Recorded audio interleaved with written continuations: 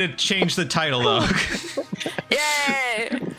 Train from the North. Train wreck. A Christmas holiday one shot. Okay. It's really funny because not long before this one shot, I was playing Fear and Hunger Termina, where the plot of the game is that you're trying to take a train into a city, the train gets stuck, and you're tossed into a Hunger Games like murder competition. And I'm just like, are we about to be killing Christmas elves? I like the second one. I like the second one more than the first one. I feel like the plot is a bit better with a little bit less of the gratuitous excess kinds of violence. I feel like the first one is more the Dark Souls type of lore where you have to piece a lot of the shit together yourself, whereas in Termina it's a lot more explicit. I liked all of that, but there's like an excessive amount of sexual violence that probably didn't have to be I really there. dislike that. I very strongly dislike that. I think you could. It wasn't necessary. Well, it wasn't. You could have left it out. I feel like they could have implied the sexual violence rather than like showing so much of it. Anyway, Anyway, welcome to the stream, everybody. Hey, we're playing. We're doing something a little different today. We're going to be playing a Christmas one shot where I'm a player this time. It's going to be great.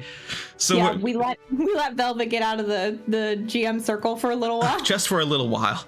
So we're playing a lovely holiday one shot. I won't explain the deets because I'll give that honor to the person who is running it. But we're gonna have a fun time. The four of us are here out of the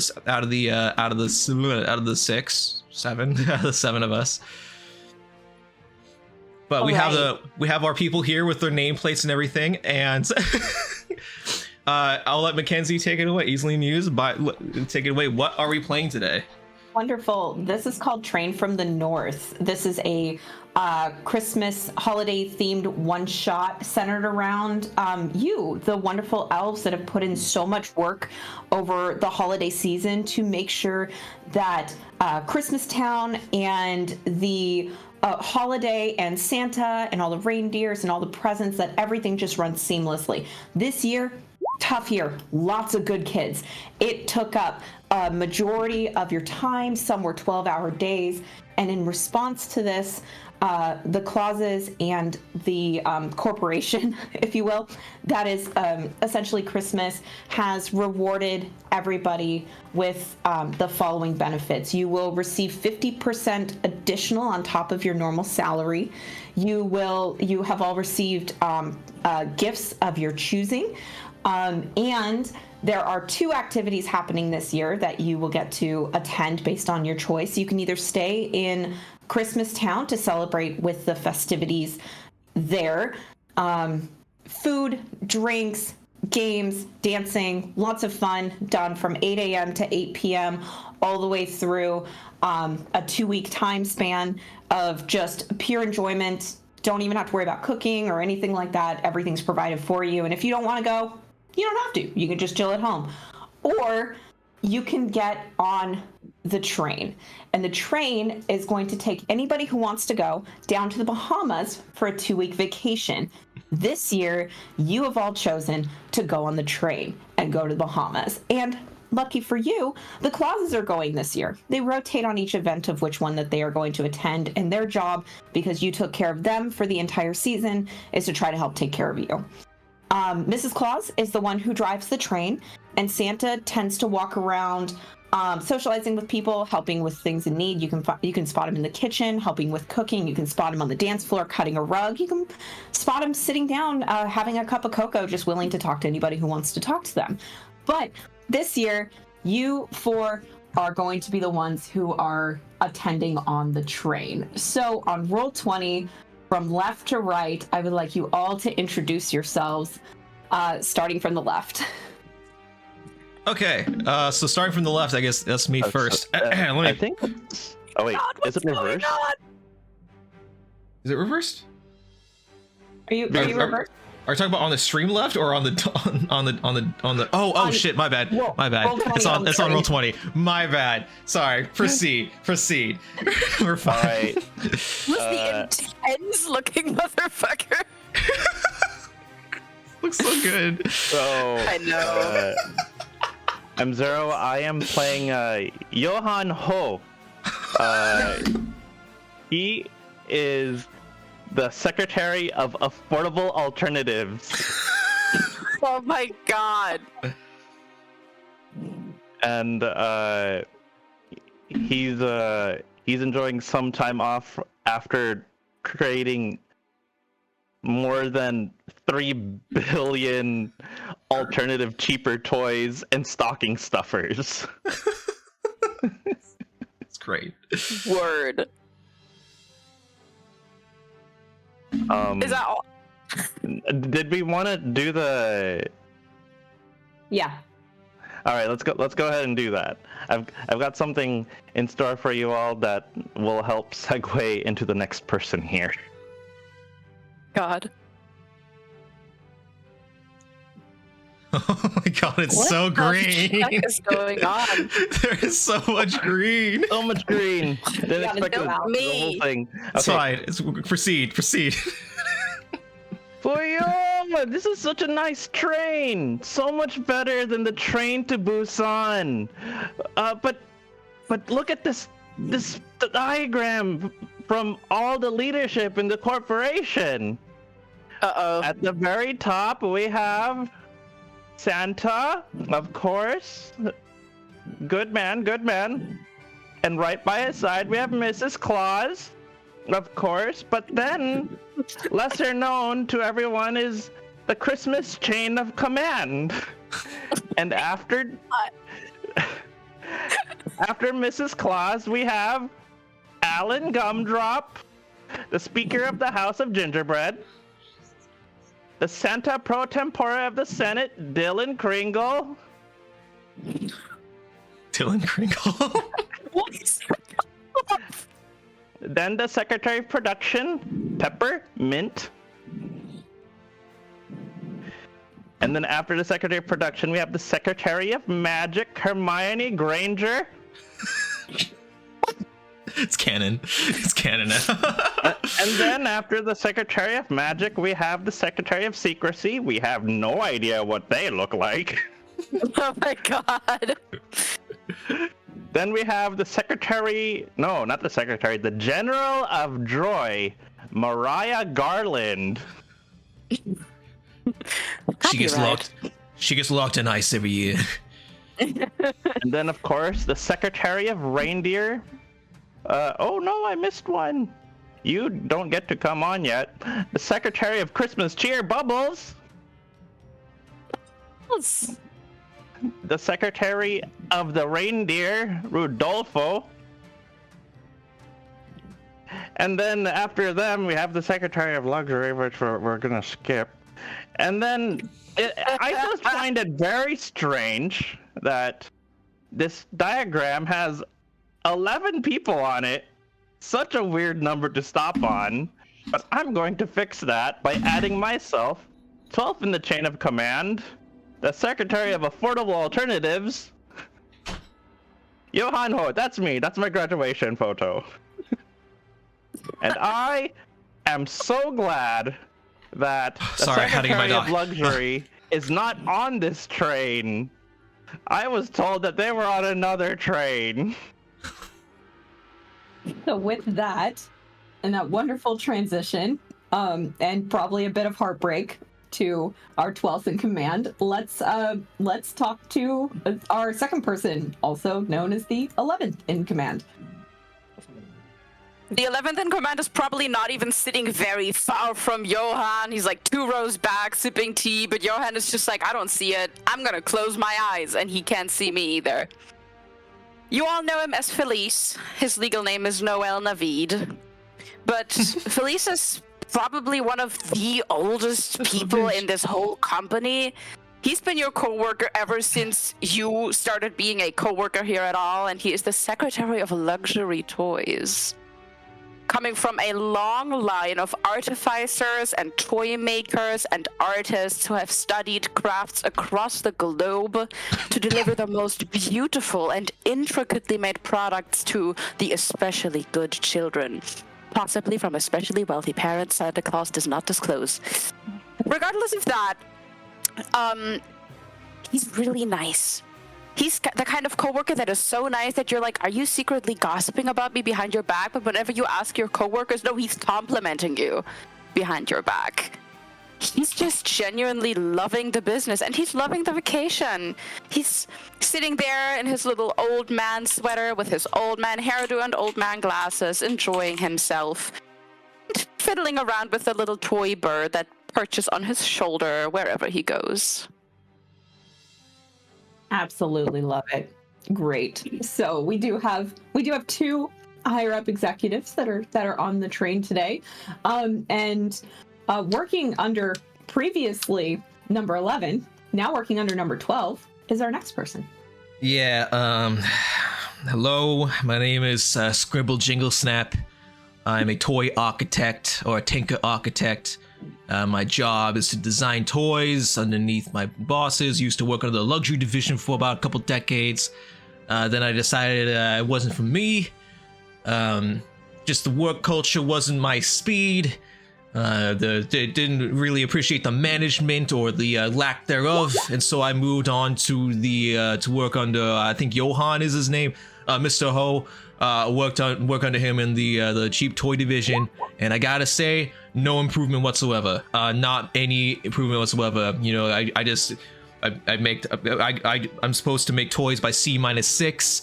I only get my design. I get the initial design request by C-7. Then when I finally make the designs, they get pushed out, and then it just doesn't end there because I have to send them production, and then production hates them because they can't be put together. But what am I supposed to do? You know, the PMs send them my way, and then I only give me a month. And when I ask them for more time, they're like, "Oh, you know, there's only one day where this ain't delivered," and I know what the date is. It's every year. I've been doing it for 60 years. I already know. Anyway, the toys go to production. Production hates it. They send it back. They blame me, the toy architect. And I'm just like, hey, it ain't my job. It ain't my this is not my fault. But I still have to accomplish the toy action requests every day right up until Christmas. So I'm looking forward to this vacation. You know, I didn't know Johan was gonna be Mr. Ho was gonna be on this, but you know what? We're already here. So yeah. I'm Scribble Jingle Snap, and this big old mongoloid right here, in this giant this giant Russian nesting doll is my moving rolling toolbox. he's my assistant, my toolbox. All right, his name is Vladimir. Say hello, Vladimir, and just rolls back and forth. Absolutely love it. And then the last one on the list, which our two head honchos are familiar with. Go ahead and introduce yourself. Yes, his name is Ginger Frostflake. He might appear younger than most of you, but he's very determined and very passionate about his job. He, in fact, is a toy inspector, and every toy that gets produced, designed, goes through him and his team. And yeah, they will check it for flaws, and basically all the time that Scribble was your name? Yeah, I'm happy that you remember my name. Yes, Scribble Jingle Snap. Good. Like the whole time as he was talking, Ginger was just like giving him a side eye and just squeezing his little pom-poms. He's wearing like a Peru style hat and just squeezing them and side-eyeing him and being like kind of nervous about it. He heard about you, and yeah. That's it. Absolutely wonderful. Adorable. Absolutely wonderful. So this is our wonderful crew of individuals, and unfortunately, your guys' cabins aren't ready yet. But the train has to go. Of course. So instead of waiting at the station, because the train does have to pull out and start on its journey to the Bahamas, we ended up having you guys loaded into one of the storage cars towards the back of the train, which is kitty corner to where all the cabins are. So it's a waiting area, but they knew if they let you in, you would want to go to your room, and your room isn't ready yet because the Claws have very high standards of how they want you guys to be treated. Fortunately, it does put you in the storage room. However, this particular storage room isn't isn't a standard storage room. It has been redesigned as the Claus's personal cart for them to rest in during the travels to get down to wherever the train is going on that particular year. So it's actually pretty nice in comparison to the carts that hold like the food and the reindeers and things like that. So that's where you all are hanging out. Let's get you there.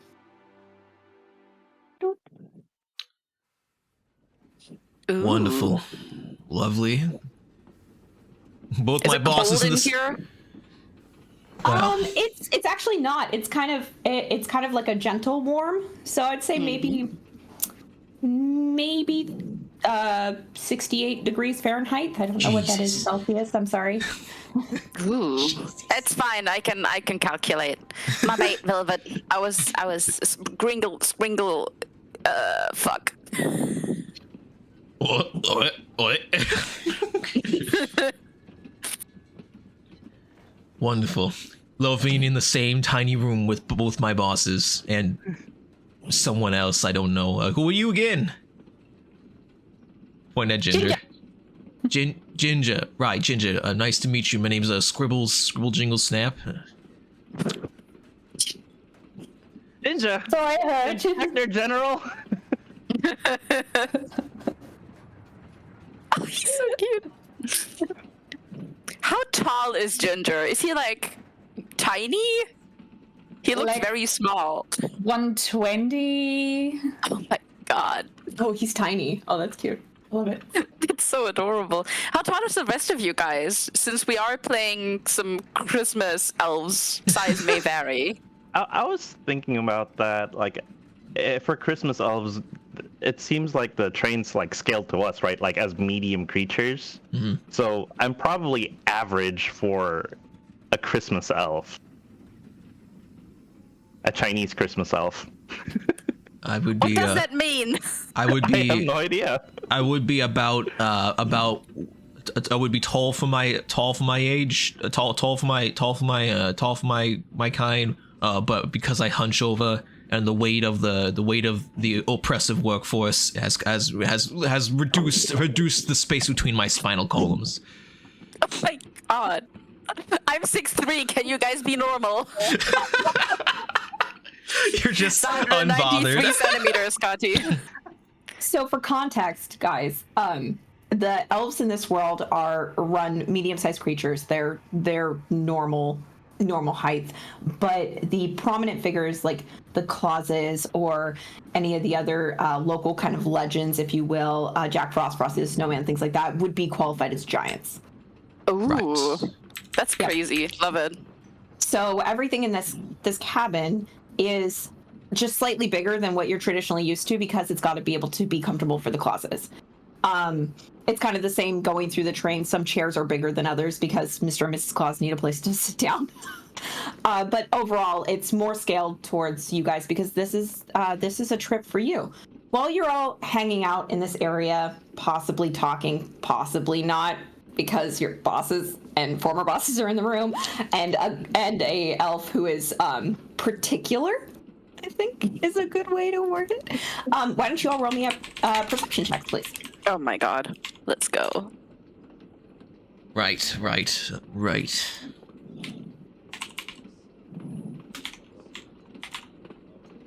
Oh. It's good that the inspector isn't great at this. He's focused on other things. Yeah. Sorry, 1 second. One moment. There we The go. inspector just found asbestos in the walls. Oh damn. Oh, funny, great. Ginger, unfortunately, you are focused on your ball. Fortunately, not fortunately, depending on how you want to look at it. So you're focused on playing with your little fluff ball. Everybody else does hear it from the entrance, which is the door closed going into the Claus's sleeping quarters. You hear. Ooh.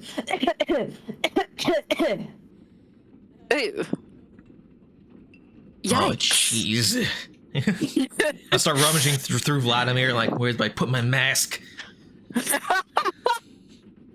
I'm going to pull out a very nice FFP2 level mask, but it's got little candy canes and like holly and shit on it, dark green, and I put it very curtly on my face and just go, "Oh my, Quintus got them, hasn't it?" You always so you do you mean to be as ominous as you are? Not necessarily. I never know when you're being facetious or not. I never know when you're being sarcastic or not.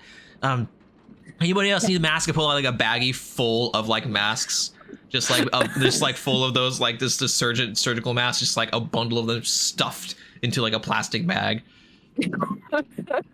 Why would we need masks? Do you not know? You're not one of those people, are you? No, the masks help you keep you from getting sick. You know, they keep you sick. Okay, give me. Okay, all right, easy. I'll open the bag and I'll hand you like a surgical mask. That's not good enough. Give me another one. Oh, all right. Here's another one. Another one. Okay, all right. Here's the whole bag. You search through that. You figure you pick out which one you want, and then I'll take one of the others. It's fine. Okay, thank you. You have a bag. And he starts just basically controls everyone behind him. He doesn't like them. You have a bag of like 25 masks. just. Thank you for looking out for your coworkers. Are we supposed to be able to move our tokens? Oh yes, I can. All right, so we can banter a little bit more. Scribbles, that was a good work a week ago, replacing the lead-based paint with normal child-friendly paint. That was a good call. Saved us a lot of lawsuits. Yeah, well, it's a good thing that I caught. It's a good thing that someone in production caught that those masks were indeed going to America. So yeah. So glad we could catch that. Glad we could put that together as a team. I would have liked to have a bit more time to accomplish the tar, but there's only so much you can do at like A-2 or C-2. So. Mackenzie, how much do we from separate parts of the company know the ongoings of other sections? Like, as a luxury toy secretary, how much do I know about the affordable options division? The two of you, especially with the drastic difference in what you produce, don't really know each other's goings on. The person who would have the most information about one versus the other is Scribble, because he came from your division and went to Johan's division. I'm gonna give Johan a massive side eye, and then I'm gonna look back at my cup.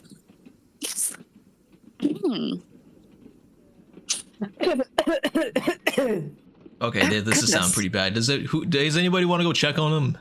What's going on over here? Where is the coughing coming from? Volunteer Scribbles. It's coming from the door leading into the Claus's personal bedroom. I don't mind going to take a look. And do we know that that's their bedroom? Yes, you know that to make up for the fact that you guys have to wait for your rooms, you were given the essentially what is the most luxury cart on the train to wait in. Okay.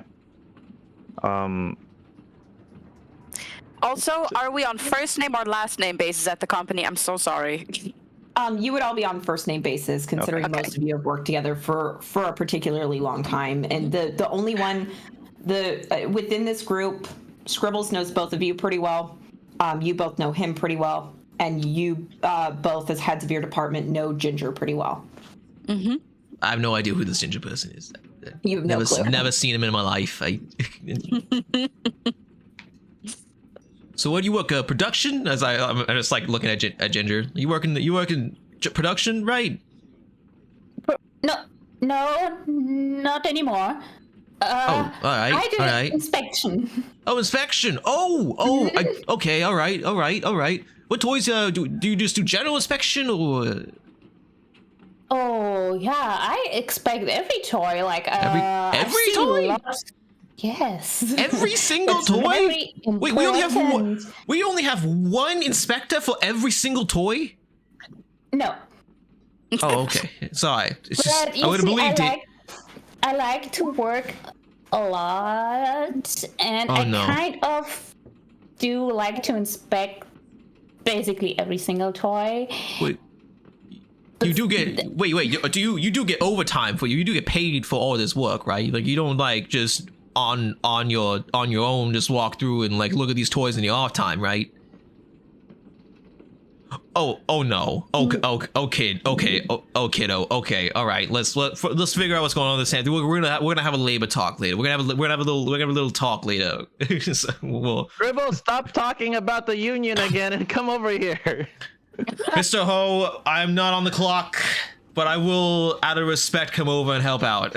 So I will wander on over as well. All right, Felice, you said something about you were going to go check it out? Yes, I don't mind. I don't want to expose other employees of the company to possible sickness. That would be against labor standards. I fucking hate this guy. I never know when he's being serious. Like it's just tone. It's his tone. He sounds like he's not being serious. It's like I haven't seen any evidence he's not yet, but he's his tone. So he's good. He's gonna give a knock to the door. Okay. Just very. You do not get a response, but as your hand reaches down to touch the handle, you do notice that it is unlocked. Oh my! The coughing has subsided. The door seems to be unlocked. I'm not particularly sure if that's an accident or purposeful to ensure proper safety for whoever is occupying the room currently. Should we go check it out?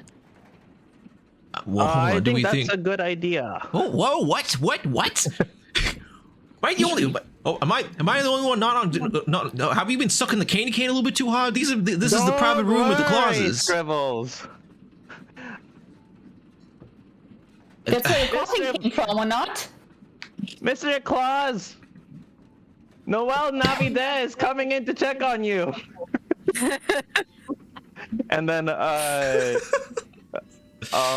Johan is going to cast mentorship. We don't have guidance, we have mentorship. Just as good. Good to know. I should adjust that in my character sheet then. I should have changed my spell names. Damn it. I'll come up with it on the fly. I'm gonna come up with them on the fly. They're not in there anyway. So Iconic. Can't wait. Can't wait. Excited. All right. In that case, I am going to open the door. All right. First, kind of pushing my walking stick. It's a very elaborate mahogany, gorgeously in like golden tipped walking stick with beautiful magical engravings up the entire shaft. It's just beautiful. You know how many times I asked for a bonus? Beautiful. So you PVC pipe just as good. So you crack the door a little bit and you push the rest of it open with your cane, and the sight that meets you all is a terrifying one. There is a very weak and frail body. Oh my god. On the bed. Oh no. Well, I'm just going to like carefully step closer to the body. Kane always in front of me just in case. Do I recognize the person? Do you see roll 20? Do I see roll 20? Yes, I do. Oh, goodness gravy! Oh no. Oh no. Santa Claus was shanked. Oh no. Mr. Shit. Does anyone have a medical training? Is there a medic nearby? Where's Mrs. Claus at? Where's the? I will give my best. best. Oh no, I'm 11th in line now. Can't. Come on. Have some respect for the dead. I'm gonna immediately. I was expressing dissatisfaction with the situation. Then how about you say it with a little bit more dissatisfaction? I said, oh no. Oh my god, Johan, we gotta work on this. I told you we gotta work on this. You can't be giving news like this. Okay, I'll go over to the bed and try to assess whether the person Santa Claus in this case alive. Okay, roll me a medicine check for the vitals. And then anyone who wants to inspect the body to ensure that it is in fact Mr. Claus, you can roll me an investigation check. I'll roll an investigation check back here. That on top. Ginger, what? I would also like to roll an investigation check. Yeah, you betcha. Go for it. Damn! Good job. And you have a D4. Oh, yeah, true. I'll add that to the medicine check. Okay. That's a I got no 16 idea. on medicine, 27 on investigation. Great. So medicine, excuse me, we'll start with investigation first. All of you, and even Scribble with your low roll, this is indeed Santa Claus. This is the guy. This is the guy who you guys work for, and he genuinely cares about you. Medicine check. He's very sick. It's hard to tell what's going on. He kind of looks like he's almost like peeling away. He looks super sick. Yeah, he's not in good condition at all. Okay, can I assess with my medicine check whether this is like a wound or poison or affliction, or whether this is like something deeper going on? It looks like it is a. That's a good question. Let's go with an Arcana roll. Oh, okay. I'm gonna guidance myself on that, just in case. Okay. That's a 14. Magic is involved here, but it's not magic that you're familiar with. Ooh. What are we looking at? Is it back by the door? What's the vibe of the magic? Can I assess like a nasty vibe or like a nasty? Well, I would say, considering it looks like Santa's dying, I would label it as pretty nasty. On a scale of 1 to 10, wild nasty. Like probably an 11. Not to put the knife in with that number, but probably an 11. Oh, so it's one step beyond the N-word, naughty. You want something very naughty easy. Is going on. You want easy with the language. Oh goodness. We should quickly find Mrs. Claus and alert her of the state of her partner. Should we not? What did you find, Felice? Hold on. Is he alive? Should we ask him like something? He's alive. What the hell? Is he coherent? Come on, talk to him. Kringle. I'm gonna cast Open Your Eyes, which is detect magic. I'm waiting for the emotional damage spell. It's inflict wounds.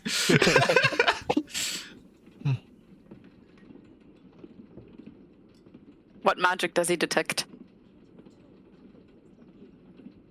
You know that the magic that is being used on him is a very high form of necromancy. Oh. Oh, jeez.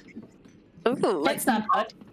Yes, but you also catch glimpses, just very small glimpses of Santa's divine magic too. So you know it's there. It's just being subsided by this necromancy magic. Oh. Does Santa seem coherent at all, or is he just like out? He's practically out. His breathing is shallow, and every now and then you get a really like deep, rough guttural cough from him. But as it's not there. Told him he should have stopped smoking a long time ago. COPD really is a bastard. Anyways. People think he wants cookies. Nah. Playful cigars. He wants that good Cuban shit. Mm-hmm. That's why he loves to live in the Cuba the most. Right. In any case, I do agree with Felice's suggestion. We should maybe look for help. My cousin from Harvard isn't here right now. Your cousin from Harvard. Should someone stay behind and watch? I mean, he ain't going nowhere. Very true, but I do think that is a good idea. And Johan's gonna begin casting not alarm but alert. Alert. Okay. All right. So I want the audible signal to be jingle bells that are kind of intermingled with screaming. What? Okay. This is very important. I need to know. Are you doing it on the room, like the doorway into the room, or are you doing it in and around the perimeter of Santa Claus? Around the room, the full boxcar. Okay, the full car itself. Okay. Yep. Easy to do. And then are you all making your way to try to go to the front of the train to get Mrs. Claus? I think I want to leave my homunculus behind to perch on the bed and come to me in case something happens. You betcha. All right. I'm not leaving Vladimir behind. Vladimir sticks around with me. He's my tool. He's literally my toolbox, so he's sticking around. Come on, Vladimir. And Vladimir's like a Russian nesting doll, like literally like just weeble wobble, so he weeble wobbles his way. Oh my god, that's beautiful. I love it. He has a speed of 40 feet per round, by the way, so he just... Wow. He can fucking, like, just... That's an SCP. That's a live SCP you got on you, dude. So, Johan's gonna look at, Noel, Ginger, and Scribbles and say, this doesn't seem good. Something is going on, and he's gonna reach into his bag of holding and pull out an Iron Guy suit, and he's gonna put that on and armor up. A what? An Iron Guy suit, not Iron Man. Iron Guy. Iron Guy. Iron Guy. What the fuck? Does it look well made? I mean, it looks well made on the outside. That's all that matters. It's it'll function long enough. All right, it's meant to go in the dollar store. It's meant to go in like the like Walmarts and places like that. That's what it's designed for. All right, listen, it does what it's designed for. And Ginger, is there lead-based paint on this? There's no lead-based paint. I ran out. This is crayon. Very good crayon. And it's called mixed media, all right? And Ginger, I'm sorry.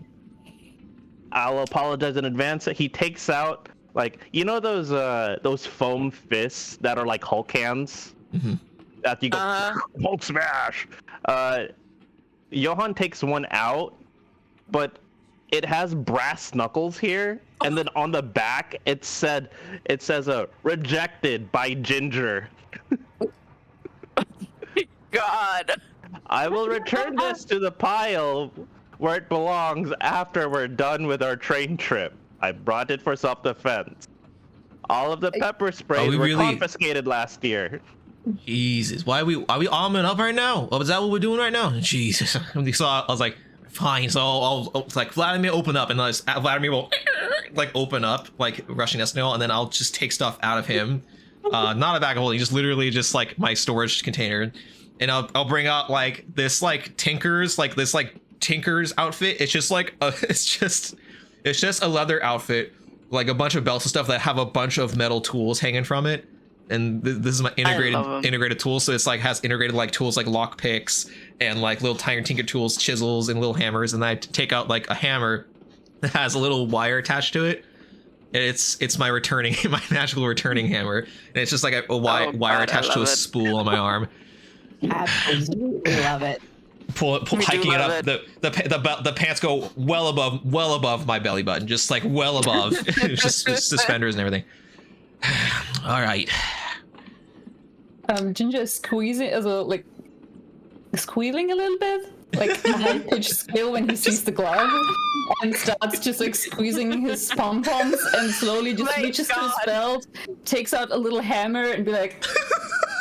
Little Ginger. Great.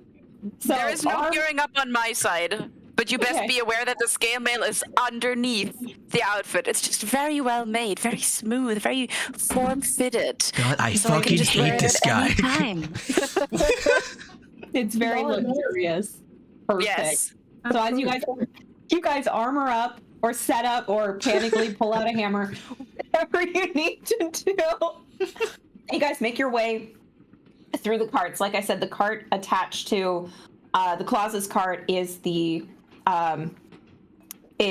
resting cart with all the rooms. So you guys just you push through elves as you're trying to hurry down this to get to the front of the train to find the I'd like to know that I want to attempt locking the door to the Claus's room. I have one thing I would like to attempt real quick before we go.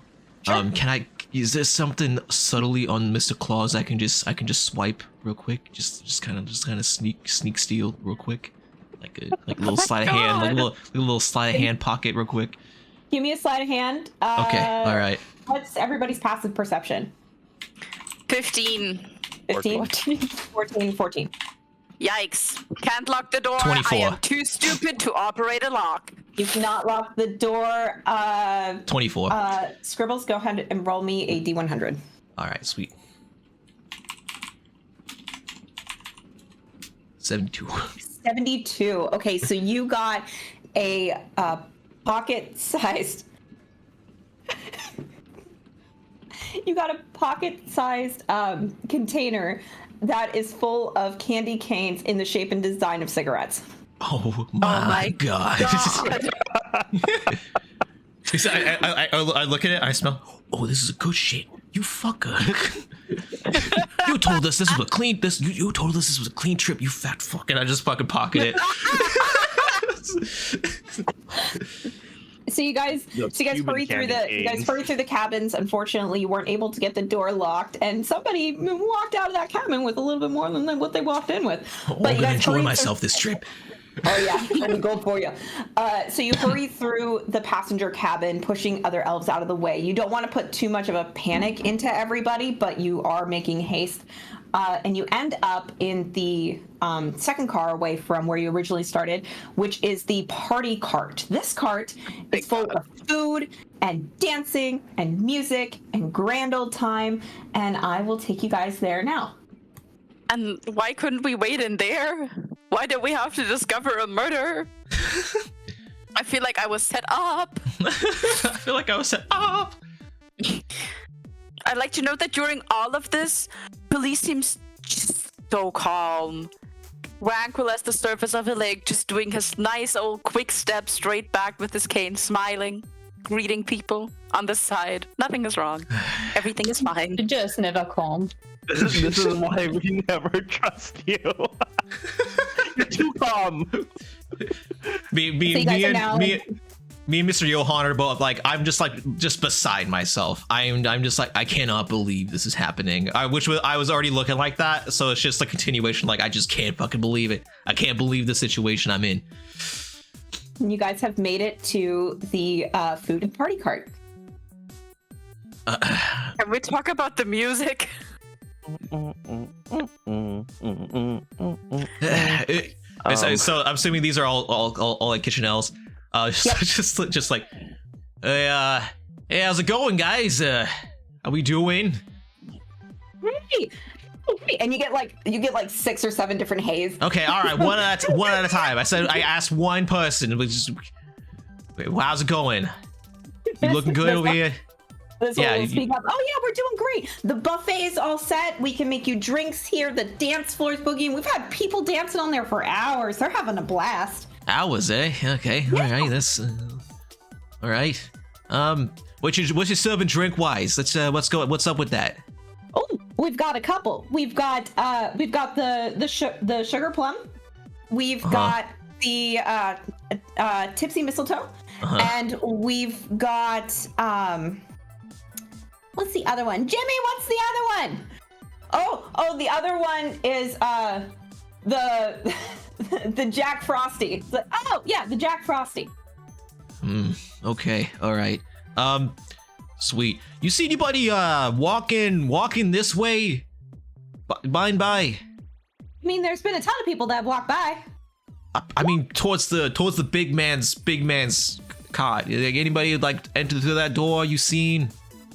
Well, those are the sleeping quarters. So everybody's going in and out of there, dropping off their stuff, picking up things. Okay, but not any further than that. Okay, has anybody walked into the big man's specific suite? Has anybody seen that?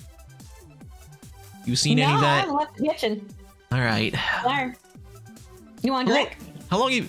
Sure. Give me a frosty with triple shot. Could you? Frosty with a triple shot. All right, sweet. Could you? How long you been working in the kitchen today? Oh, I've been here since we left. That was like 6 hours ago. I know. Have you been? Okay. All right. When you try the frosty drink, you'll understand why I've still been here. All right. So I'll take. So I'll wait for the frosty drink, and if anybody else wants to do whatever. Perfect. Uncle Roger, come over here. We need to talk. I get my drink, and I immediately I immediately take a sip. So I'm calling over the elf over at the buffet. Roll me a D100 Velvet. All right.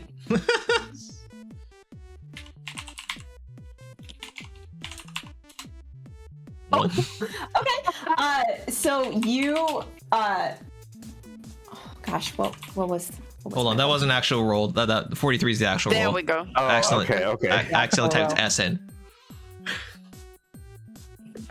About to freak us all out. Okay, hold on. I need to grab the proper tables. So you said 43. Okay, yeah, the shots that you were given were whiskey shots. So with that, you are now tipsy, and you have now developed a really bad habit of making horrible puns. Oh. That's just Kren always. What are you talking about? I don't know if I can make puns. I'm gonna try. That's perfectly fine. The elf that you were talking to turns to Felice and says, "Can I get you anything?" Oh, ginger spice latte for me, please. Ginger spice latte coming right up. Ginger spice latte. Got it. You should try the You have a ginger spice latte in front of you. You should try the frosty with a triple you. shot. It is really chill. It's not even really good. I'm just gonna do awful. Not even like. Just gonna ramp Oh, up. yeah. Yeah. Is my ginger spice latte good? It is very good, but go ahead and roll me 2d8 plus 4. 2d8 plus 4. We'll put the temp hit points. So that's 10. 10. You have 10 temporary hit points. This guy, son of a bitch. She just falls into your lap. You just see Felice looking even more rejuvenated, skin even clearer, hair even lusher. This is fucking It's bullshit. so annoying. This is actual the bullshit. Glasses were cleaned by the ginger latte. The elf, after handing you your drink, turns to Ginger and says, "Can I get you something? And do you want it for here or to go?" Can you give me hot chocolate to go, but with oat milk instead of normal milk, and exactly like 20 grams of whipped cream on top, and a cherry, a sweet cherry, please? Of course. What temperature do you want it at? Exactly 88 degrees would be nice. Okay, perfect. And you just say, the elf just turns around, shouts all of the directions that you gave. The elf that's making stuff pauses, registers everything, and then gives a little shrug and goes about it. You get handed the best drink you've ever seen in your entire life in a to-go cup. And on the top it says it says 48 plus 4. So you have a greater healing potion in your hand. Oh my god! I take this, yeah. I got the drunk drink. Great. All right, I'm going to very politely thank the elves. And then I'm going to be on my way down towards the party area because we do have to keep moving, guys. Yes, you do. What about Uncle Roger from the kitchen? Yeah, over here. Uncle Roger? What? Yeah, this guy. I take it this is like a window, right? Yeah. Yes. Yeah. I So didn't realize you were shouting at him. Sorry. I was shouting at him. Yeah.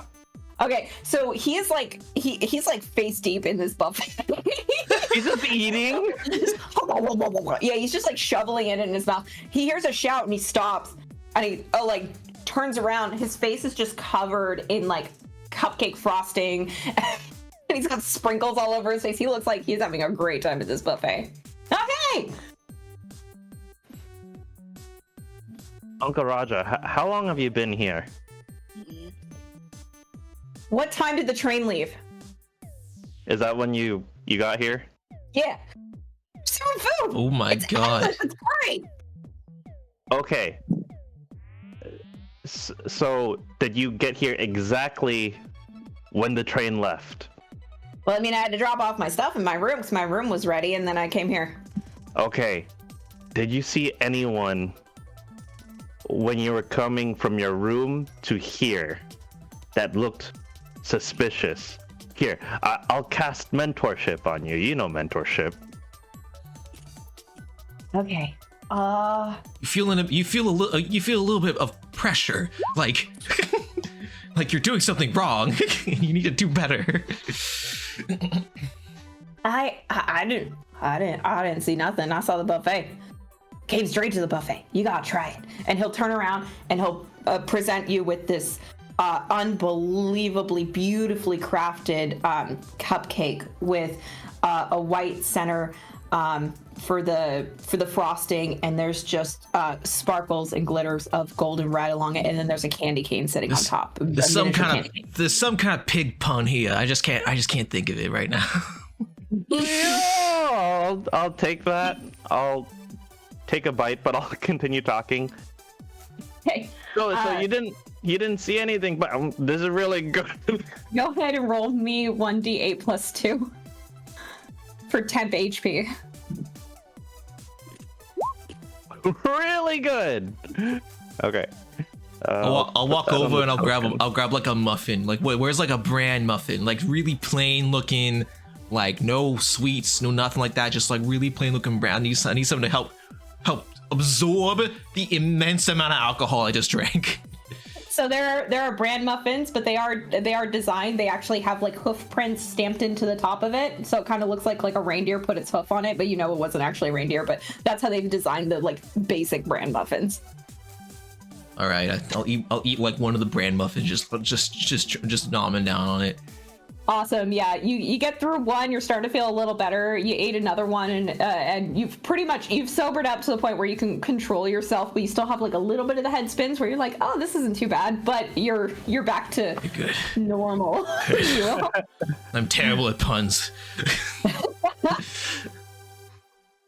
Okay. Uncle Raja, do you know anyone on this train that is higher in the chain of command than Felice? Well, I mean, Mrs. Claus is at the front of the train. Haven't seen Mr. Claus yet, so he must still be doing some preparations or something. Or you won't. I feel like when Johan says my name, it sounds like a slur. Anyone higher in the chain of command than Felice? But no, I think everybody else either got on one of the earlier trains or chose to stay in town. All right, I'm going to need you to promise me you're going to stay here where there's other people watching you, and that if things go weird, that you hide really well amongst all this food. I can't promise I will hide well, but I promise to stay here and eat everything. Good failure. Good. All right. And then Johan walks out. Good. All right. Time Raj, to get on the dance floor. see ya. As you guys round the Ginger, is there anything that you want to do as you're coming up to the group? Most likely just when I see the guy with all the food in his face and everything, he would just like slowly lift up his hammer and then squeeze the pom-poms again, and just slowly the hammer goes away again, and he follows the rest. Alrighty. Yeah, Scribbles, go ahead and roll me a wisdom saving throw for stepping on the dance floor. Damn it, son of a bitch. Okay. Okay, alright, this is gonna be simple. 14. Okay, you step on the dance floor, and the music, the beat, it's really speaking to you, but you don't quite catch on too hard, but you know, it's fine. It's a little loud, but you know, they're elves. They love it loud. But you're looking at this elf in front of you. Go ahead and roll me either a perception or investigation check. Why are they playing Depeche Mode?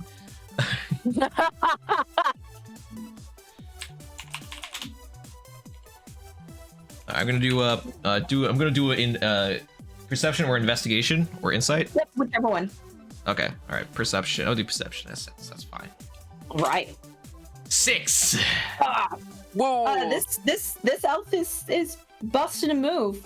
Something's a little off, but it's kind of hard to put your finger on it. Hey, I'm not about that. No, get your butt off me. I don't want that. No. Stop. Okay, hold on. I just don't consent. I don't consent. I'm moving around you now. Alrighty. Well, Scribbles is dealing with this elf. What's everybody else doing? Well, we have to cross the dance floor, so I'm going to reach into my pockets and pull out one of those little silicone drink covers so I don't spill any ginger latte on myself, and I gently place it on my cup before stepping into the dance floor myself. Love it. Okay, you need a wisdom save, correct? Yes, please. Okay, that's a +1 on the wisdom save because of my magic item. 13. It's how much? +1, so it's a 13 total. 13. Okay.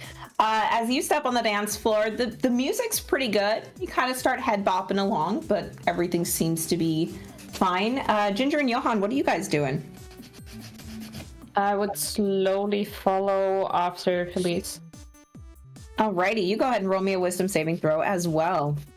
I want Johan to lose so badly. Well, Really funny. so as you step onto the dance floor, this music, you kind of like it. You start to get into it. Yeah, and you start dancing. You don't want to dance, but you're dancing. Hey, what's Ginger?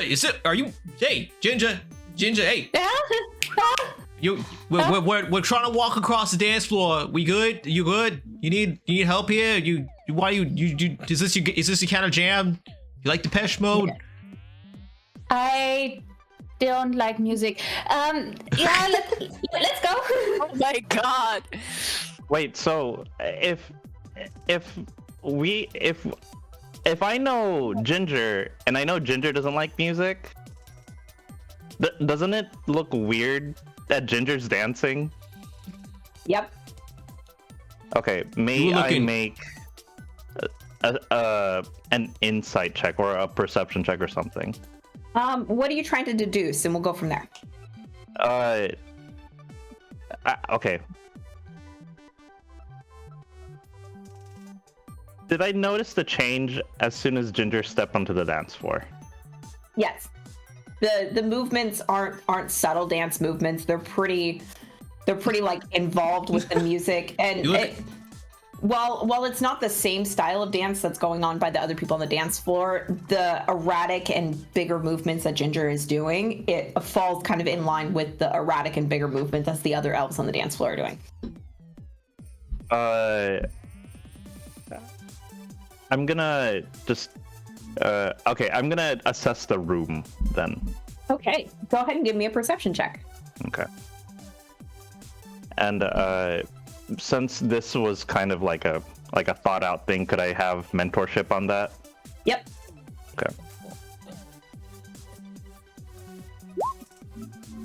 Okay. Ooh. Ooh. Okay. Damn, great roll. So yeah, so you see Ginger just start going ahead with this music. The other two were fine, so you're not too sure what happened there.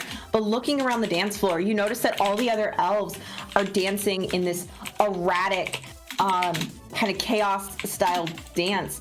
But as you're looking around, especially at the one that's next to Scribble, you notice that they seem to be the facial expressions of the dancers are very melancholy and very dropped. It's safe to say that these people probably are not conscious while they're doing this. Okay. I'm gonna get the cupcake wrapper that Uncle Roger gave me, and I'm gonna tear it into quarters, and I'm gonna stuff 2 of the quarters into Ginger's ears. Cover your ears! I don't know if it has something to do with the feet, but cover your ears at least. Does that do anything? Will it help? So as you stuff these things inside of your ears, for Ginger, you are still dancing. As you're looking around the room, Johan, you do notice a couple things that stick out to you because of your high perception check. Okay. One is the disco ball on the top of the ceiling is sparkling in colors that are not traditional Christmas themed. You notice that there are 4 Christmas trees around each end of the dance floor that have tinsel that go from the top of the Christmas tree near the star to the disco ball. And then you notice there is a DJ on the other side of the room, and with how high of a perception check you can see that he's currently, what you would hope, is sleeping on the DJ booth. I'd like to take Ginger by the hand and kind of dancing along and pulling him backwards to start moving across the dance floor a little bit. Okay, I'm gonna go ahead and talk to the DJ, maybe get him to change the. I'm gonna get to change his music. This has been playing for non-stop. This is a little intense. Okay, so we've got Scribbles going to the DJ. We've got Felice trying to lead Ginger across the dance floor. Excuse me. Scoot out. No, again, I don't. What is with you and the booty shaking? What's up with the booty rubbing? I don't like this. This is not what has happened to dancing. What is wrong with you? Perfect. Felice, how far do you lead Ginger? I'll give you about up to 40 feet of movement leading Ginger.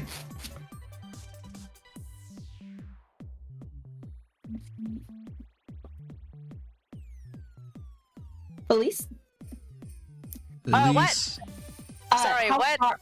How far do you lead Ginger? I'm going to give you a window of 40 feet before I do something else. Then I'll try to lead him into this corner here. Okay. Does he follow me willingly? Yes, Ginger, you do have the ability to move. You were just dancing. I will follow you. Yeah. Oh my god. He's about to not be so strict on the fucking toy inspection. Oh my god, he's doing the booty thing too. Alright, that's it. Okay, with the 3 of you there, Johan, what are you doing? Okay, so I think seeing as that didn't help with any of that, Johan's gonna kinda think about the disco ball, and he's gonna just close his eyes, and he's just gonna plow through anyone who's in his way and just like beeline it for the other side of the dance floor for an opening. Explode disco ball with mind. Okay, roll me. And since you're just plowing through people, roll me an athletic check with disadvantage because your eyes are closed. Okay. Thank God, he's about to eat shit. Yeah. Good. You make it onto the dance floor and you run into this first elf here and fall flat on your butt. There's... Excuse me, Papa. Okay, but am I compelled to dance? You are not. Okay. Scribbles and Felice, both roll me wisdom saving throw. Scribbles, yours is at disadvantage. All right. Shit. Saving wisdom. 14. Also, I'd like to announce that the early shift has been solved, and it's not me. All right, 16. 6. Wow. Yeah, oh, wait, no, sorry, resisting. 12. Disadvantage, 12. Felice, you're fine. You felt the urge to dance come over you again, but you're able to keep your composure as you're guiding gingerly along through this maze of people on the dance floor. But you back into something, and it's a booty shaking Scribbles. Damn it, son of God! I don't like this dance. What the fuck is going on? Oh, my back! Oh, my back! Okay, this is an uncomfortable situation. I'm like just, it's jerky. It's just like jerking up and down. I'm like slamming on the table with my hands as I'm, something, I'm going to put my latte on top of Vladimir's head. So it's balanced on there, and I'm going to also take Scribble's hand and be like, "Come on, guys, this way. Keep moving. This way." Oh my back! All right. Oh my back! Oh my god! All right. So, Johan, your eyes are closed. There's an assortment of music and dancing and all that stuff. You do not feel compelled to dance, but you do hear screams of, "Oh my back!" You're fine. My coworkers are dying. I need to make it across the dance floor. Okay, so knowing that the guy is in front of me, I'm gonna try to like feel for him and then like sidestep him and continue. Alrighty, so you're gonna sidestep him and then you're gonna make another run for it. Okay. Okay, Same go check? ahead and roll me a single. Go ahead and roll me an athletics check. You do not need to do it at disadvantage. All right. So you just bunker down. You barrel through with your shoulder. You don't hit anybody, and you do make it to the other end of the dance floor. You feel the style of the flooring change as your feet hit the carpet. Vladimir's just in the middle of the dance floor for a second, just like. Johan's gonna open his eyes and look around, being the first one here. Okay, you just see some other elves sitting in that area. They are all what looks like to be asleep. Are we across the floor now? Are we like all? If I get another 40 feet, yes. Yeah, so Scribbles, you did have a goal in mind. If Felice is taking you by the hand, you would probably need to voice that you had a different goal. But if so, you all can make it across the dance floor. Can I see if the DJ is like alive or just asleep? Roll me a quick perception check as you get guided away.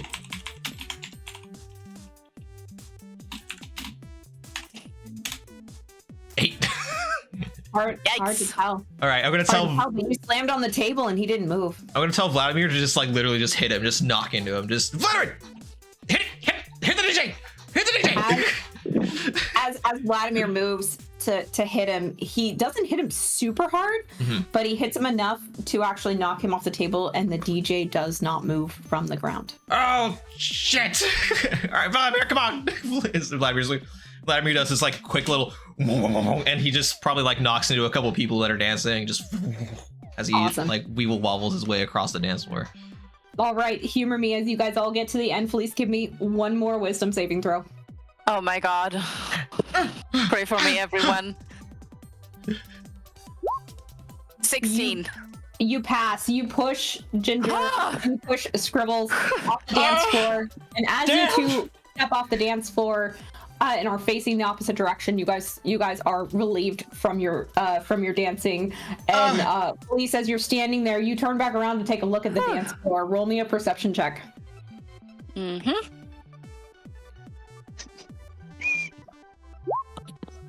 12. Wait, I want to guidance myself. By the way, as soon as I stop dancing, he shouts very angrily and punches the wall next to him. Right. Roll me an attack for the wall, against the wall. Ooh, you talk to HR much, Ginger? You leave a pretty good size indent in the wall. Elise, looking out across the dance floor with a 14. The closest elves that you can see is the DJ that's on the floor, and this elf that's dancing right here. They are not conscious, and this one right here is actually bleeding out of his eyes. Oh, good. Oh. Okay, everyone, please take a careful step back. I would like to try something. All right. Haven't danced like that since Woodstock. And do I have a free straight line towards the disco ball? Let's for continuity's sake, let's move you right there. Yes. Yeah, thank you. So if I did something now, would I be damaging any elves? Depends on if you're doing what I think you're doing. It depends on the radius of the possible explosion you are wanting to do. But the disco ball is up high. It's about 40 feet in the air. I don't want to do an explosion. I want to do, how is it fastened on the ceiling? It is hanging on by a single sturdy chain. I'd like to pull out my revolver and shoot. Try to shoot the chain. Go ahead. Yes. Revolver. Full revolver. So you just see your former superior, current superior in terms of hierarchy, pull out a little pocket cold-sized gun, aim, and shoot with not a motion in his face. Let's see whether I hit anything. 23. Yeah, so you hit it. The chain wiggles and the disco ball swings pretty rapidly, but it does settle back into place. It doesn't look like the damage that you were able to do was enough to break the chain. All right, step out of the way. Step out of the way. Was that the reject Nerf gun? No, that is a quality handmade revolver used by guards in our establishment. I think that's straight up a Colt. I think it's just a Colt 45. What the hell? He slips it back into one of those little side holsters and then hides it behind his jacket again and smiles. All right, how about step out of the way, step out of the way. Let me try something. you. Let me try something. I bring out just like a crossbow. This is a real man's weapon, and he's just gonna aim it, kind of like near hip firing it, and like gonna squint and then just fire.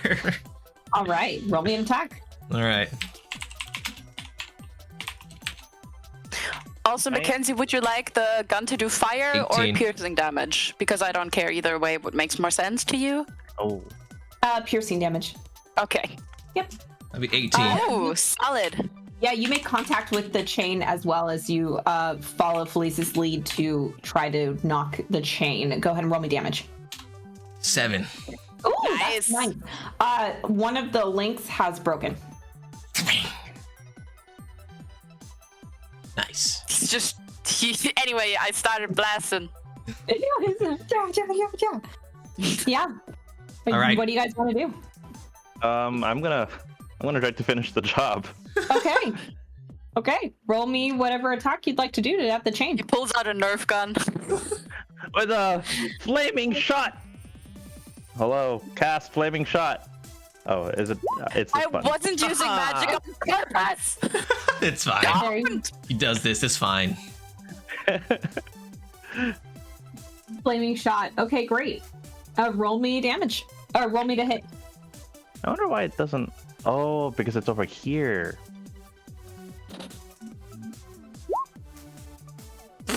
That's a 19 for 14 fire damage. Nice. That hit, and the metal where you were able to hit is starting to and starting to shimmer and shake. It's hanging on by a thread. Oh, goodness. Look at Ginger. This Look at Ginger. possibly take? You got something?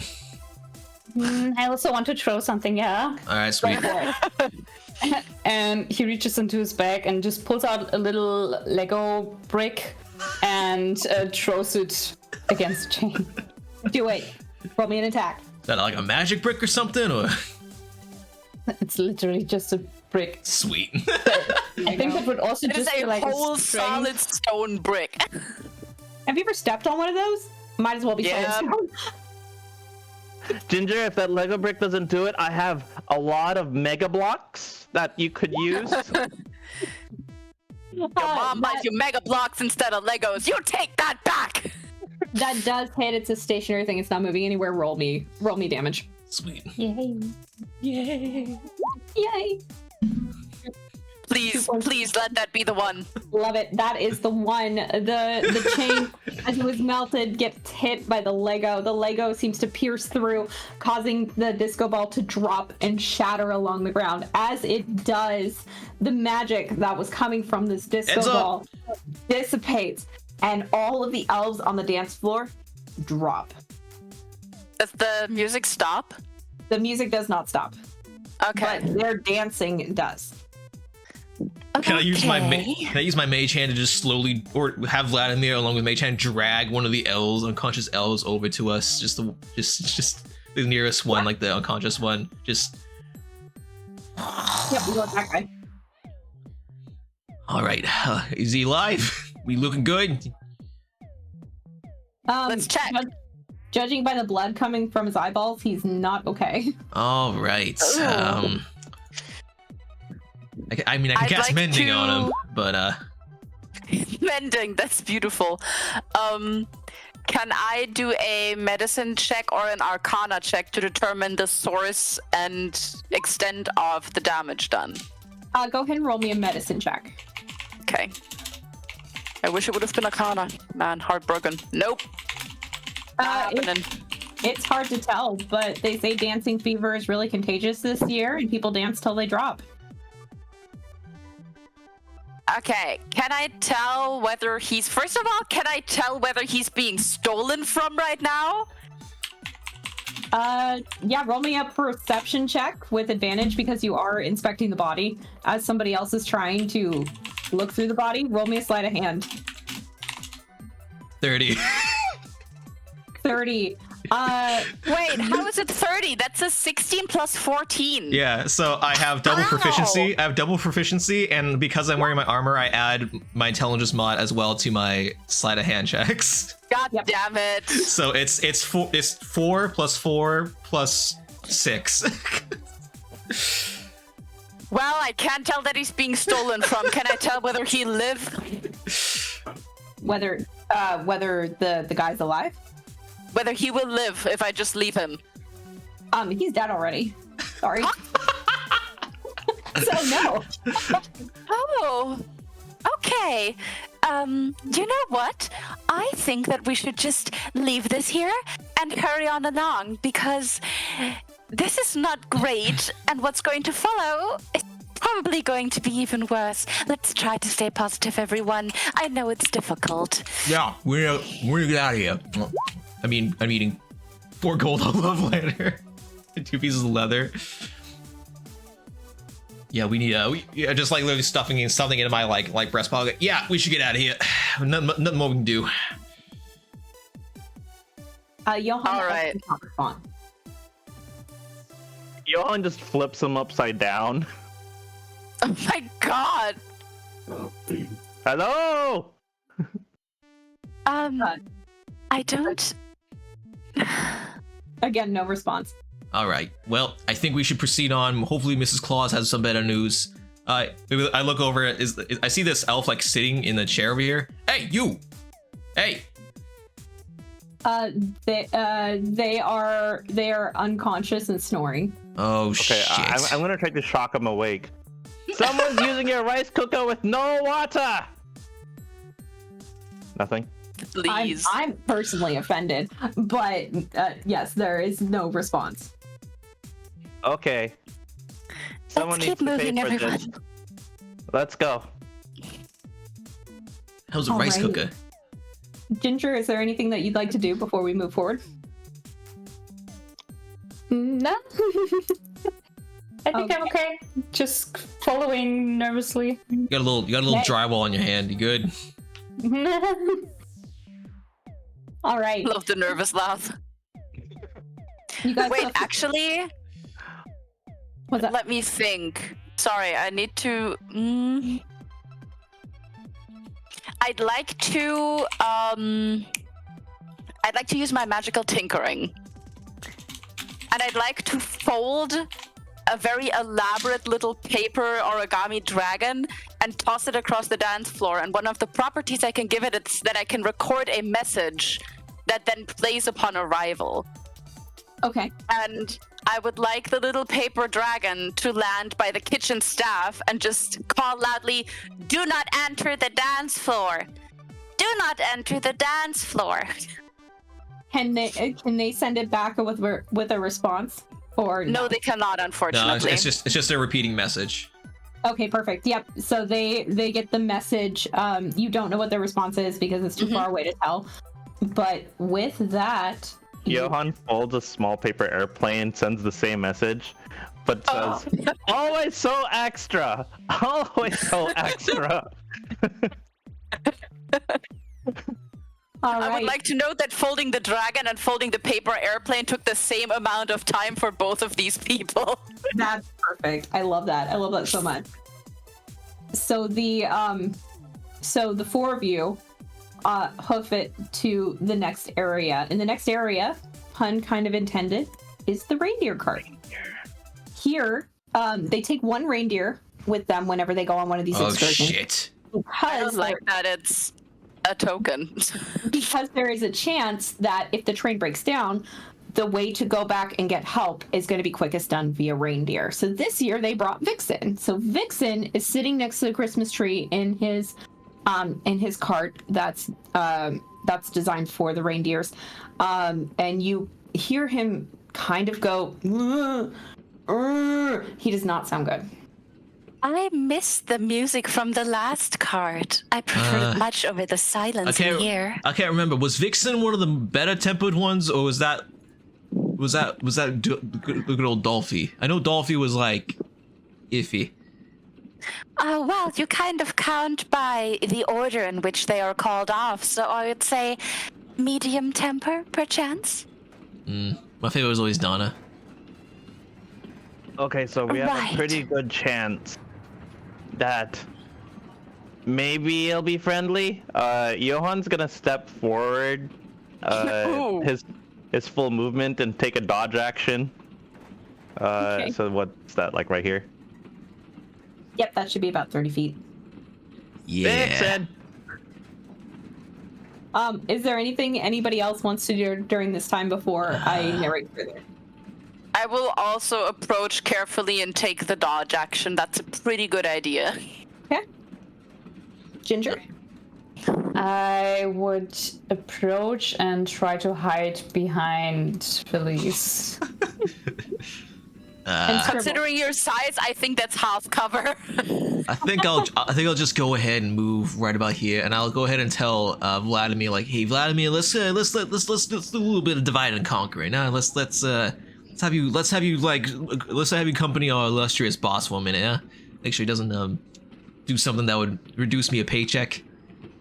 Okay, I've ungrouped you so you can move Vladimir wherever you want to move it. Okay, you Johan, you hear Vladimir like wobble up and just like weeble wobble. That is the stuff of nightmares. I love it. Okay, so as you all approach, Vixen, who's kind of laying down on the ground, he looks up and sees you all and lets out a very sad and desperate sounding kind of groan. Uh-oh. Can I try to figure out what's wrong with him? From this distance, you could roll a perception check if you want to get closer. You are not limited in your movements at all. I could give you an animal handling or a medicine check if you got closer. I'll stick to the perception for now. Just 18. 18. He visibly looks sick. Oh, not another one. I'm not a veterinarian. Yeah, where are the veterinarians at? I thought they were supposed to have a handler here. Possibly on the dance floor. I wouldn't ignore that of chance. That little bastard. All right. Let's slowly scoot a little bit closer. What was that, Ginger? I can try and talk to him if you want to. Talk to you. Oh, are you a deer whisper? Did you take that course? No, but I'm okay with the deers. All right. Yeah. All right. Sure. Okay. I'll just I'll hang back here. I send Vladimir up there to help out, but I think I'll stick it mostly out here. Okay. While Ginger's working their way up, Johan, what are you doing? These boxes, what are they, like deer feed? Yes, they're deer feed. Hay. Some of them look like they're storage items for some activities that you might do at the beach, like a beach ball or a badminton net, things like that.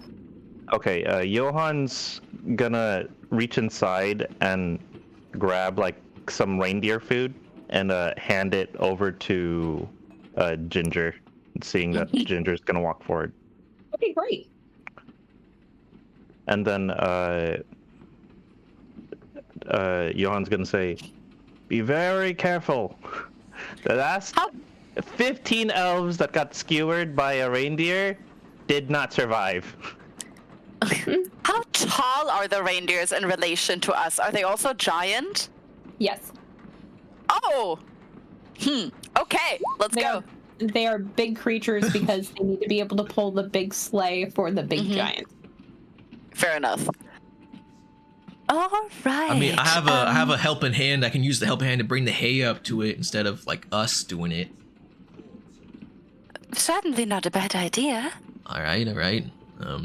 So I'll go ahead and Thank you, Scribbles. I'll go ahead and use helping hand, which is just mage hand, and I'll just have it grab some hay, just float it on over, just kind of float it on over gently. Okay. That seems to be about equivalent to like taking the help action, maybe, for when true. Ginger takes move.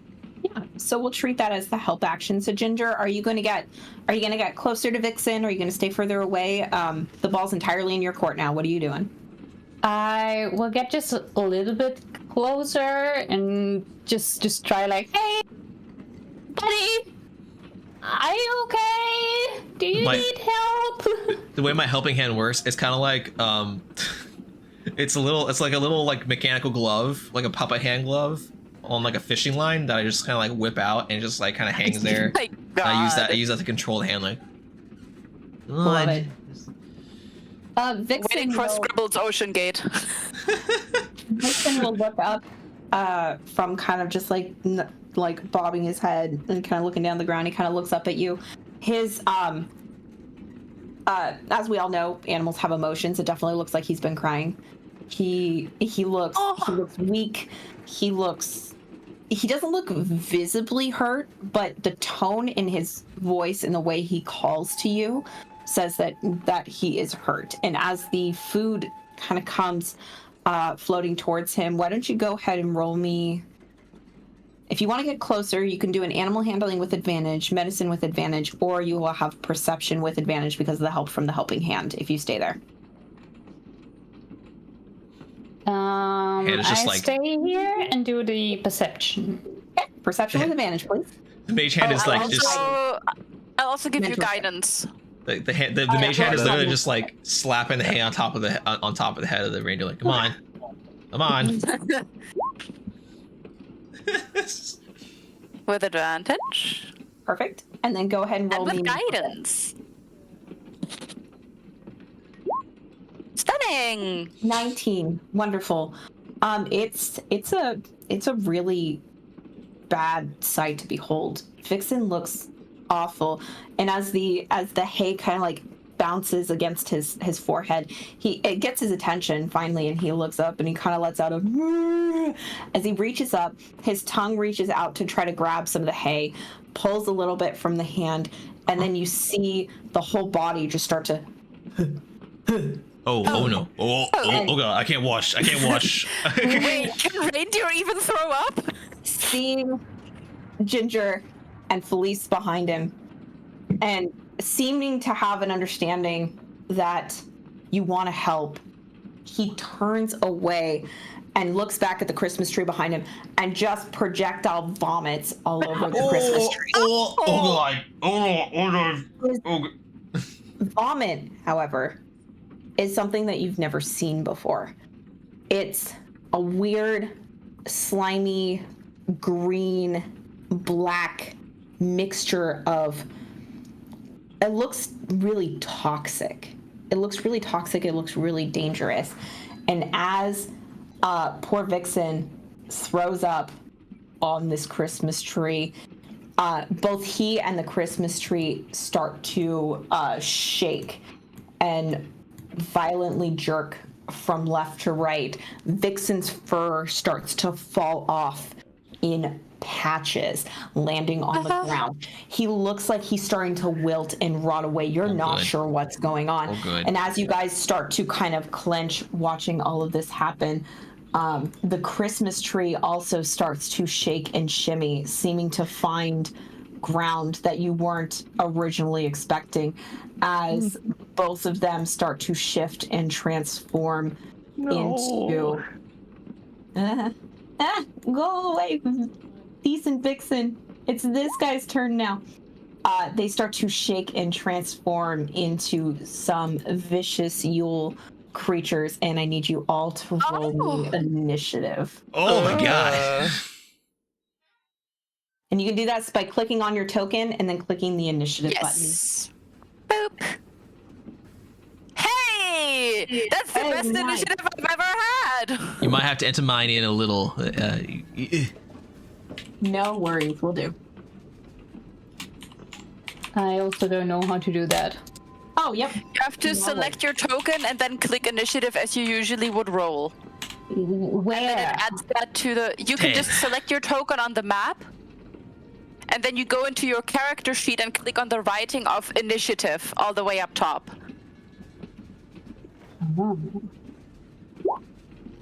Can I do that with D&D Beyond? Yep. Oh, I don't know. Highlight your Yep. So just highlight your token first on the Roll20 screen, and then go to your one and click there. Yep, just like that. Okay, cool. Hell yeah! Good rolls. Alright, just keep in mind, I got a 10. Yep. You need to get scribbles in there. So you're after the tree. Oh my god! Why did you get a 0? I got a 10. Alright. Not you!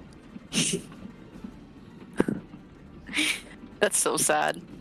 All right, 1010.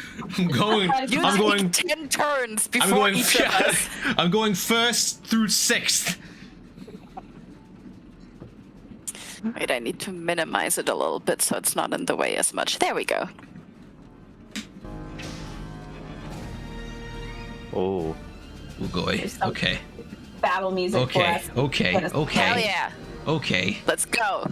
All right, Felice, you are up first. You've seen this horrific sight of poor Vixen falling into dishevels in front of you. And now there's a giant Yule tree behind him, just groaning and grunting and looking like they're both ready to pounce. Okay, my suspicion is that the tree is at fault, because why else would the reindeer vomit on it? So I'm going to try and shoot the tree, which looks in the following thing is playing out in front of you guys. You see Felice reach down, grab his walking stick and pick it up, settling the handle of the stick against his shoulder like a classic sniper rifle. Oh my. And aiming at the tree. I fucking hate this guy. And I'm going to for now, I'm going to cast Firebolt. So that's 2d10. First of all, my spell attack. I don't even know if this is going to work. Come on, buddy. Boop. There it goes. 10. Yikes. All right.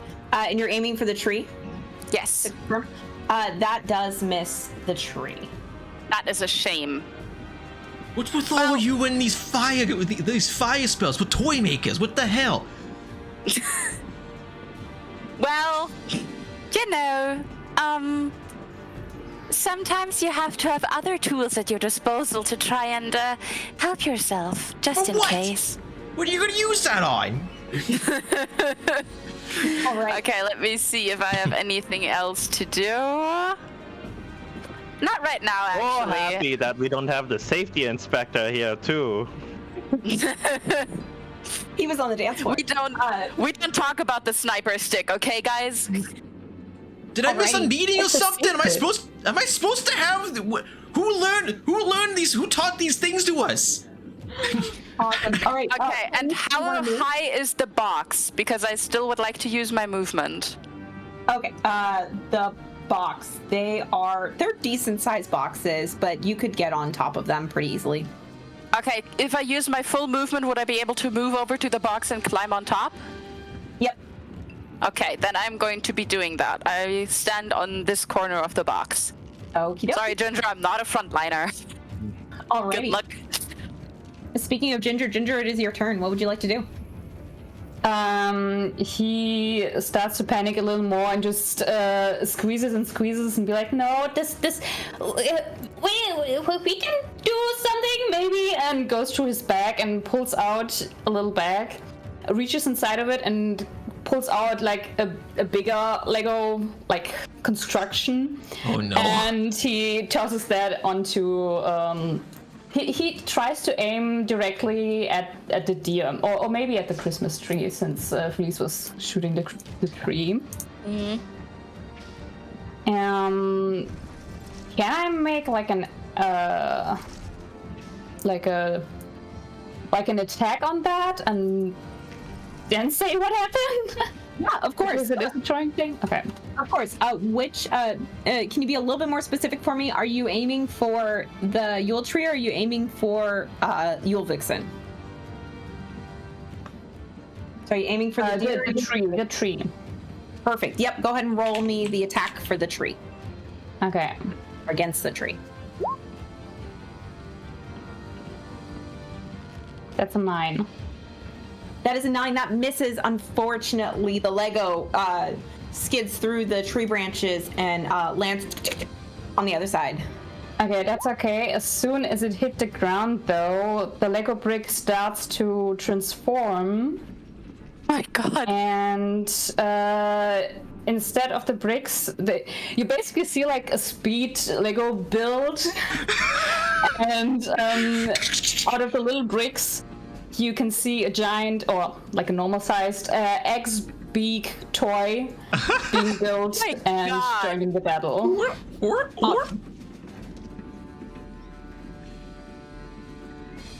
What the hell? So there is your axe beak, and I'm going to put it under your control. Does it act right at the end of your turn? At my turn, also, yeah. Okay, perfect. So go ahead and control that axe beak at your leisure. I just need to see what it can do, potentially. No worries. Okay, the axe beak is, going to strike with its beak. Great. Roll me strike. Oh, that's a 23 to hit.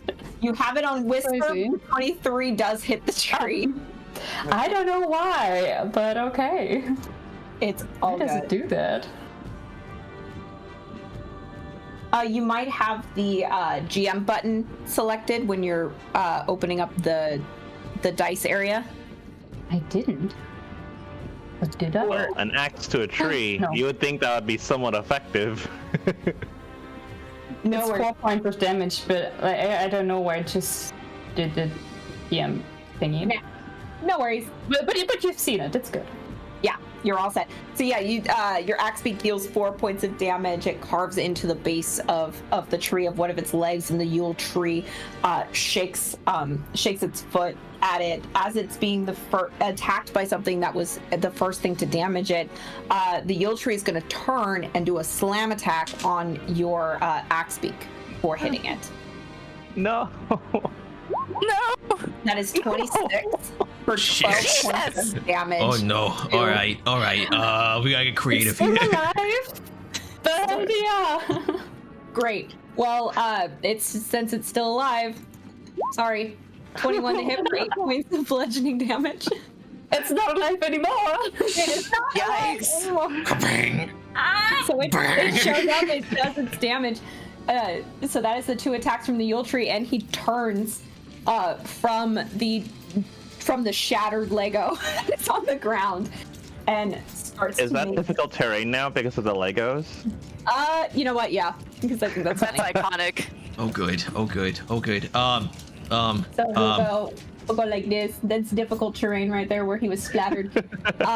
And then the Yule Tree will make its move. He's gonna go, because he's a big boy, he can't go very fast, he's gonna go right there. Okay, alright. Okay, alright. Can I do my second attack as well? Okay, go for it. Oh, I'm sorry. Yes, I'm so sorry. Yeah, with the shock of the X-Beak dying immediately, he would actually take a few steps back, and instead of going full on, he just throws like a dagger, I want to say. I have one dagger, but it's not a real one, but like a fake one, but it's still very sharp. Love it. Roll me attack for your dagger. Is that normal attack if I throw it? It's or do I have considered to do another check? It's based off your dex. Okay, so I have to roll like that. Unfortunately, that misses. So it clangers in front of the Yule Tree. Ding, ding, ding, ding, ding, ding. Mm-hmm. Okay. Well, You want to move any further? You still have a bit of... I'm gonna go a little bit further back. Okay. All right. Sorry about that. Scribble, your turn. Fuck me, I guess. Go Scribble!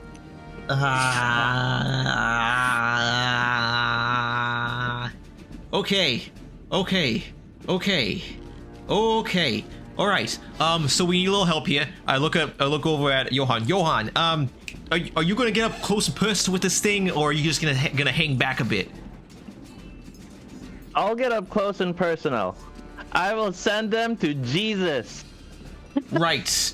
Okay. All right. So I think it might be better for me to do this instead. Yeah. Okay. I'm gonna first of all say, okay, Vladimir, I know you see that big old like horrifying looking deal over there. I'm gonna need you to play. I'm gonna need you. You and I watch some football. I'm gonna need you to play point guard. All right. You do not let that thing get away from you. When you need to roll on over and just start taking that thing out the knees. All right. Just roll on over. Do that. All right. That's my bonus action. Command him to do that. So on his turn, he will do that. He acts on the same initiative as me. All right. Okay. Perfect. And then I look over at Johan. Johan, I wish you luck. And hopefully this helps. So I'm gonna look over at the two. I'm gonna search, open up Johan real quick and grab out like a big, like a big pouch, with like a big pouch. I'm just gonna, okay, all right. I'm gonna football throw, and I'm gonna cast Fairy Fire on the area where those two kind of sit in a 20-foot cube. Fairy Fire, nice. Okay. All right. So they both need. It's called fairy lights, okay? Like the little colorful chains.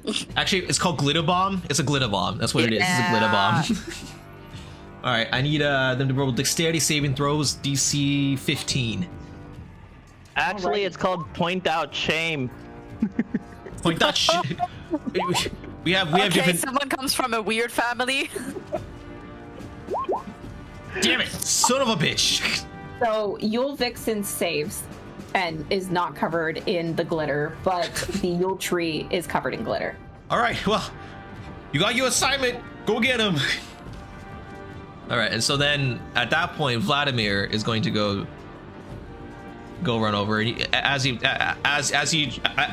it's one of those things where the top of him turns first, and then the bottom of him rotates the suit, and then you just see him begin to roll over, and just like he opens up a little bit, he rolls on over, and then he has 40 feet of movement, so he just blitzes on over to Vixen. I believe that's within range. Oh yeah, easily within range. He'll go up into within melee, and he just will do a force attack on Vixen. Okay, perfect. So that is, let me bring up my companion. That is bonk! It is a forceful bonk. It would be 1d20 plus my spellcasting modifier, so yeah, let me get that open here.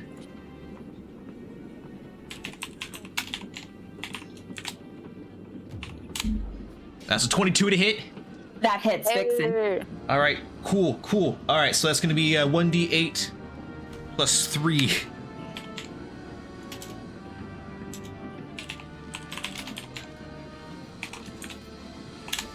$10 points of force damage.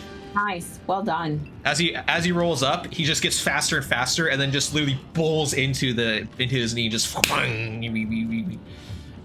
You'll Vixen, who was still laying down at this point as it hits his knee, and like jerks its leg and its hoof up, sounding very irritated. You hear as he rolls like a very quiet rah Rasputin, like. Oh, is there anything else that you'd like to do on your turn? I'm gonna scooch. Shit, where am I gonna scooch? I don't want to be here. Yeah, I'm gonna scooch on over here, just over to the edge there. Alrighty. That'll be it. That's my turn. All right. It is now Yule Vixen's turn. Having this thing roll up in front of him and hit his knee, he's going to bring up his hooves for a hoof attack against Vlad. All right, his AC is 15. Wonderful. That's a 23 to hit Vlad. Yep, that does hit. That's 11 points of bludgeoning damage as he comes down with a single hoof. All right. So he's all right.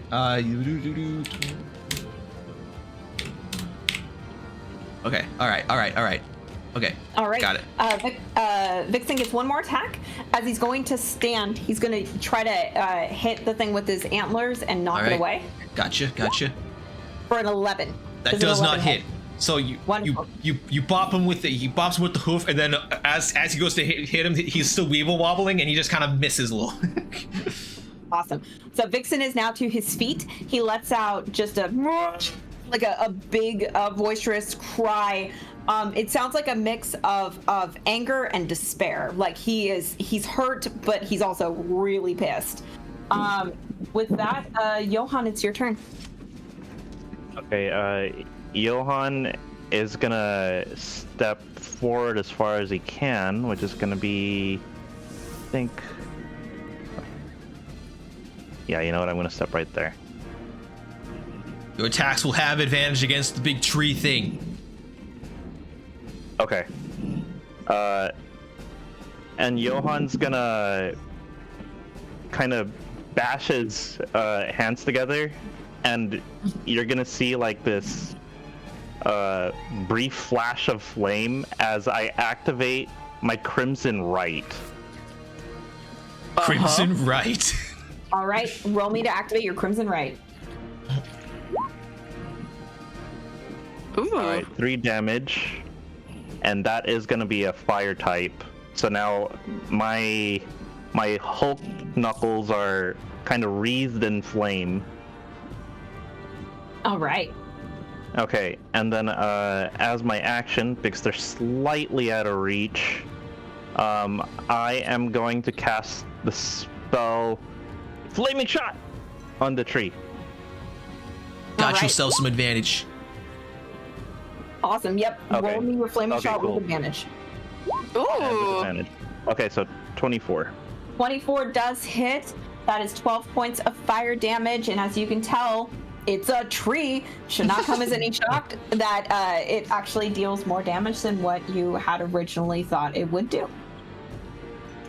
How's that for emotional damage? Good to know that's not one of the asbestos lines.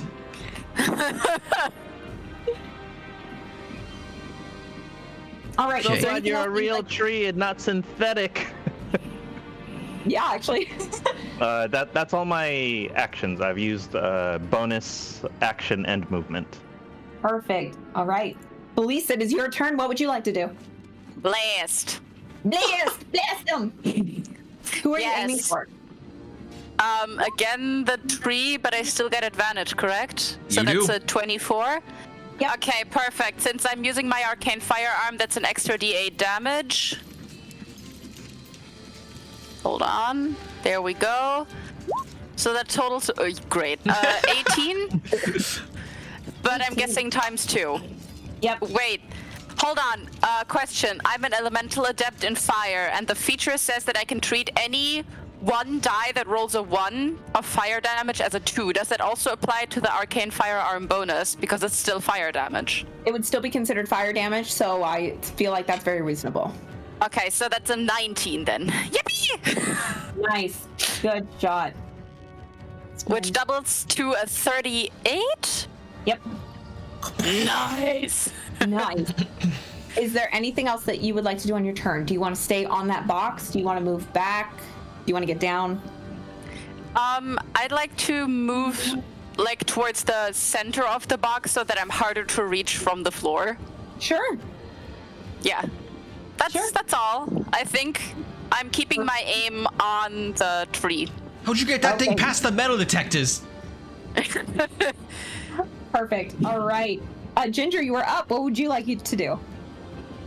I would go up to Vixen. Can I do that? I actually can. Whoop. And he lifts his hammer and be like, "Oh, I don't want to do this, but this is all not good." And he just tries to calm himself down, but also trying to like get an overview over the whole situation. And he basically hits like that, and is going to be like a non-lethal attack, and be like, okay, and strikes at Vixen. Okay, perfect. Roll me for non-lethal strike at Vixen. 13 to hit. Oh, does that hit Vixen? Let me check. Oh, no, that misses. I'm sorry. Okay, I'm gonna try that again immediately. Come on, Ginger! Oh, Ginger!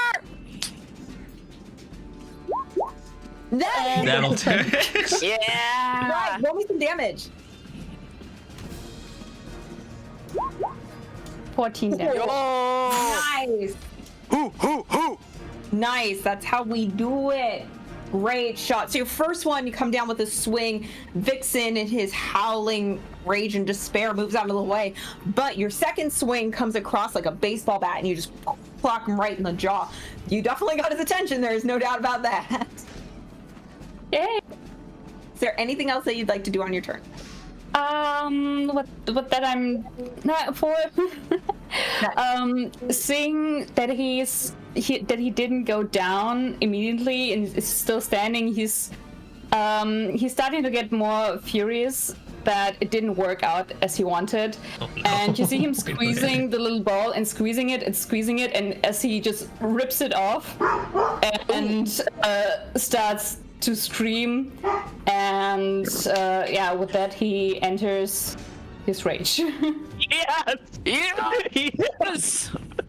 Anger issues. I love it. So the purest, the littlest one of you all just starts to explode into this little ball of rage.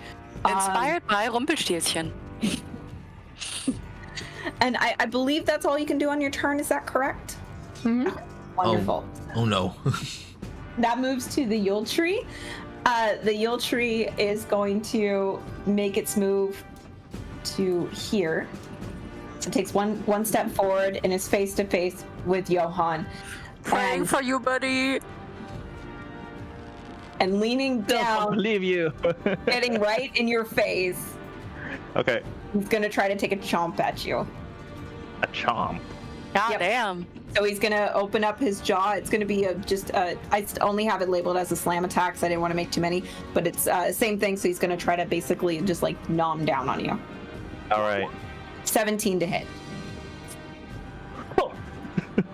No, it doesn't hit. Awesome, good block. He's gonna stand back up and he's gonna come down with his tree fists and try to hit you with a slam. 12 to hit. Block. With that, the It's like a rhythm game. Just Yeah. With that, 1, 2, 3, Yule, thunk. 1, 2, 3, snap. with that, the Yule tree leans back and lets out this just horrifying scream, and from the boxes. Oh God, Oh, fuck shit. me. oh no.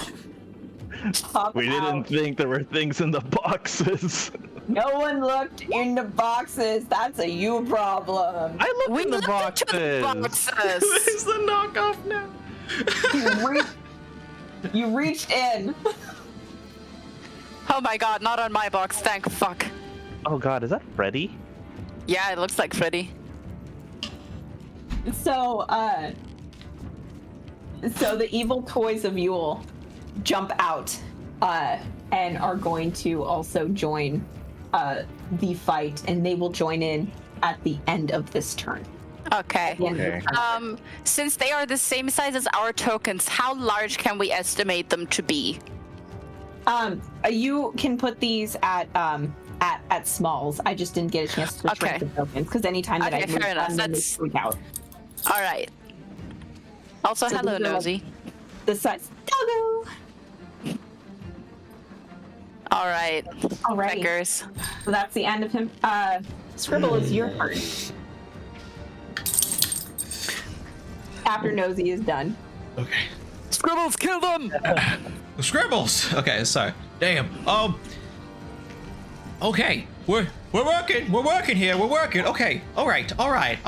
I'm gonna command my weeble wobble, my boy, to go ahead and just hit the deer again. We'll do that after, and then shit. I don't think it can do that. It's a toy. You'd be surprised what my toy can do. Maybe your toys can't do that because they suck. Oh, I see the toys behind me. Okay. Sorry, no, I got the ass to run. Damn it, I see the toys behind me. Oh, shit. Wait a minute. Okay, are they still in the box? Is one of them still in the box?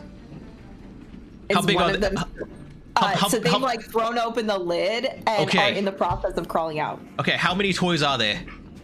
You see a total of 3. Okay, can I grab one of the toy nearest to me and put it in the box with the other toy real quick? Oh. You would have to move, and then Yeah. you're gonna have to roll a grapple check. Yeah, I can do that. Okay, grapple check. Shit, that might be a terrible idea. Good luck.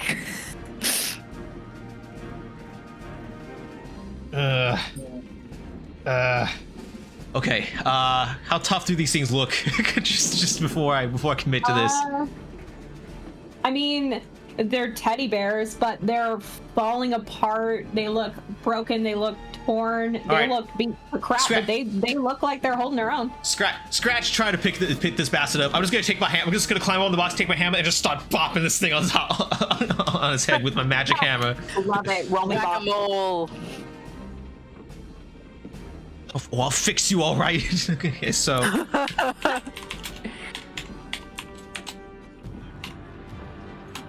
All right, 25 to hit for the Whoa. first one. Yeah. Hey. Holy crap. That's actually plus 8 to hit, so it's actually 26. All right. Love it. All right. I'm just using a light hammer, so it's just 6 points of damage. Just crack him one time on the dome. That's a good crack. All right, one more time, another crack. Okay.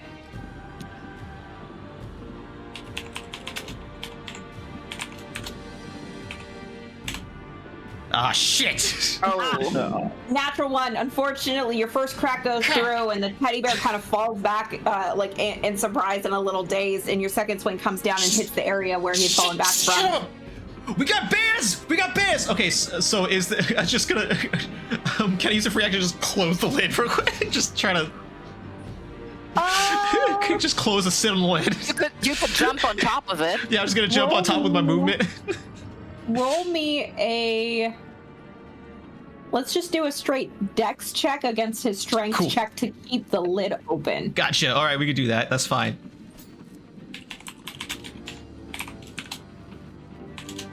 16. 16. And him to keep it open was a 7. You get the lid shut on him. I'm just standing on top Hell of it. yeah. We got bears! We got bears! So I'm gonna put him right there, and I'm gonna put you there because you're that's on my top of turn. it. That's it. That's my turn. And then of course Vladimir is gonna go ahead and just go to town on this deer. Okay.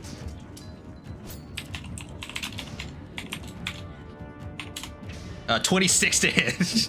That hits. All right, Vladimir, let's go. I think it's just 1d6, 1d8 plus 3. Okay. 9 points of force damage. Wow.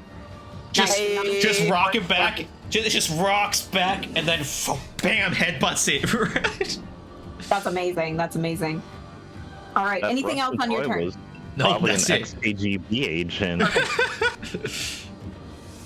So it is now Vixen's turn. Yule Vixen is going to take an antler attack at Ginger and then a hoof attack at Vladimir. Right. So we're gonna go with the antler attack first. 24 to hit. So Vladimir will use his reaction to impose disadvantage on that attack because Love it. because his ally is within 5 feet of him. 16. Can you hear me? That just hits. Yes. Son of a bitch. Okay, I'm so going you're to gonna- use my reaction for the Curse of the Eyeless, and I'm going to roll a 1d4 and subtract it from the attack roll. Alrighty, so that's an automatic fail, if I remember correctly, because we just met your AC with that attack. Yep. Perfect. I'll roll for posterity 3. Awesome. So get down to a 13. You have Vladimir causing an issue, and then you have Johan that's like, no! keeping everything in balance. And then the hoof attack against Vladimir for 15. Oh, 15? That will just hit, unfortunately. You do damage. It's 9 points of bludgeoning damage from the He's hoof. still that up. they pop He's down. still standing. He's fine. He's good. He's still there. You know, Good. I'm still rolling. greater than I ever did. All right, Johan. All right. Johan's gonna rear back and take a swing at the tree. Okay. And okay. I don't know if it would matter. The way my dice rolls for retroactive stuff has always been like this, but I amplified the Curse of the Eyeless. I was supposed to take 1d4 damage, but all the attacks would have been at minus that penalty. The minus 1d4 for all of Vixen's attacks. Oh. Oh. So roll. Okay. So that would be an automatic miss for that then as well. Okay, go ahead and give He's go up. ahead and give the 9 HP back. He's up. He's doing great now. He's doing very good. I know I was forgetting something. I could never get to use it like that. All right, back to my turn. I'm gonna rear back, and I'm gonna cause the flames around my gauntlet to turn blue, and I'm gonna use Blue Burn Strike. Love it. I never get to use that one either. Strike. Like the flame strike, the flame blade. I never get to use that. Green flame blade. Yeah. Okay. So I'm just gonna make a swing with my Brass Hulk Knuckles, Okay. or 27. He is still bewitched because I don't believe he gets a save at the end of his turn. No, he's still in the fairy fire, so you get advantage on that attack, big boy. Yep. Oh, advantage. Okay. All right, cool. Both 9. So that's gonna be 9 thunder damage, Okay. and then I'm gonna add 1d4 fire and 1d8 fire, or another 9 fire damage. Oh. Okay. The tree's looking hurt. And then the fire is gonna leap and hit Vixen for Wait for it. Wow. Ooh, 13 fire damage. Got it. All right. That is my turn. All right. So, Felice, before you take your turn, I'm going to redo the initiative order. Okay, perfect. Felice, from under your feet, you feel some pressure. It's not enough to move you, but you feel pressure. Fair enough. Is it my turn right now? Still, or is any of the toys before me? Okay. Yeah, you got lucky. Oh my god, what is happening? Hold on. Can you guys still hear me? Yeah. Yep. Yes. Something's going very wrong with my laptop right now, but I'm figuring it out somehow. There's a toy inside it. There's a toy. Yeah, the entire taskbar just disappeared, but it's back now, baby. We're back. Okay. So what I'm asking, or what my question is the toys count as objects? No, at this point they are considered living beings. Boo! Sorry. That would have been the funniest shit ever I could have done with that. Ugh, fine. In that case, do I burn a level 2 spell slot? You know what? Yeah, I will. I'll use Scorching Ray, and I will hurl one mode of fire at the toy next to me, one at the toy across from me, and one at the tree. Okay, got it. So let's roll for this toy here. Okay. Let me just... one... Okay. 23. For 10 points of damage. Got it. Now this Beautiful. Yes. Wait, I get to add a d8 of damage to that, because it's still with my arcane focus. Oh, yep. So that's a plus 1d8 with a total of 14 fire damage. Okay, next one. Oh, that 20.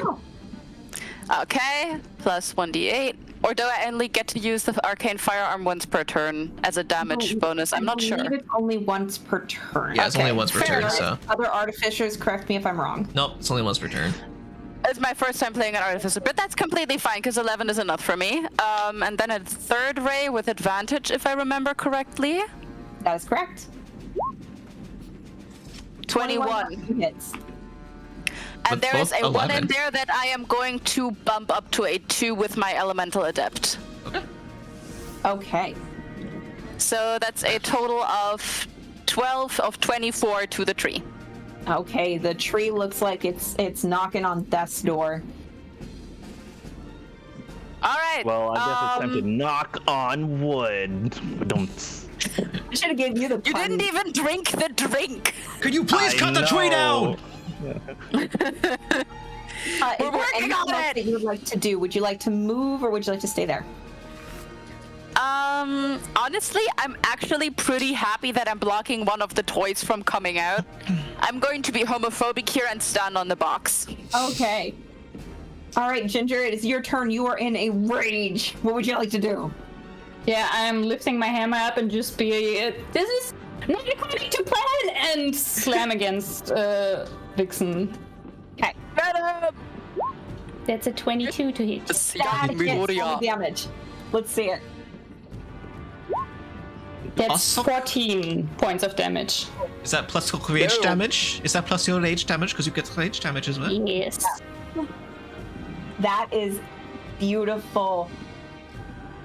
All right. What would you like to do? I thought you get an extra D something of rage damage. No, I get plus 2 on melee damage. Never mind, my bad. Yep. And I'm gonna hit him again. Hit him again. Go for it. Hit him again. Yes. With a 20. That hits. Roll me damage. Nice. That's 18. Hey, that's good damage. Absolutely beautiful. Yule Vixen is not looking good also.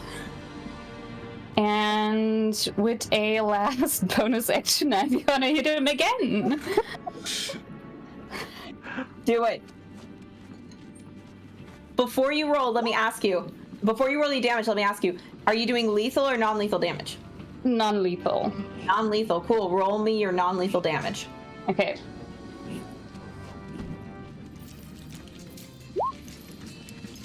Lay. Awesome. Your Vixen has fallen, and as Sweet. the crack.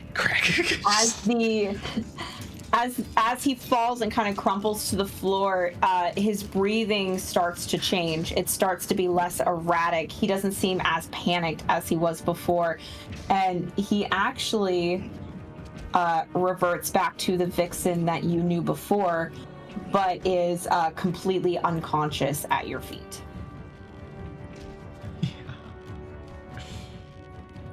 Is there anything else? A little bit. Is there anything else that you'd like to do on your turn? I'm going to step a little bit closer to the tree, actually. Okay. The bloodlust has not been satiated yet. All things will be perfect. Felice, make me a. You can make me a strength saving throw if you want to stay on the box, or you can make me a dexterity saving throw if you would like to try to catch yourself if you get thrown off. I'm going to go for strength. 4. Okay. Getting Jotun. Yes, you is with a 21, because I whispered to GM. With a 21, the lid of the box flies open and you fall off. Go ahead and roll me a dexterity saving throw to see if you fall prone or if you catch yourself. You are fine. You're able to catch yourself. Can I choose where I fall to? Sure. Because I want to go here. Okie dokie. Thank you. You betcha. So this guy pops out, and he's gonna crawl over and close the gap in between you and him, and he's gonna take a swing at you. What is this bear, dude? What is this bear? What the fuck? I know. That is 11. That is an 11 to hit. No. Pull off. GM. Alrighty. He only gets one attack, so that's the end of his turn. So now it's this one's turn that's in the box. Do you want to stay on the box, or do you want to try not to get thrown off? Shite. I'm gonna make sure. I'm gonna try and stay on the box. I want to keep this thing. I want to keep this thing under wraps, under the lid. Completely makes sense. Roll me a strength save. Just straight D20, baby. Pretty sure I don't get anything. Go. Yeah, I don't get any bonuses. 14. 14 versus an 11. You are able to Stay keep in the there. thing in the box. Stay in there. It's moving, but you're just like, no. Nope. Stop. I'm trying to find something in my pockets. Like, you said, jam this box shut. Stop moving. All right. That's the end of its turn. So it is the Bewitched Yule Tree's turn. He's going to take one slam attack at Johan and the second slam attack at Ginger. Okay. The first slam attack going to Johan is a 10 to hit you. He's really good at rhythm games. He's very good at rhythm games. And then the second slam attack, a 13 to Ginger. It does not hit. Wonderful. He just lets out a really angry roar, and that is the end of his turn. Scribble, you're up. That's fucking funny. I missed, and I yelled really loud. Yep. All right. Put on the Okay. beanie of power. So, okay. The box is closed. I see the one right across from me, right? The one that's crawling out of the box, like right next to me. Yep. I take out my hammer. I'm like, oh no, you don't. And I take out my hammer. I'm gonna throw my light hammer with a wire attached to it that returns to me. So it's gonna do a throwing weapon attack. Love it. That's my first attack.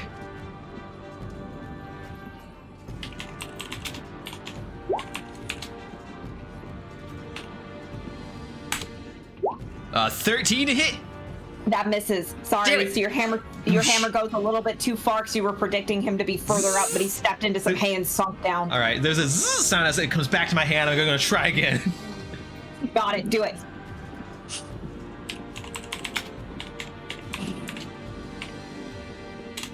$25.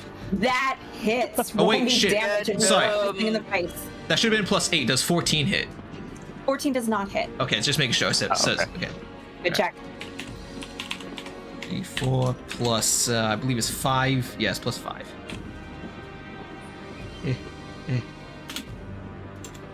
6 points of damage again. Point damage. Just That crack is more it. than what he had before, so we'll take it. Just cracks him right in the dome. Bang. I can't keep him off. Vladimir, get that tree down. Okay, and Vladimir's gonna do another attack. I want Vladimir to kill the tree. You might get your wish. I think he deserves it. Okay, actually, Vladimir's gonna reposition himself to like roll around to a flanking position, so he can get some. It's already an advantage, right? Because of fairy fire. Oh, it is. Never mind. Okay, never mind. Then I'm not gonna worry too much about that. Well, you can still flank. It's not gonna hurt. That's a +2 if you flank. So that's just for my rolls. So that is a 20 to hit. That hits. Nice. Roll the All right. damage. 1d8 plus 3. Come on. 9 points of force damage. Kill him. Please do me a favor and narrate how the tree dies. All right, so here's how this goes. Vladimir is going to roll back as if he's about to hit again with another headbutt, but then he opens up, and then just this little hand comes up with a mace, and it just cracks it, or like a little mace, and he just cracks it on a weak point, and just falls down. And as it opens up, it's the Soviet Union like national anthem as it opens up with like this big hammer, and just fucking slams it in. That's amazing. Yep, the impact from Vlad causes the tree to stop. The magic starts to dissipate. The lights stop glowing. The inside of his mouth stops being red, and as he falls, so do all the toys. Oh, thank Christ. And you stop feeling the pressure underneath you, Scribble, as the toy gives way to try to get in, try to get out. And Felice, you see the toy that you were fighting fall in front of you, and that is the end of the fight. Good. Now, what the actual fuck? As the tree falls, Ginger is still screaming. He jumps on top of the tree and just smashes it with his hammer. Vladimir's like also all the little toys on the tree. He just smashes one of them. Vladimir's following suit, but he's not hitting anything. He's hitting the same spot over and over again with the hammer, just working at it. Johan seeing this and seeing Ginger taking out all his rage on the tree, just like hides his little Hulk gauntlet behind his back, like, good job. All right, I'm gonna ask. Sorry, go on. In a second, can we just take a quick break because I need to take the boy where he needs to go. Yes. Before we go into the next card, maybe, but I first want to make sure that I dismantle all of the toys. Very quickly, very methodically, not taking any shit. They are now limbless and headless. I will also use my sleight of hand to just go ahead and just lock all these boxes as best I can. Just like take various scraps of shit, and just like hammer all these boxes closed as best I can. Yeah, that's very easily done. You all are professionals in your field of work, so taking the toys apart and locking up the trunks is definitely something that can be done. Have Vladimir roll on over and bring me pieces of the tree to go ahead and use to lock these boxes down. Oh my god. Johan's coloring in all the eyes with black Sharpie. No, it's not Sharpie. That's like there's a different brand. It's a different brand. It's Marky. It's Marky. On Vixen, actually, since he's passed the fuck out. Roll me either animal handling or medicine. Okay. I'm not very good at either of those, so I'm just gonna click that and guidance myself on it. Yeah, no. Unfortunately, the boy needs to go. So I'm gonna step away when we go on break. So the good thing is that he seems okay, and you guys will venture to the next cart. Let's come back in. Let's reconvene on the 45 mark, so in 15 minutes. Okay. All right. See you guys in 15. This is so fun. God, I'm glad you're having fun.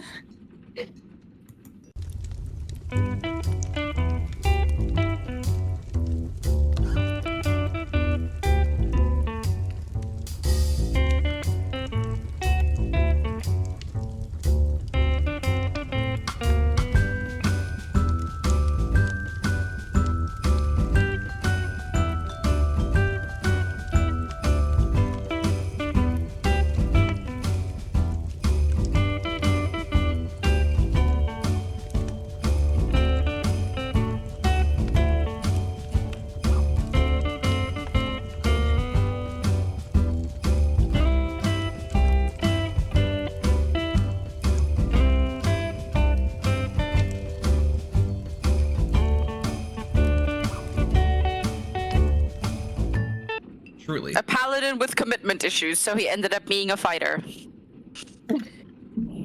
A paladin with commitment issues. I love it. I mean, honestly, if you think about it, paladins who all serve the same oath are just a fraternity. That's all they are. I can follow that logic. Right? Mm-hmm. I need to start streaming me drawing again, because I should have streamed me drawing this, because it was pretty fun. It's a pretty good time. Oh yeah, I love the border. It's really beautiful. I used to do that. How are we doing on time for you, Percy? Are we doing good? Oh, absolutely. It's only 9:45, and okay. I should be in. I would like to end by 23:30, which is in approximately an hour and 45 minutes. Okay. I just wanted to make sure we were pacing okay for you. But don't stress through it, because I'm already ready for bed, so even if we take until midnight, I can just close the computer and go to bed immediately, and it'll be fine. So okay, don't stress yourself, just as a rough marker. Perfect. Is there anything else anyone would like to do in the deer cart before we move forward? I don't want to stick around too long in case the deer comes back to life. I think I would just, after making sure that this tree is really dead, just dismantled into pieces, sorted into pieces. He would then try to calm himself, and on his head there's just one pom-pom left, and he still squeezes it and breathes and thinks about his therapy and his therapy. Calms down to continue the journey. I love that. Anything from Johan?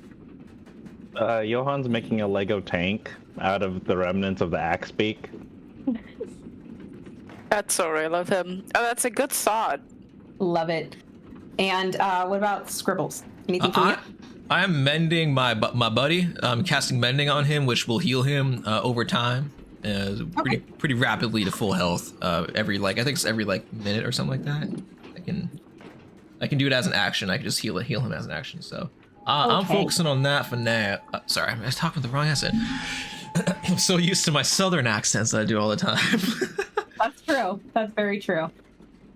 Yeah, I'm using my mending on it, and it gains 2d6 hit points every time I do it. So I'm just basically just pumping my healing into this thing. Like, oh jeez, you ruined the porcelain. What happened to the wood on the inside here? All right, perfect. So moving through the deer cart, you know you're getting closer to the front of the train because you can hear it. It's loud, the whistles blowing, things like that. So you've reached your final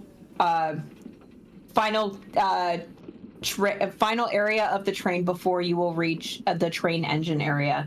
And that, of course, is the coal cart. Mm-hmm.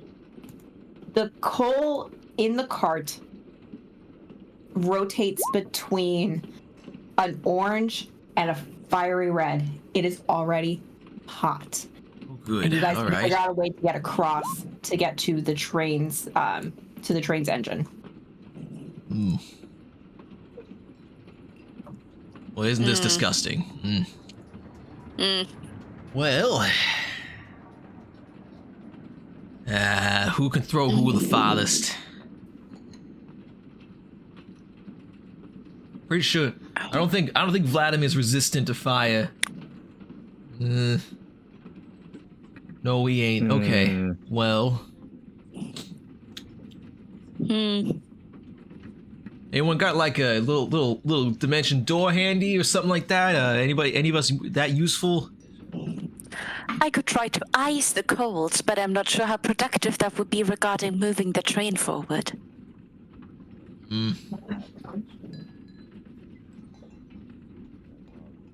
Looking at some stuff I got. Okay, I think Johan's gonna have an idea, and he's gonna go back to the other room. We don't have to transition, but he's gonna look for pieces of wood that have been blasted off from the frantic mangling of a barbarian, and he's gonna try to make like makeshift sandals for everybody. Oh, but if they're made of wood, aren't they going to be set on fire? Not if we treat them before we actually like step into them. Oh, if they're already burnt fair. and there's no burnable material, we should be okay. True. So I think that's what I'm gonna try to do. Does Okay. that take a check? That would take a check. Can I try to help? Sure. Does Johan allow me to help, more importantly? That's a good question. Can I do something real quick? Can I check this? I see there's some metal edging on the side, like the caught edge. The caught edge. Is it made of metal? Like I'm assuming it's made of metal, right? Does it feel warm? Is it hot? Yeah. Okay. Yeah, Oh you my go to God. put your hand on it, and you know how when you're near something that's really hot, but it's not fire, and you put your hand, you got about an inch away, and you can still feel the heat. You're dealing with that. Okay. That's kind of unfortunate. That's pretty bad. So Johan's gonna look at Noel, Felice, and say that I'm actually surprised that you're offering to help. This is a cheaper alternative to oven mitts that are made of reindeer hair or any other such product that have been gifted through your production line. So I would humbly accept your help. The material of the production does not matter. What matters is the love and the time the crafter has capability to invest into it. I do not blame anyone from your department for making lower quality toys. We all have our purpose in the grand scheme of things after all. Am I the only one hearing this? Am I the only one here? Am I'm going to am I look insane? past that backhanded compliment and shake your hand. I'm the only one here. Am I the only one? Am I going crazy? Am I the only one hearing the bullshit? It just reeks. I'm not gonna- rolling deception. He means it. He Nice. genuinely Oh. means it. That's a backhanded compliment. He's Yeah, just you make making it little shit, but I don't samples. blame you for it. I will also help, by the way, but the way he's helping is just he's standing over you, and every time he sees you making a mistake or just like turning it not the way he likes you to do, he will smack your fingers with his hammer. Like, Ow. Okay, so I'm gonna guess I'm getting guidance from Felice and a help action from Yes. Ginger.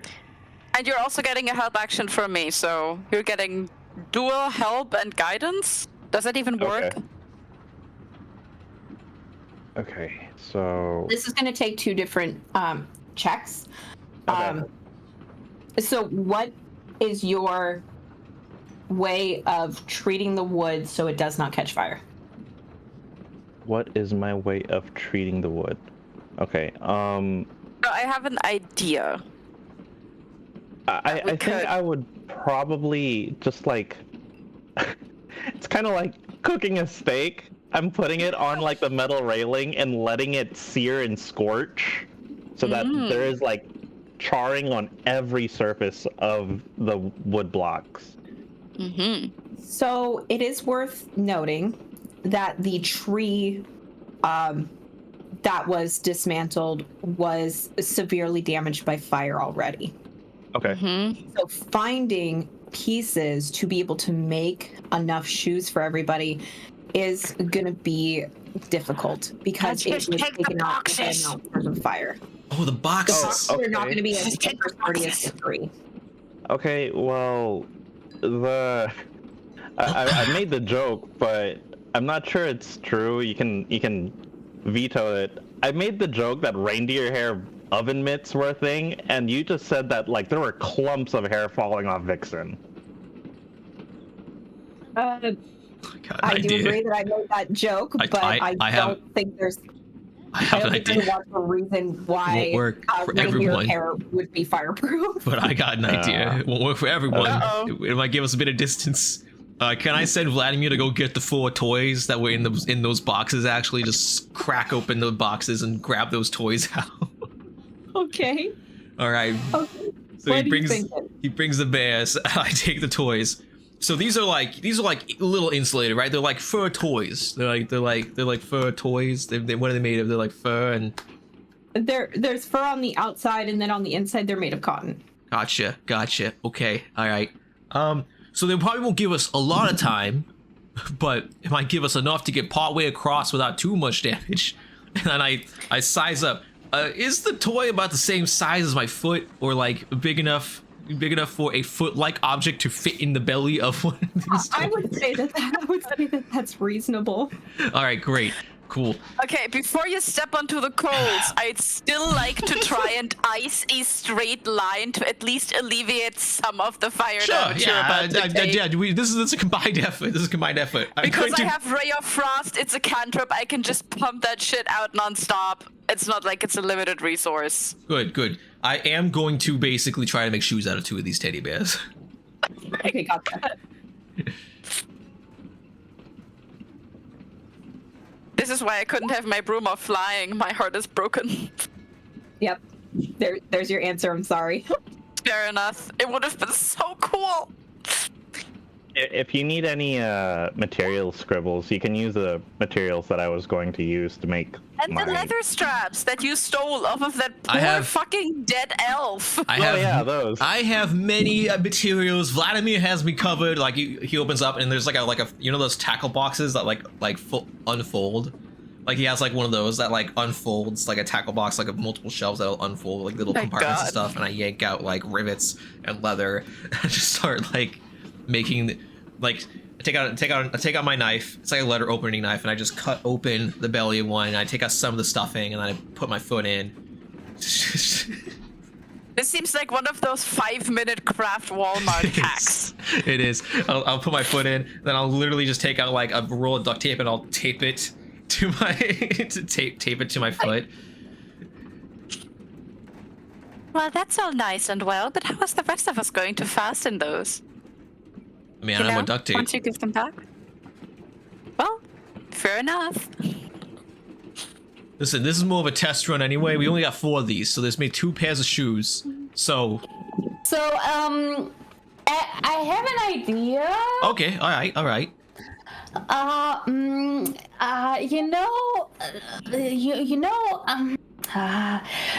Santa Claus, yeah? Yeah, big man. You know that he like climbs through chimneys to get to the children. He's sort of fireproof as far as I remember. Oh my god, you gotta be fucking with me. Huh? Are we really gonna steal from the dead man?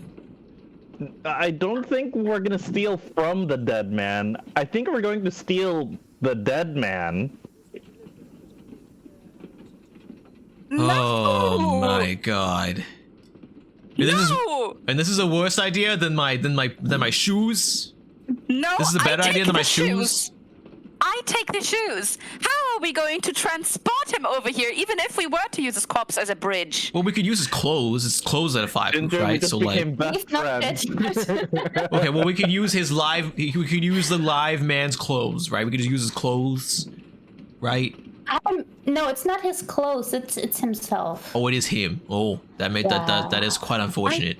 I don't think I could transport him over here, even if I wanted to. I'll take out a piece of paper. Like, I think I got an idea. We could.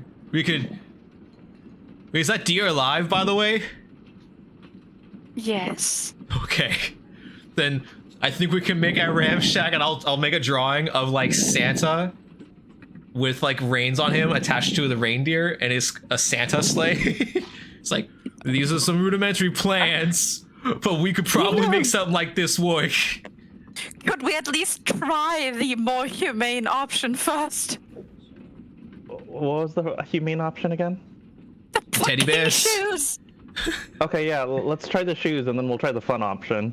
Okay, all right. I am going to use Ray of Frost to always cool down the colds that Scribble is about to be stepping on. Oh, I'm stepping on the. Okay, I'm the one. Okay, all right. But I can also go if you want me to. It's fine. No, it's fine. I got it. You know, I'm the one. I pull the weight. I always pull the weight. All right. Okay. While Scribbles is attempting to go across, I will inquire to Ginger in particular. Are you going to go get Santa? I will actually look at Johan and be like, should we? No, let's go. Yeah. Okay, as the two of you are working to see if you can get this shoe ice shenanigans to work, your other two party members have left. You guys are gonna go there and come back with Santa. I'm not gonna have you run through each of the carts. I think you're fine. But let's work with Scribbles and Police. All right. So I will step 10 feet out. Just walk 10 feet out. Just so I can just jump back if I need to. I'll walk 10 feet out and see how well these shoes are working with the cool. Okay. Let's put these shoes together. Let's roll a survival. Okay. Okay. And I feel like, is it safe to think that Felice would be helping you as well? Yes, of course. Would this be survival, more like a tinkering check? Yeah, it feels more like Tinkerer's tools as a clean tinker check. Let's go with a tinker check. You will have advantage on this because Felice is helping you, and if I were to make it alternate, I was gonna say guidance too. Mm-hmm. Okay, so 1d20 plus my dex and prof mod, so that would be 7 plus 1d4. So that is nat 20. Nice. 39. Your skills in the midst of this chaos show their full potential again. Felice, this is something that, because he used to work for you, this is the quality that has left your department. And these makeshift shoes are the luxury that you love and that you are passionate about with your job, and that what happened? this man has been able to provide. So I sit there and I literally crouch down with these bears, and I'm like, all right, Vladimir, I think I got an idea. If we could just do some stitching a bit, and just start stitching. It's like, all right, maybe give me some eyelets, just like I would do some eyelid punching. He's like, Vladimir has all these armature arms with all these tools that I bring down to use, and he just slings them back into his form. All right, I think I got something. Yeah, okay, I just need some laces. Laces. Oh yeah, Vladimir. Could you and I literally like take some wire and or take some like rope, and I'll in a flash like craft it into 2 separate small strings to use as the shoelaces. All right. Yeah, I gotta say these kicks are pretty good. Not gonna lie. Felice on the inside is crying the tears of loss. He's like, why did he go to fucking Johan? Are you kidding me? I'm like, look. But on the outside, he's like, oh, lovely. Oh yeah, I think I kind of did a whole bear slipper thing going on here. I think I added some squeakers too. See, there's like some squeakers in them. Yeah. that level of perfection is there. All right. It's overwhelmingly wonderful to see. Cool. All right. Well, these. And you gonna try this?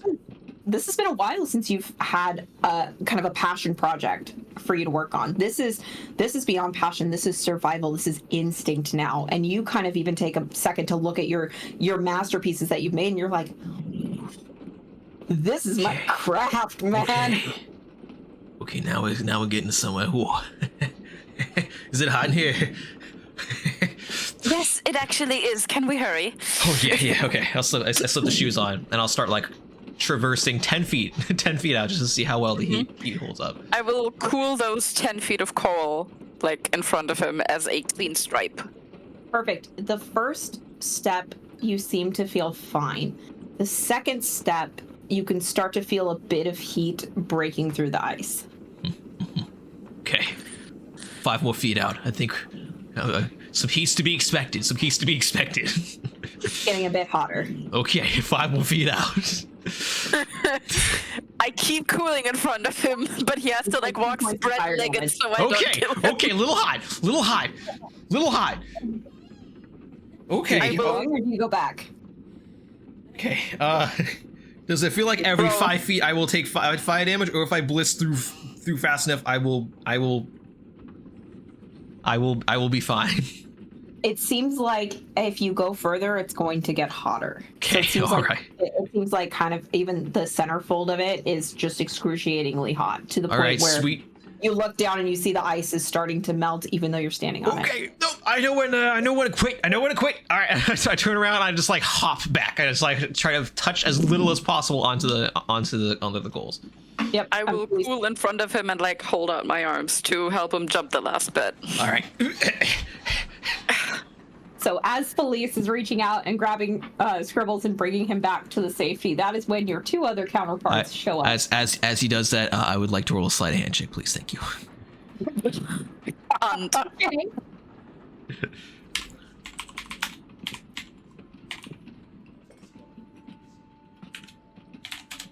That'd be nat 1. Unfortunately, I can't do it. Oh my god! Too hot. It's too hot. Perception. No, nope, too hot. Doesn't. You go to try to do it, and you take a second. You're just like, wait, this is a bit too close. Like, I don't think I'm gonna be able to get away with that. Too close to sun. Icarus. Okay, I'll just get up onto the platform. Okay, and here comes your cohorts with Santa. Well, we'll have to come with another. Oh my god! Oh.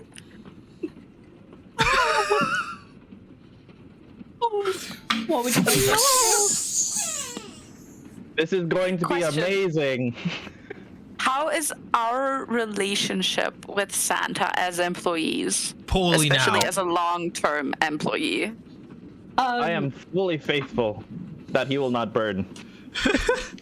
You all have been working for the industry for a long time. This man has always done his very best to make sure that you were respected and treated above means. So all of your means were always trying to be met and exceeded. And there may have been a time or two where you've been frustrated, but it's never been to the point where you're like, I'm quitting, I'm leaving, I'm moving somewhere else, like I'm not handling it, because the claws really do strive to make sure that their people are taken care of. Okay. So if you guys don't have a personal relationship with Santa, pre any other discussions that we've had, this is definitely somebody that you highly respect.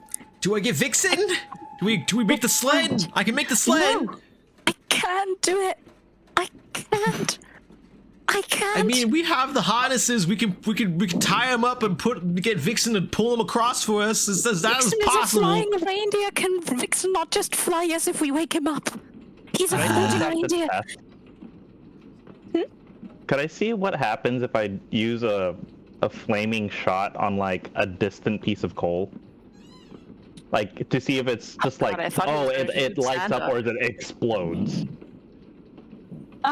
Sure, roll me an attack. We have to propulse this man somehow. There has to be a form of propulsion for this man. I don't know what it is yet. It's gonna either be the deer or like So it hits, and your 15 points of fire damage does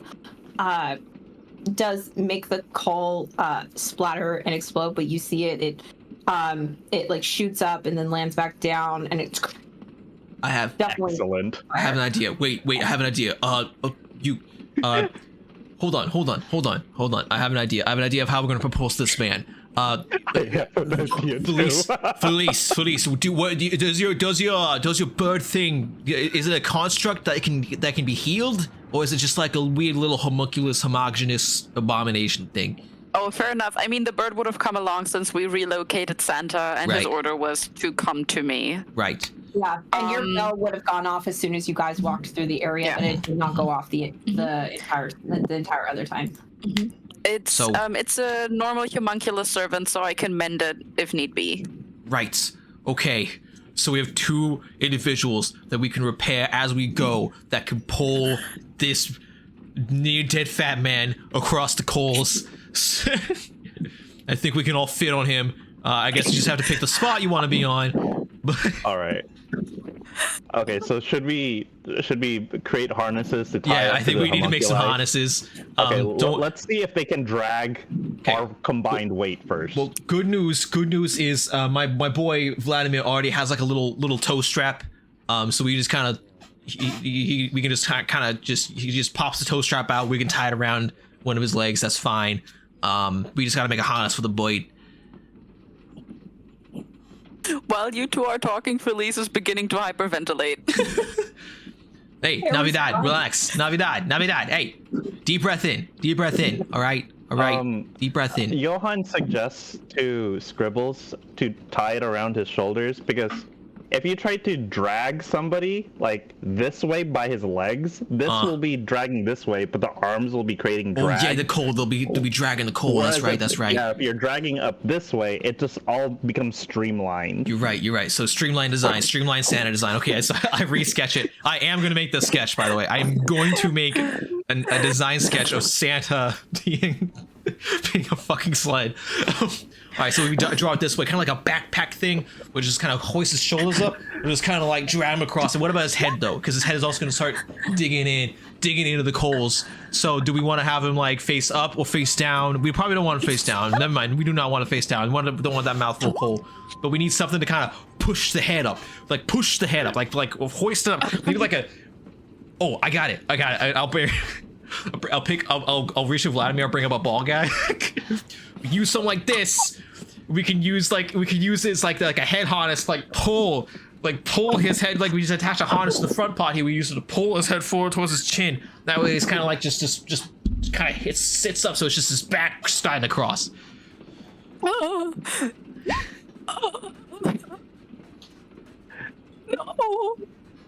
All right, are we able to determine whether or not? Okay, so who here sells sex toys? Because we could do like the harness thing. We could do like the whole harness thing. Like, do we know? Come on, let's not be bashful here. Santa's delivers to all people, okay? Like, he delivers the man and women too. Okay. No one gets to look at my search history after this. May I make a history check to see if I know? Go ahead, and Ginger, because you are such a professional inspector, you can roll a history check as well. Before we do all of this, why don't we test if Santa is actually fireproof by placing his hand on the coals? Because otherwise we will have him burning to death. Funny. All right. So I'll take Santa's glove off and I'll just shove his hand deep into the coals. The coals do not react like they were reacting to the water and in the shoes. So it looks like he's fine. No. All right. Yes. I have another idea. Does Santa regenerate limbs? No. Now, I don't think we'll need to go. All right. So just I'll put it in the back. I'll put it in the draft. So put it in the draft. It's fine. But let's see if we can actually go forward with all the straps and gotcha. all my. Oh, what did my sex history show? I mean, yeah, that thing. So search history. I meant search history. Both of you know exactly what he's describing. Some may have some, but some also may have inspected some. So. All right. So I fasten them up. All right. Well, this is a group crafting project. I think we're gonna need all hands on deck. All hands on deck for this. All hands on deck. Okay, tinkerers. Whoever has the highest tinker check will roll. Okay. With advantage, and whoever has the second highest will also roll with advantage from the help from Ginger. Is sleight of hand tinkering, or is tinkering a separate thing from sleight of hand? Tinkering is a separate thing, so you're going to roll the tinker check that you rolled before. I'm a +7 on that then. Okay, I'm a +8. All right. Okay, y'all can do that, but Felice is not helping. Felice, I grab Felice by the shoulders. Felice, listen. I know you. We worked together a long time. All right. How long we worked together? I only know you've been gone for 3 years. Okay. Little insulting. Decades of work. Decades of work. You've been gone. I think that's pretty good. Yeah. Anyway, that symbolizes all the point more being grief. is I at least know you relatively well. I put a lot of effort in at one point. And listen, you can do this. You're talented. You used to be on the front lines like me, fucking writing TARs and handling toy change documents, the whole 9 yards. Okay, we can do this together. All right, I need you to focus. Breathe in, breathe out. Okay. Roll a persuasion check. Think of your favorite Yuletide carol. Let's sing it together. Okay, let's sing our favorite carol together. Okay. All right. I want to help with that. I'm gonna say, think about it that way. Instead of bringing Mrs. Claus to him, we're bringing him to her. Right. That's exactly what we're doing. We're just Roll persuasion with advantage. All right. Feliz Navidad. Da da da da. Feliz Navidad. Da da da da. It's my least favorite. That's my name. Don't wear it out. Okay, roll persuasion check. His name is Feliz Navid, and everyone just calls him Feliz Navidad all the time, and he's really fucking annoying. You said persuasion, right? Yes. Okay, 1 second, please. Let me just show you how bad this is about to be. Oh my god. Oh yeah, you dumped that charisma too? Good. That's actually not negative, because persuasion is something I'm proficient in. All right, 14. Okay. With advantage. Yeah, that is with advantage. Yeah, that is advantage. Oh man. Feliz Navidad. Da da da da ba da da da. Stop singing that song. Okay. What about a different one? I can do like tequila.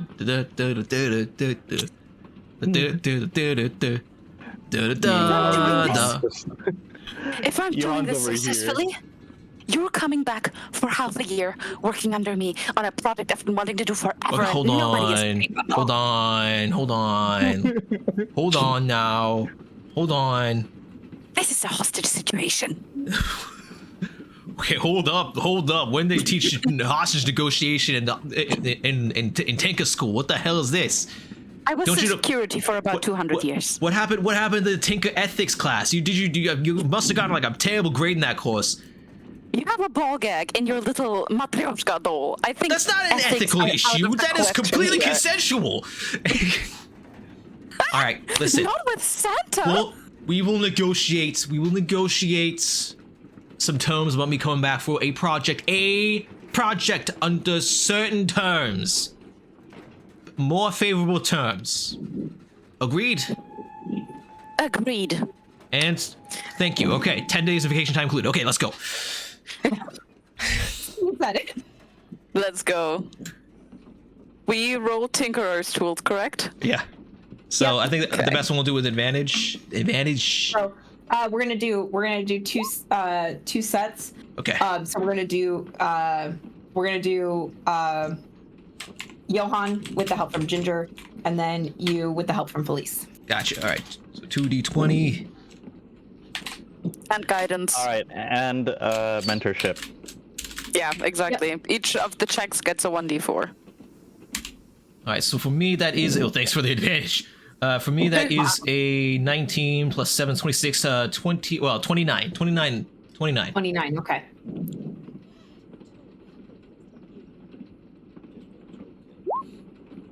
Damn. Yeah, Damn. boy, yeah. Me and my actual boss are just in it. Just absolutely in it. Just like It's great. The harnesses come out pristine. They come out fantastic, and you guys are able to figure out how to angle Santa's head so that way it's not scraping against the coals as you go. And then on top of that, you guys have actually been able to devise, because you guys got so in the zone, you're able to devise a way to secure each of you to Santa, so that way there is not a chance of you guys falling off as the traversing starts across the coals. I can't believe you were able to do that with hot glue. That is impressive. That is wildly impressive. And those soda cans. Yes, the secret is that the most aerodynamic sex position that I remember is a variant of the missionary called the Happy New Year. You have sex. They've tied him up, and he's aerodynamic now. Oh, I see you have a copy of the Christmas Sutra. The Christmas Sutra. Jingling his bells.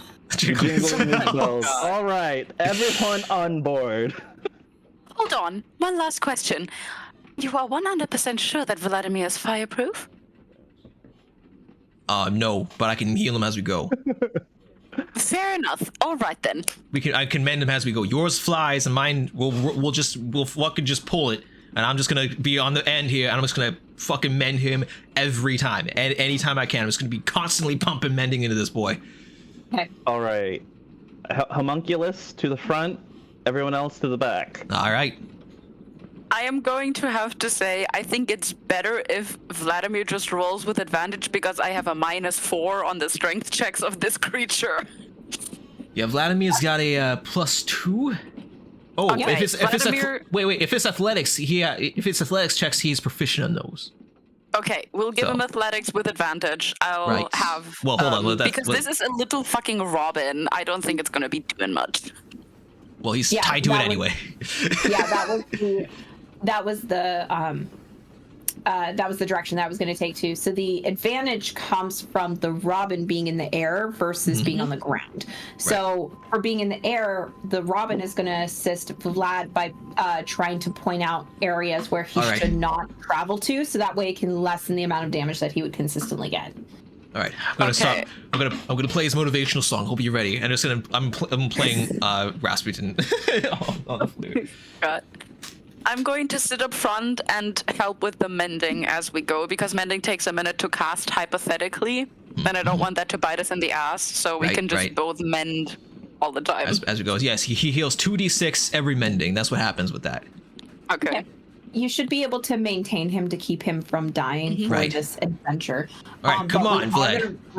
We are going to roll with advantage the athletic checks to make sure that you can get all the way across before he gets hurt. So, Johan, if you'll put yourself on Santa, that would be great. I can't believe I am kneeling on top of Santa, who is wearing a ball gag. I need to erase this from my memory. He's like my grandfather. This feels incestuous. Let's go with the first athletics roll, please. All right, let's do this. Let's do this the right way. That is a 22. Alrighty, so we're gonna say you guys Rasputin, the Russian queen. He's just like he was a kid that really was gone. So he's able to pull you 10 feet. You guys are feeling the immense heat from the coals that are around you. You guys are starting to feel the sweat dripping from your pores. Vladimir's just getting hotter and hotter.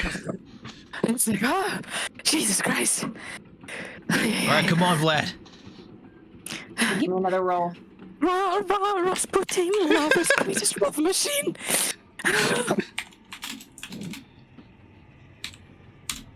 That is a 23. Nice. You get another... 21. You get another 10 feet. Again, that heat is going really strong. But as you're singing, rah, rah, Rasputin, and Felice, are you joining in? Yes. You start joining in. Your next roll, please roll a d6 of inspiration as well. He starts to steam. Yeah. He starts to steam out from the internal workings. There's just like steam coming out from underneath when he's the not steam. singing, Felisa's saying very nice things about Vladimir. She's like, "You beautifully painted, masterfully crafted. What a gorgeous thing you are. You're doing so well, little one." +5, and then plus inspiration. Yep, 1d6. Yes. Gotcha. Oh, that was a mistake. Divided, okay. You do 20 +5 +5 plus 1d6. 1d6. That is a oh shit, that's not good. If I'm That is talking to him so 15. nicely, can I guidance him on top of 15. this? For Johan? For for Vladimir. For Vladimir, yeah. Yes. Yep, go ahead and roll a d4 as well. Okay. 4, so that is 20. 19. 19. Yeah, 19. Oh god, that was good. Come on, little dude. Come on. Go, Okay. Vladimir. As you move another 10 feet from behind you, there is a massive explosion with sparks and fire from behind you guys. It seems done more of a celebration than a threat. Okay. If anyone is interested, you can roll a perception check or investigation check to try to figure out where it came from. Faster, Vladimir. Faster, Vladimir. 22.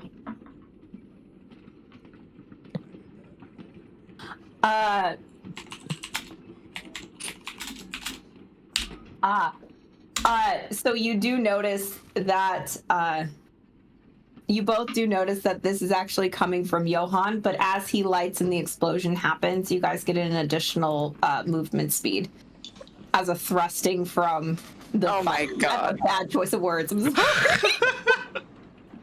No, it's a perfect descriptor. All right. Come on, Vladimir, you got this. I believe in you. Okay, let's get another pull. We'll do an explosion if you want. Yes.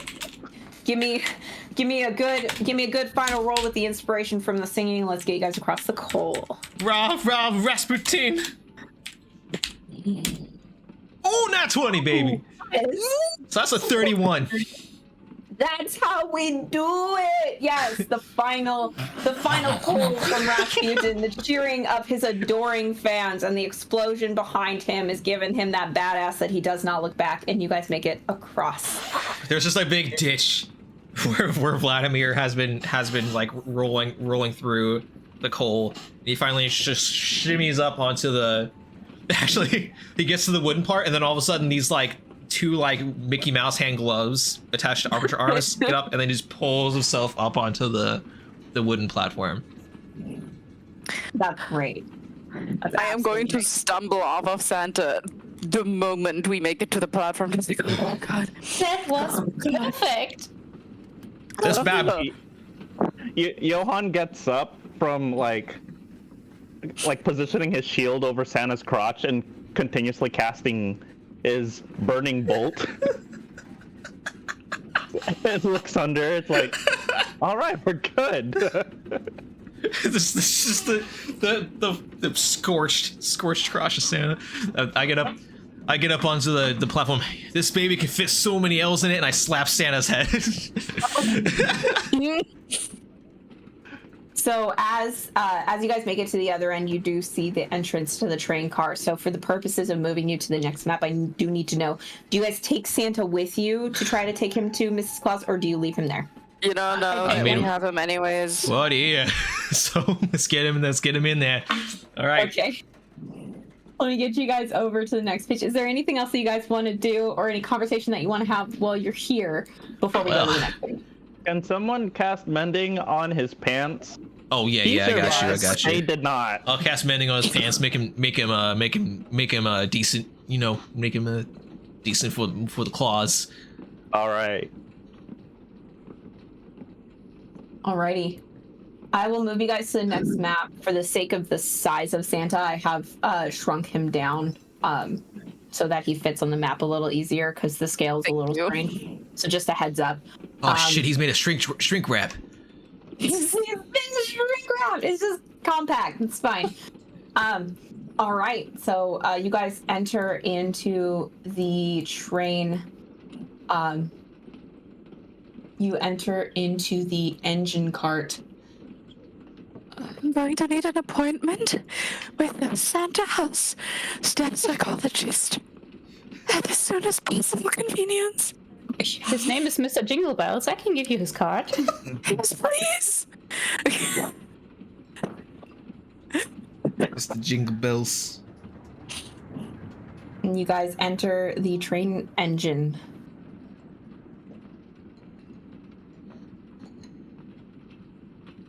Well, this looks ominous. Johan's gonna walk forward and shield up. He's just gonna be kind of dodgy and like twitchy, taking a dodge action as he walks forward. I'll also take out my shield that I won on a raffle. It's just big, colorful circular shield, and I got an arrow on it. And I'll just also not quite. I'll stick behind, and I'll be like, okay, Vladimir, you stick behind him, and you keep him good. Okay. Are you sending Vladimir to go after him? Yeah. Okay, I'm gonna ungroup you then, and you can now move Vladimir.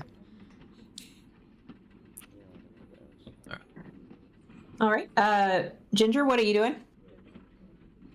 I'm starting to get more nervous again, and I'm patting Santa on the head and being like, okay, big man, you have to wait here. We will sort this out. And starts squeezing his only pom-pom that he has left and lifts his hammer again and just walks slowly behind, behind everyone else, just being ready. Perfect. And Felice, what are you doing? Honestly, first of all, I'm going to unlatch my homunculus from the Santa harness. Because since we don't have to quickly transport him across coals right now, I can use him for better purposes. Okay. Which in this case is, good luck, little buddy. Just fly through the whole thing, and let's see if you make it back. Gotcha. The good old Ezekiel. So are you sending him back to some of the other carts? No, I'm sending him ahead. Are you sending him forward? Yes. I also have my shield up and scooching piece by piece. Can he communicate with you at all? Actually, I don't think he can. Can he? That would have to be in his little. Let me check that out right quick. I'm so sorry. I forgot all of the things he's able to do.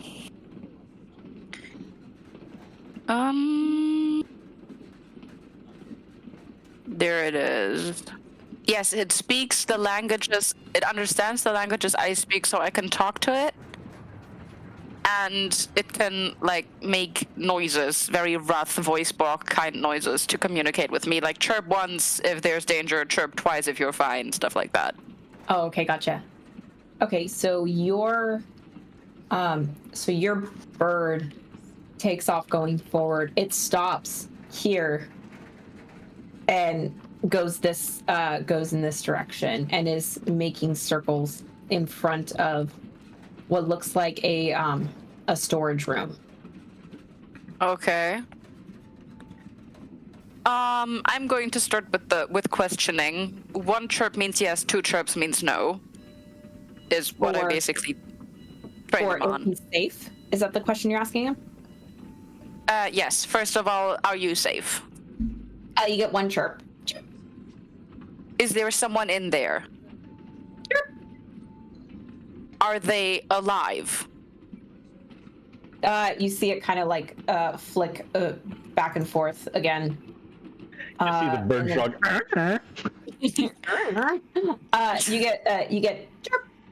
And then from the area where your bird is, you hear, "Hello, is someone there? Hello." A voice you all recognize as Mrs. Claus. I don't trust it. Can I make an insight check or perception check whether this sounds genuinely like Miss Claus? Yep, go ahead. Which one? Is either fine? Let's, that's a good question. I'll take either or. Actually, and anybody else who wants to roll that as well. I'll take either or for that. Insight or perception. I'm going to put guidance on that. 17. 20. Oh! And do I have one from Scribbles, or are you not participating? I think I may have missed it. I'm double checking Santa to make sure he doesn't have anything else of value. You Real betcha. You betcha. Go ahead and roll me a sleight of hand on Santa. Wonderful, thank you. You betcha.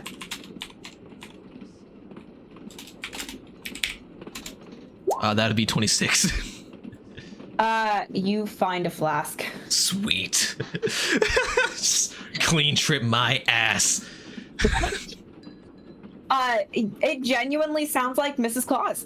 And she sounds very distressed as she's calling out. Hello? Hello, is someone there? Hello? Johan's gonna walk up to right here and say, Mrs. Claus!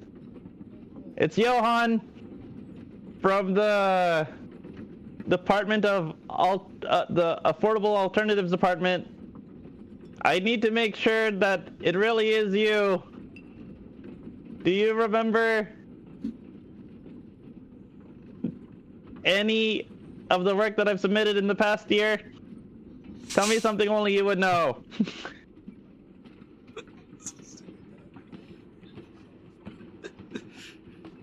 Remember, your work has been immaculate upon comparison, and I don't understand why you're not higher in the ranks yet.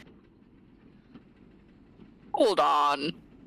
That's suspicious. I mean, like, what? Right? Everyone else is looking at one another like, she is lying out of her ass. Can everyone make an insight check? I don't know if that would warrant advantage. I haven't made an immaculate design in 40 years. I don't think the only person that would be able to get an inside check is you, Johan, because you're the one who's asking. Oh, okay. 20 years. 20 years. We'll say 20. That's Yikes. Miss Claus? Okay. Don't come closer. Miss Claus? Yes? What is my name?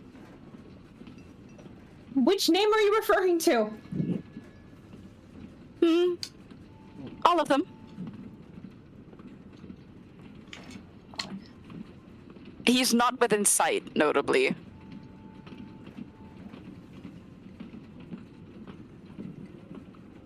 I know you like to go by Felice, but that is not your legal name. You don't traditionally like to go by Noel, but that is your first legal name, and your last name is Naveed.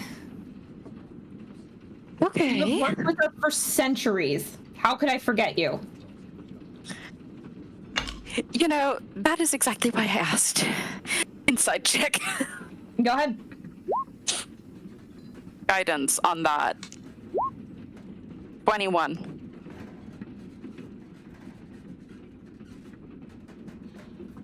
I'll go ahead and meander my way up to the door across from Miss Claus and peek on in. The specifics of her response is off in comparison to how you're used to Mrs. Claus speaking. Can I tell whether it's possibly due to distress? It's hard or to is tell it more sassy? Okay, fair enough. It's hard to tell one way or another, but considering that where she's being held at has a trail of blood coming from it, kind of up for you to deduce from there.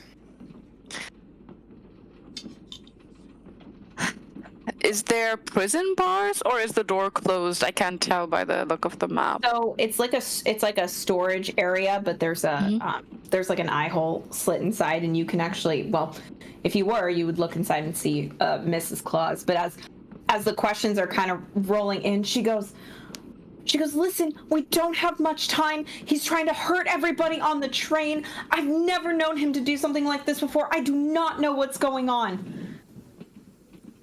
I'm going to turn around to the rest of the team, gesture at Santa Claus, and go very pointedly. Like, I don't make the noise. I just, like, put a finger in front of my lips. Like, if you tell her anything, she is going to die in there. Don't. What do you know about your husband, ma'am?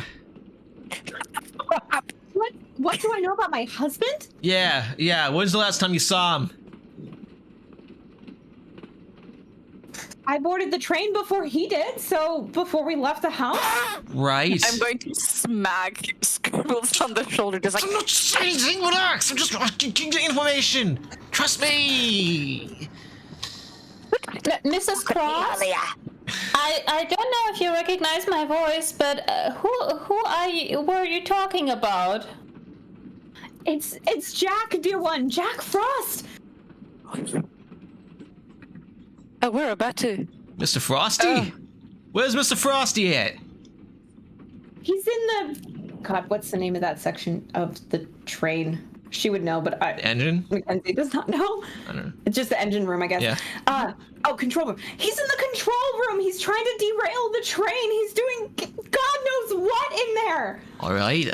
Well, All right. we can take a look. Who wants to go take a look? I'm not gonna go take a look. Not yet. Miss Claus, are you injured? I'm injured, but right now the safety and priority of everybody on board needs to be number one, please. Okay, will you be all right in there? I'm behind a locked door. I think I'm okay. All right. Let's go ahead and Let's go. What do we see over here? It's the same style of door. Oh, okay, so we don't see anything inside. You can go over and take a peek if you want. I'll take a peek. I'm right there. I'll Don't stick your eye in there, buddy. I'm just gonna look. I'm just looking. There is nothing. All right. Okay. All right. I don't like it. All right. We're gonna move on over to the pilot room, to the control room, pilot house. All right. Alrighty. I am going to have my walking stick up with a firebolt ready. Vladimir is gonna scooch back a touch. Sorry, not Vladimir. Scribble's gonna scooch back a touch, and Vladimir is gonna go ahead and just kind of sit in front of me. Be ready. I'm gonna cast. Okay, so I had the name wrong from before. I cast Detect Disappointment. Oh my god. And I'm gonna scan Mrs. Claus, and then I'm gonna scan forward. You scan Mrs. Claus. Yeah, for any magic. Because if I pick up illusion magic, that's gonna be a really bright red flag. You do not pick up illusion magic from her. But You pick up necromancy magic from her and necromancy magic from the other side of the door. Okay. All right. And there was also nothing here on the lower door. Do you tell us? Do you tell us this? Yeah, I wasn't trying to be stealthy about it. All right. And I will confirm that I'm guessing it's the same necromantic magic from before. Yep. Okay. The person who did this to the Clauses behind that door. Miss Claus, I'm gonna do something to ensure your safety. Are you locked in there? Yes, the door is locked. Can I try the door? Is it locked? It is locked. All right, I'm gonna leave it that way. Okay. It's not gonna do anything to that. Okay, so I can't unlock the door. I don't think there's any way for me to do it. I just jiggle it as if I am trying to unlock it. Not unlocking this door. Sorry, Miss Claus, we'll get to you as soon as possible. Okay. It's completely okay. Just be safe. All right, we will be safe. You be safe too in there, okay? Hey, open the fucking door to the front. actually, I want to try if my homunculus can just open it. So All right. none of us has to do it. Ginger, is there anything you want to do before we proceed with opening the door? No? Okay. So the homunculus, the bird homunculus leans against the door, pushing the weighted thing open, and inside you see what looks like a blood pentagram on the ground. And the guy that you all know of, some of you may have met at some point, big parties or whatever, as a Jack Frost, and he is currently down on his knees at one of the edges of the pentagram, and it looks like he is doing something to it. You have one of two choices. You can either action talk, or you can roll me a perception check. Those are your three choices. We're going to go down the list in order. Johan, you're closest. What would you like to do?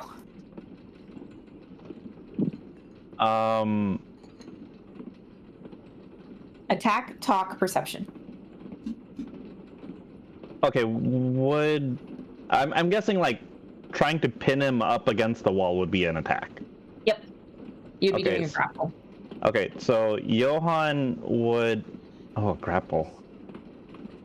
Okay, so I have a question. The gauntlets, if I hit something, if they attack anyone else but me, they take disadvantage. If I try to pin him up against the wall... Okay. Non-lethal damage then. I'll do a non-lethal damage in an attempt to like push him back from the circle. Okay, so are you pushing him back or are you grappling him? Are you just trying to move him or do you want to like pin him? Pin in conjunction with that, yeah. Okay, so I'm gonna go, what the hell? And then go in here and like slam him up against the wall. Okay, roll me slam attack. Oh. Natural 20. Yeah, so you hit him and you ram him up and he slams against the console. And he lets out an old man yelp of surprise as you do so. Ginger, would you like to attack, talk, or perception? I would like to look what's going on, do a perception check. Sure. Go ahead and roll me perception. Also 19. 13. That's 3 additional if that matters. Oh, okay. Good to know. Yeah, there's a lot of blood on the floor, and it looks like part of the circle is missing, as if it hasn't been completed yet. Yes, he has like blood on his hand or on a brush or something like that. It looks like there is blood on what looks like a sponge that is in his hand. While you ponder that, Felice, attack, talk, or perception. Does attack include spells? Yes. Because I'm thinking, the cell that is still empty, right? The storeroom is big enough to hold someone the size of Jack Frost, correct? Yeah. I can see inside the cell, correct? That is correct. I'm gonna need to have him make a Constitution saving throw, please. Okay.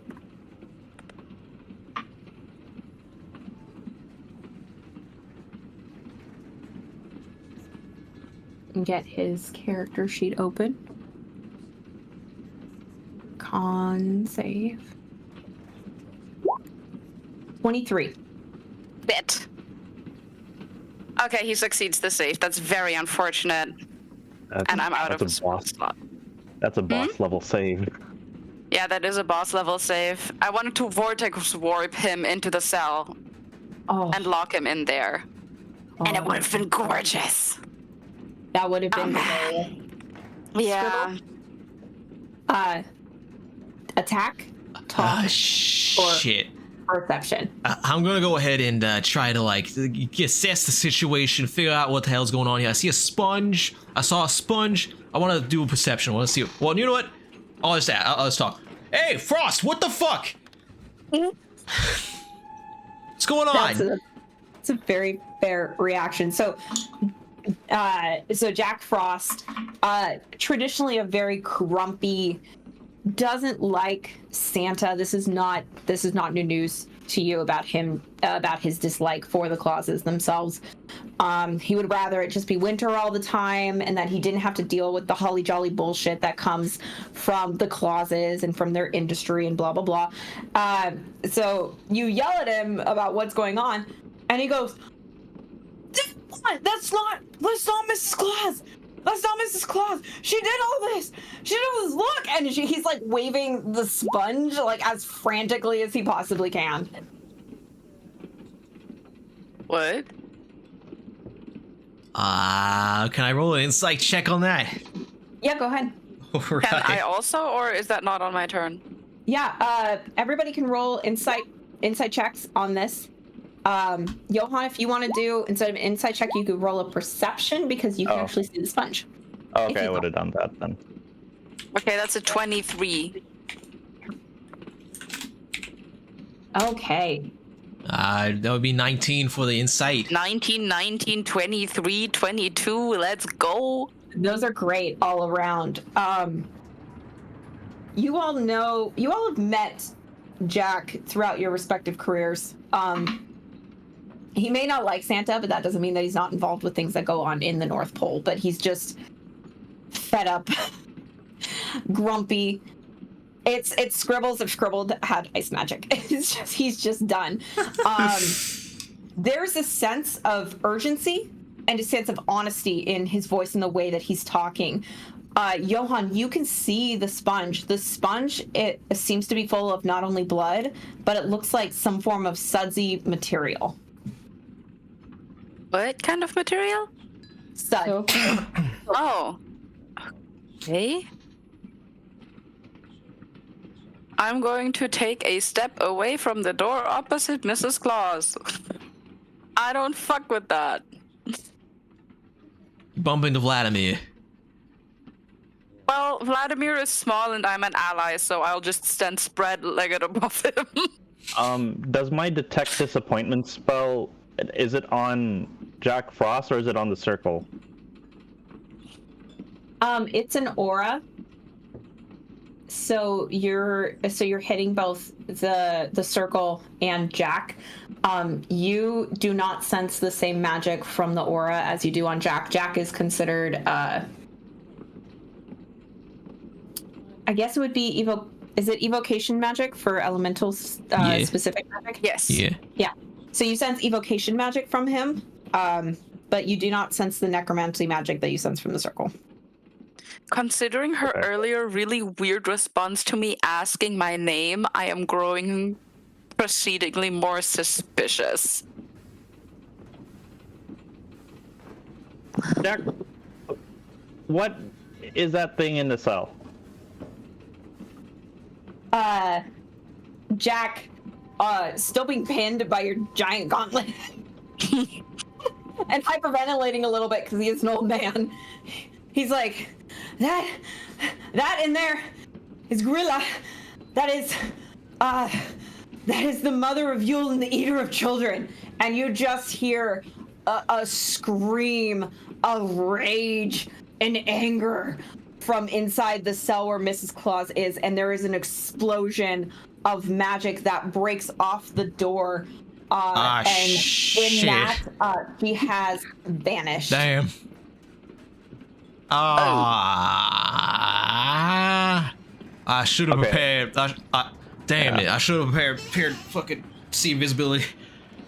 I'm gonna let him go and say, okay, you keep doing what you're doing here. We're Whatever going it to is. go hunt a Grilla. The hell are we supposed to do here? Well, where is she? With your detect magic, can you still sense her? That's what I'm hoping. You cannot. Fuck me from behind. Okay. Careful what you wish for. Yeah, so as you finally release Jack, he lets out a little like, oh, my back.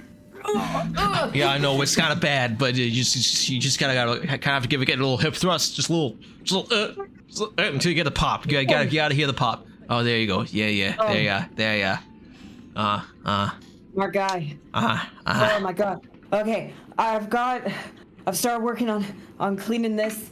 Have you guys seen Santa? Well, he's down the hallway. Actually, I'm going to run to Santa to make sure he's okay. Yeah, he's right down there. Santa is fine. Jack kind of leans out seeing another giant, because Jack has to make sure that they can fit within this train, and if the elves need to run it, it's a small. The train engine is smaller. That's why he's your size at this point. And he kind of looks back down, seeing the giant. He's like, oh, so her magic spread that far. Oh, I guess. Where's Miss? Where's the Clausette? Where's Miss Claus? I was gonna ask you that. I haven't seen her. Fuck. I sure hope she wasn't the Yule tree that we set on fire. Ooh, double fuck. Well, Or she's in the coals. Well, we've got good news and we got bad news. What do you want first? Preferably the bad news. Well, I mean, as good as it's gonna be in this situation. All right, we'll start with the bad news. Bad news is Gorilla's gone, and Santa looks fucked up. I don't know what happened to him. The good news is I know where she went. I don't know what she did. She did something like make him really sick, and then also for some reason drag him over coals and put him in a sex outfit. I don't know why she did that. She did. Real weird lady. I don't know what Mr. and Mrs. Claus do on She's a real weird lady. She's a real weird lady. Yeah. So where did she go? She went to her lair. Where's the lair? I can get you there. I don't think I want to get there, personally. Well, I mean, if Miss Claus is with her, then I don't think we got much of a choice, eh? Fine. What was that? Sorry? It's our duty. Yeah. What the OCD one said. Yeah. It's our duty. Fine. You are brave elves. He's lucky. Where else? It's kind of a job. I hope I get an additional Christmas bonus for this. I didn't even get to try the canteen. Oh, you're serious? Right. All right. Well, let's go give this a whirl. All right. Everybody, line up in front of me. I'll get you to her. You got any pointers or any help you can provide? I'm gonna take care of Santa. I'm gonna try to see if Mrs. Claus is here. If she's not, I'll get to you guys as soon as I can. Right. All right. Well, can I walk up and shake his hand? How are you all feeling? I'm feeling a little iffed, little oofed. We have an if and an oof. We have a Everybody else feeling okay? I think we're all right. I think we're all right. Well, appreciate it. I'll walk up and I'll shake his hand. Freezing cold. Does he have any rings on him or anything like that? No. Not. You can steal his fingernails. He looks like if you were to take Santa and strip him of basically all of his riches and throw him out in the snow. That is what Jack does. He got like a DNR bracelet or something, or fucking like a light light, or? No, he does not. All right. I'll let him slide this time. So Jack will slap his hands together, and he is covering the entire floor in a sheet of ice, and it all cocoons up around you guys, and he's gonna cast ice bath on you guys. So anybody who's injured, please, my joints. This includes the homunculuses. Please roll a 3d8. Oh, I'm healed. Sure. Oh man, I wish I would have lost HP. And if you get anything back on a short rest, you get that back. Oh, sweet. My character sheets are being so weird. There we go. Oh, I'm healed. I'm so good. I'm so damn good right now. Awesome. What time of the day do we have right now? It is about, say, 3:30 in the afternoon. 3:30, 4 o'clock in the afternoon. Okay. right, So if we're close to the North Pole, it's still dark. It is still dark. They have dark vision. All right. We ready to go? Yep. All right, let's go ice this bitch. No, physically, yes. Alrighty. As Jack pulls his hands apart, you guys all feel your ice crystals shifting and morphing around you, teleporting you guys to a different area. This is much different in comparison to the cold that you were used to. This is very hot, very intense in the area that you're at, and you guys go to her lair. Ooh, big lady. She is giant. So before you is Grilla. She is the mother of she's the mother of Yules. She is known for eating children, and her vendetta against Santa is one for the ages. Every time that he goes and visits a child on Christmas, he is able to put up a protective barrier against her, causing her to be unable to eat children. So she's had a vendetta against the Clauses for a long time because she's not able to take the children as she was before they came around and started doing their blessings. So for her, it's very personal. It is very personal, and you guys screwed up her chances. Music. Listen here, Grilla the Bawilla. You guys screwed up her chances to take out the Clauses. So she's just vicious. She's angry. She is screaming at you, and we are going to roll some initiative. Okay.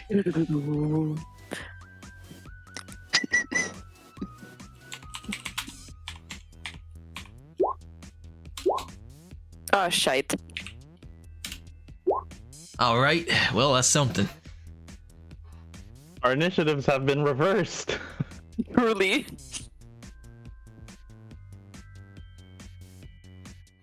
Okay. Oh, did I not select myself? Oh, mine should be a 16. Okay. We have 16 here.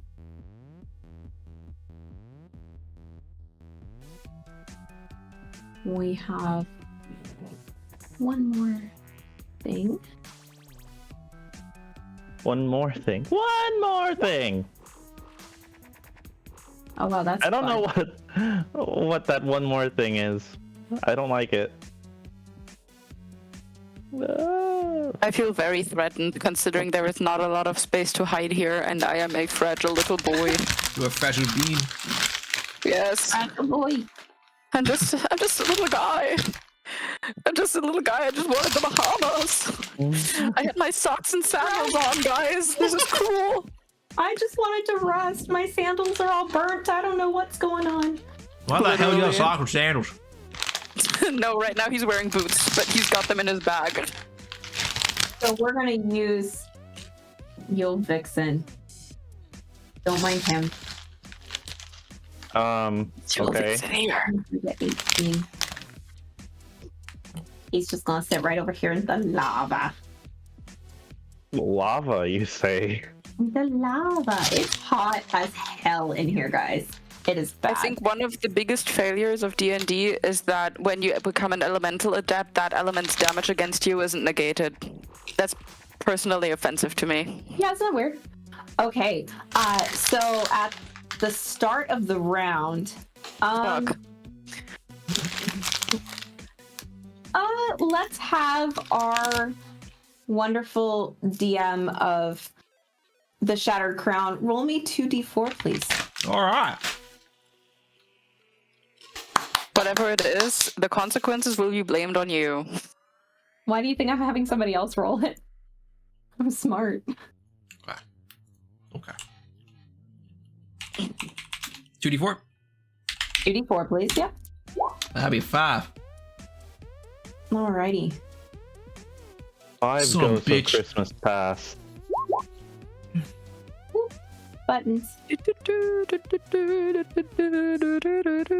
Okay, so here in this section, can you guys see a kind of black grid layout? Yeah. On the map? Okay, Kinda, so in this section down here, you see geysers of fire explode from that area. Oh, good. Oh. With that, Johan, it is your turn. Okay. Johan's gonna take a step over here. 5, 10, 15, 20, 25. Is this spot right here within the grid? I can kind of see a grid, but like, is my turn? No, if you stood here, Okay. you would have the effects of both areas. Okay, so I'm safe here. You are safe there from the geyser. So, I'm just gonna do this for science. And I'm gonna use flaming shot to see if it does anything. Fair enough. The 24 does hit, and she seems to absorb the magic. All right, well, she's at full health anyway.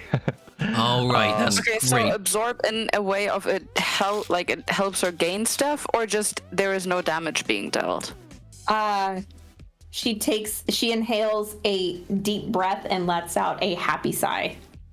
Okay, yeah, let's not deal any fire damage. So I'm gonna drop my Crimson Right, and as a bonus action, I'm gonna invoke my Gift of the Chromatic Dragon to instead infuse my weapon with cold damage. Okay. Nice. Oh, okay. All right, that's my turn. All right, great. Scribbles, you're up. Okay. Fuck. Okay. Yeah. Yeah.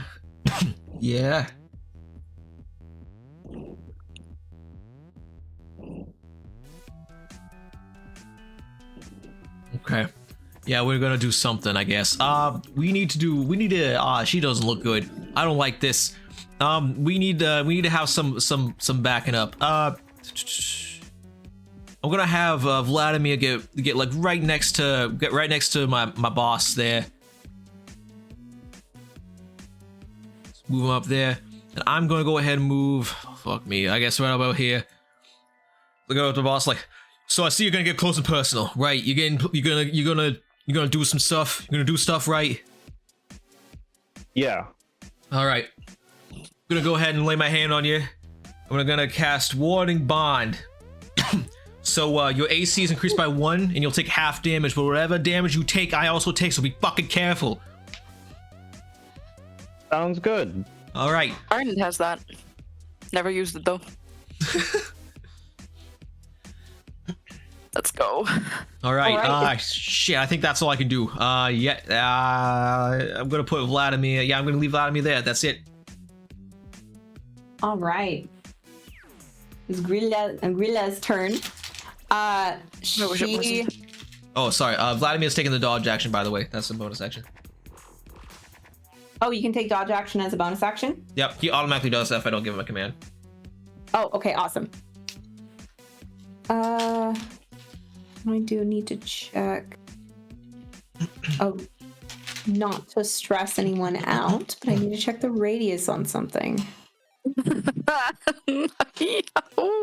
I heard Percy go. I'm stressed. Oh, yeah, that's fun. She lets out an absolutely wicked laugh. And sticks a hand in the air and shouts out an incantation. I really didn't. And she is gonna cast Call Lightning, creating a cloud over the entire field. And considering that you moved the closest, Johan, she's gonna direct the lightning bolt at you. We need a DC 15 dexterity saving throw, please. DC 15, all right. Yep. If there's anything I'm great at, it's dexterity saving throws +1. Okay, so I did not pass. I will use my spell dampen elements. I love that we just have the same spells. Okay, so I have half of that, and then half thanks to warding bond. All right, so you'll take a total of what, 4? 9, 4, I think. Yeah. So it's 4 for each of us. Yeah. Which means I also need to roll a concentration check.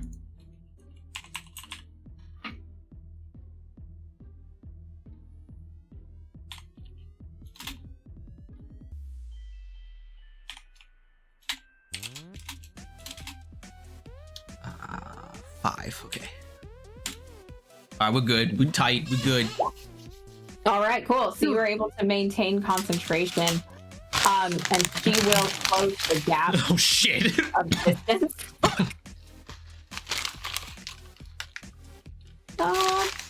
Actually, no. She'll move there. Oh, Even better. Yeah. So she will move there, and that is the end of her turn. Ginger, you are up. Okay, Ginger is holding on to his head, and he's kind of muttering to himself, like, he told me I'm not allowed to. He told me I'm not allowed to, but it's for Santa. It's for Santa. It's. And he just rips off his head and he throws it away, and with that he again starts to rage and pulls out his bag again and reaches in, and he takes out two little balls. That's his 2 actions, throwing the one then the other, and he throws them at the Grilla. Okay. Yes, he throws them at her. Perfect. That's the first one. Ooh. Let me triple check on that. Gorilla the Bawilla. That hits. Sweet. Nice. It doesn't do a lot of damage. 3 points. Okay. And it's going to transform. Oh, that's a 1. Okay. It's going to transform into a toy jackal. Jackal? Jackal. How do Yeah. you say it in English? Jackal? Jackal. I like Jackal. Jackal, the French jackal. He is Mademoiselle's best friend. Yes. And then he's going to throw the other one as well.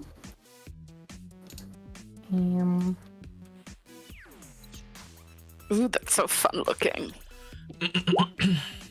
That's an 18. That hits as well. Also for 3 damage. Nice. And as soon as this lands on the ground, it will transform A 7.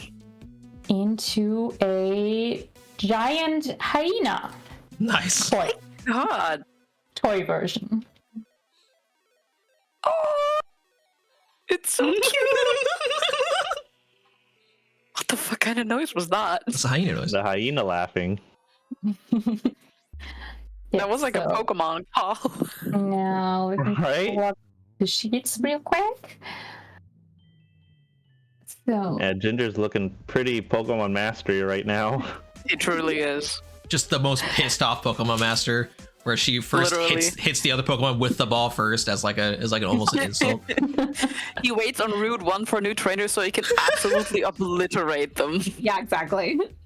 Just kids riding his bike. I'm gonna be the best. Go, baby, go. no, you don't. First He's the given a Pokeball and then the hammer. Yeah, exactly. He actually joins the fight. He bites the opposite Bidoof.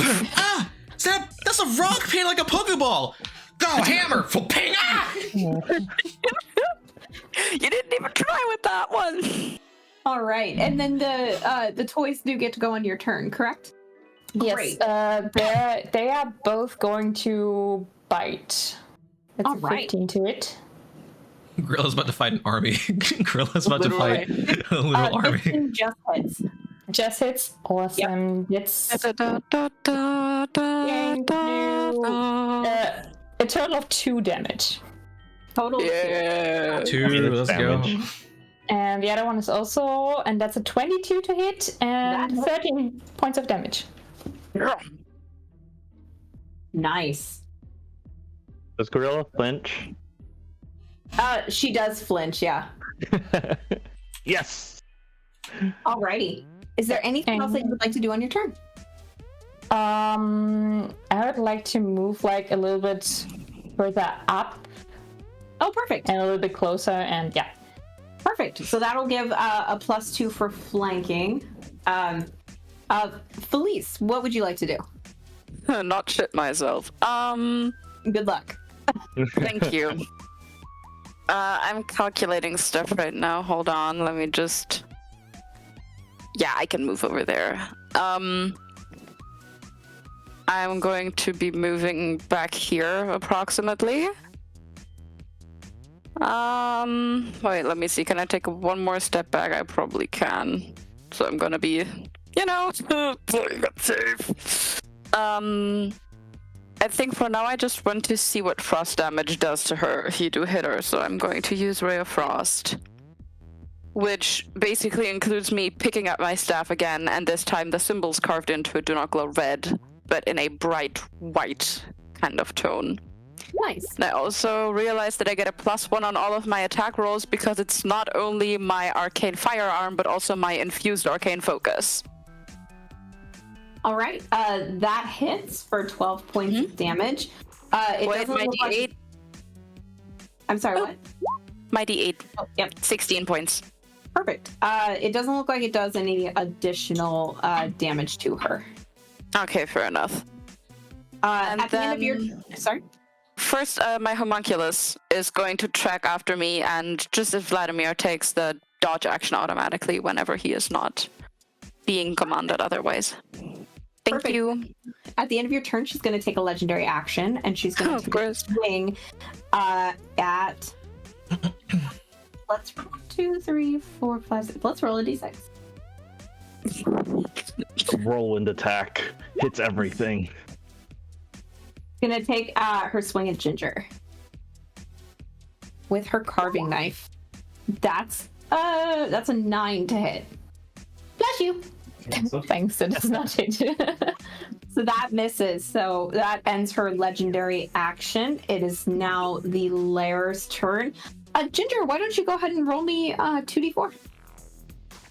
Ginger just matrix dodges out of the way of the knife. Just Literally. Ginger just sneezes and then like dodges the attack. Okay, in section 2, the I love my joke that I write for this. Is great. The floor is lava, guys. God damn it. How do you tell which section is which? I have numbers. Okay. For me. So this section here. Fuck me. The floor is lava. So only the floor that is colored in, or all of it? All of the floor is lava. This area no longer has geysers going off. Mm-hmm. So, Mr. Red, thank you. So initially being in the area, you will not take the floor is lava damage. But if you move, you will take 1d8 per 5 feet if you move. Mm-hmm. And if I just stay standing here? If you stay standing there, you will be fine. Okay, so I'm just pinned, basically. Basically, yeah. Okay. All right. Johan, it is your turn. All right. I am going to make a swing with my gauntlet. Probably not with my blue burn strike, because that would not be good. So, yep, regular strike. Is this flanking? This is flanking +2. +2. Oh, +2. Okay. Yep. Only? Yay! Get her. All right, and then here's 2d4 bonus cold damage. Nice. Okay. Wonderful. Great. At the end of your turn, she is going to take another legendary action, and she is going to call lightning on you again. I need a DC 18. Oh, that's right. I absorb lightning. I add 2d6 additional lightning damage. Thank you for reminding me, Grilla. Die!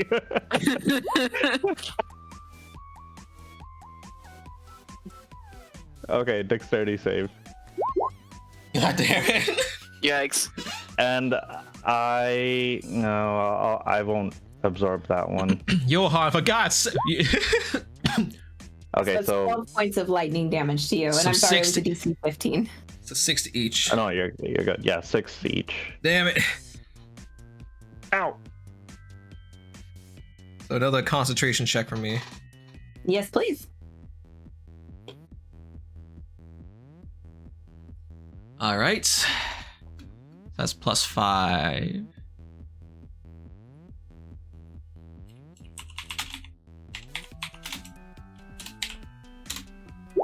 Damn. That, well, shit. Well, the bond drops. Ah, dang. Okay. Ah. I told you to be a little careful. Well, I'm literally dodging lightning. or trying to. Ah, You was just standing there. You just didn't move at all. Scribble, it's your turn. You fucking lightning What do you rod. want me to do? It wasn't my turn to move. Use a damn lightning rod. Okay, that's it. Okay, here's what we're gonna do. All right, Vladimir's gonna come over. I'm gonna pat Vladimir on the head. Vladimir, you got this. I believe in you. I'm gonna give him Shield of Faith. So his AC will go up by 2, and then he's gonna just go up. He's just gonna go in, just a slam attack. Just attack her. Do what you gotta do. Do what you do best. All right, so he's gonna go ahead and roll an attack.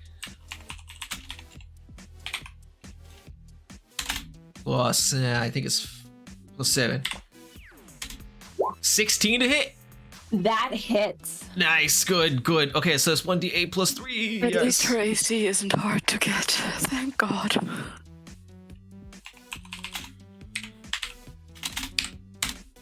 All right, 9 points of force damage. Can somebody else hit her, please? Something. That's why Amir is just literally like just doing his circuit, his like headbutt. He's doing his wobble. Bing. All right, at the end of your turn, she's going to take her final legendary action. She is going to take a swing again. We're going to roll a d6. 1, 2, 3, 4. The giant hyena. 14 to hit the hyena. That does it, yeah. 18 points of slashing damage to the hyena. Yikes. Mhm.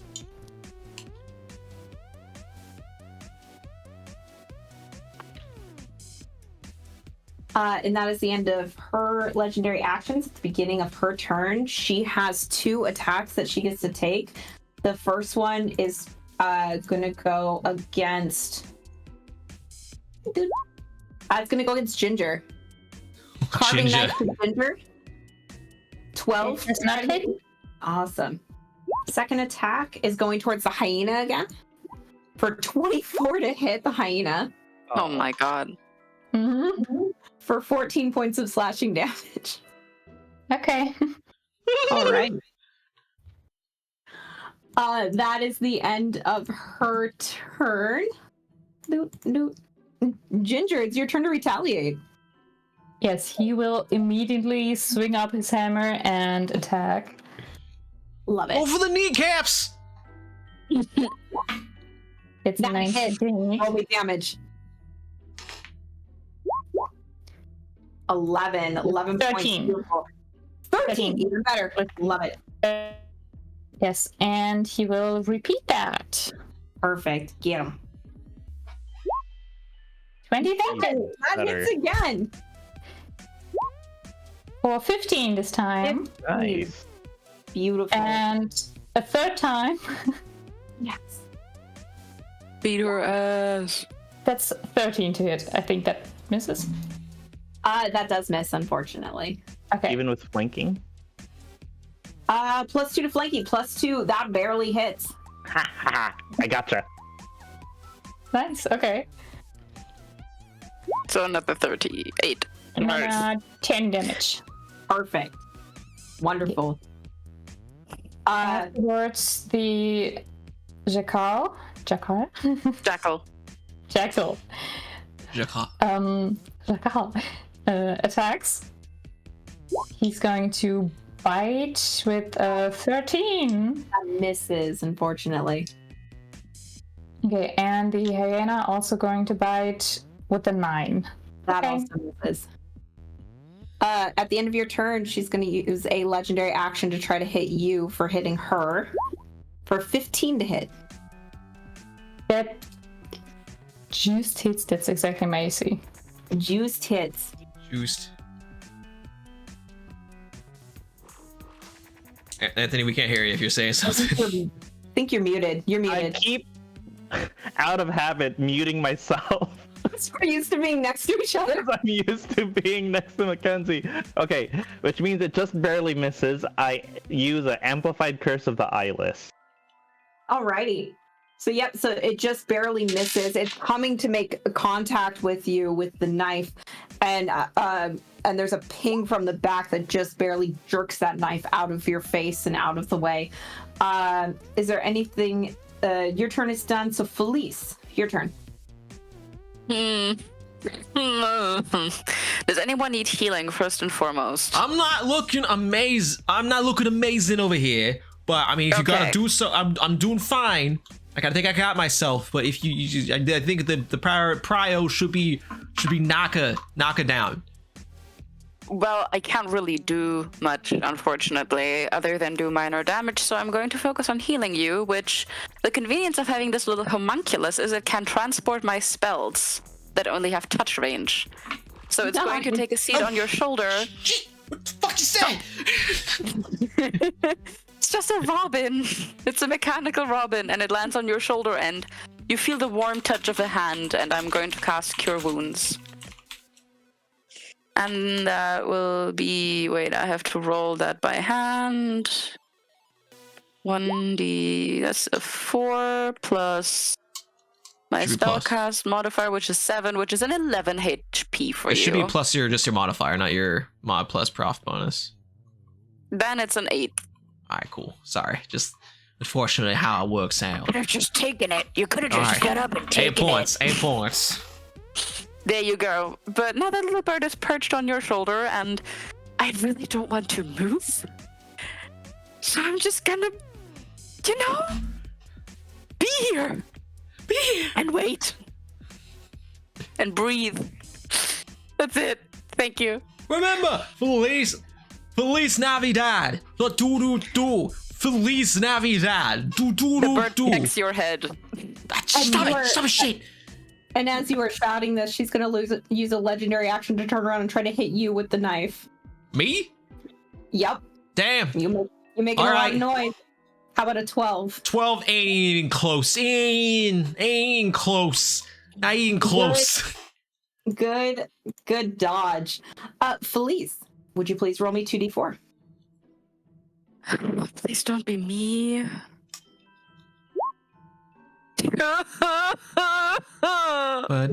Ba-do.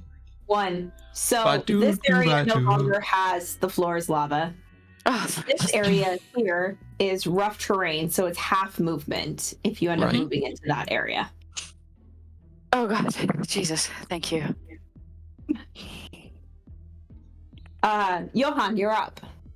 All right, Johan's gonna take a swing. Theater. Oh my Nice. Oh my goodness. Okay, yeah, sure. Oh my god. Oh my god, I'm sending you straight to Jesus! Mein Gott, this kid is full of Beatenschlagen. Okay. Next day shipping, Alibaba, very good! 23 points of damage. Take it.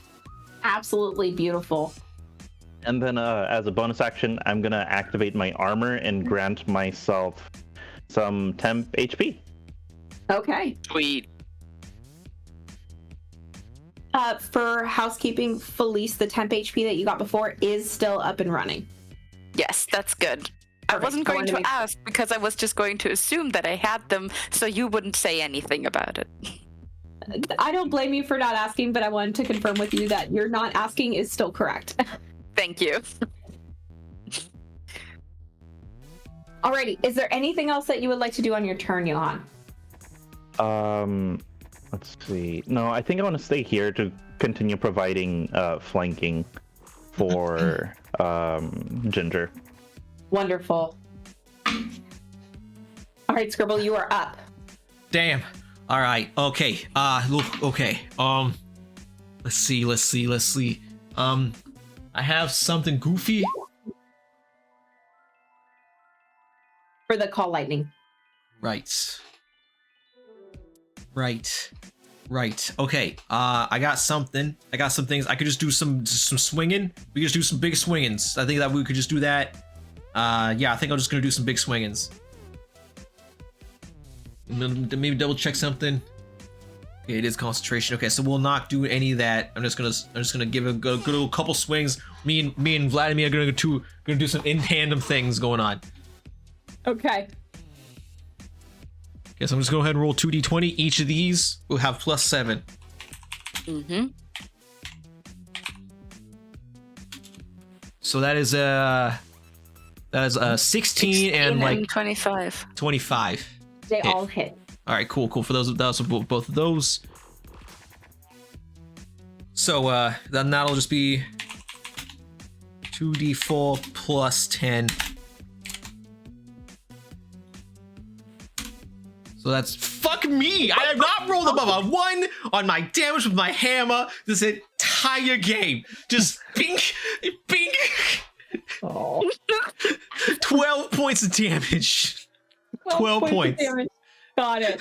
Just Vladimir, hit her. Just gonna Vladimir's gonna make his attack. Son of a bitch. Gorilla is so lucky that she's immune to fire damage. Roll 1d20 I would have been plus dealing 7. so much damage. Yeah, both of us. Fuck I think me. both of So us. it's a 12 to Yeah. hit. Vladimir's a 12 to hit. That misses. Vladimir tries mimicking me, and he brings out the tiniest fucking hammer, and he does hit, but it just like does nothing. He's just hitting it like hammer and a nail. Like Vladimir, You know better. you know what I mean. That's when it really likes picking on you when you're a player. Yeah, it does. I'm so happy that Mackenzie is showing the GM roles openly, though. Oh yeah. Oh yeah, I like doing that. It's a pleasure. Is that the end of your turn? That's it. That's nothing. Great. Nothing else. At the end of your turn, she's going to take a legendary action. She's going to do Call Lightning on Felice. Felice, I need you to make me a DC 15 Dexterity saving throw. Okay.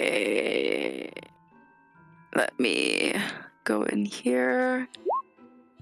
What's the save? +1 is a 15 because I still have my lucky rock. Oh. Nice. Lucky nice. rock. God, I love the Stone of Good Luck. When you mentioned that as your item, I was like, I love that stone. Yes, take it.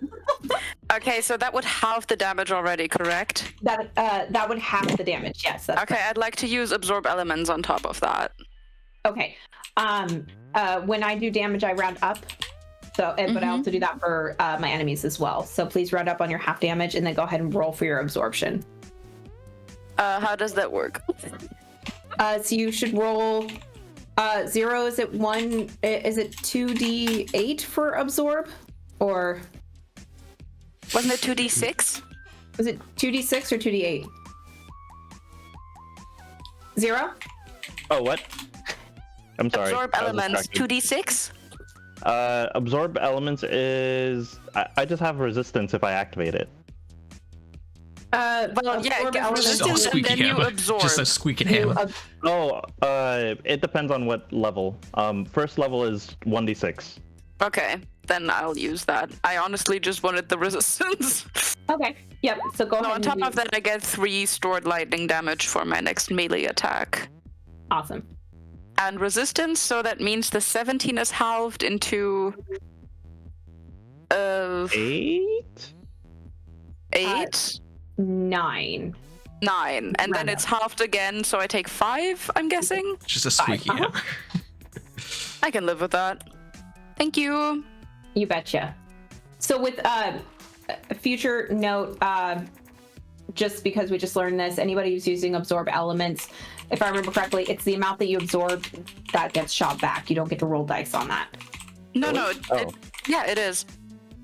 You roll 1d6/2d6 to see how much you absorbed, and then whatever you absorbed, you retaliate. Yeah, you don't get to re-roll that damage because you don't get to amplify what you absorbed. There we go. You have resistance to also the first time you hit a melee attack. Yeah. Oh, okay. Thank you for the correction. All right. It's Grilia's turn. She's going to take her 2 attacks. The first one is going to be at... Big lady. Big lady. She has to roll a d7 now. My homunculus is still there. Oh, yeah, she does. Let's see. I think you can actually do a 1d7. Yeah, you could roll a 1d7. It's still, let's see. That was Johan. All right. Johan gets first knife attack for 21 to hit. Yeah. 21 doesn't hit you? 21 doesn't hit me. Crazy. Amazing. That's awesome. Second attack, she's actually going to spin around and go straight to Ginger, the other person that's been damaging her pretty bad. Ginger just... For a 15 to hit Ginger. And that's at disadvantage because I hit her with my Hulk knuckles. Oh, okay. Woo! Your Hulk knuckles are doing better than my squeaky hammer.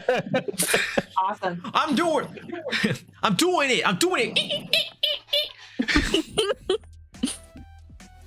Awesome. Ginger, it is your turn.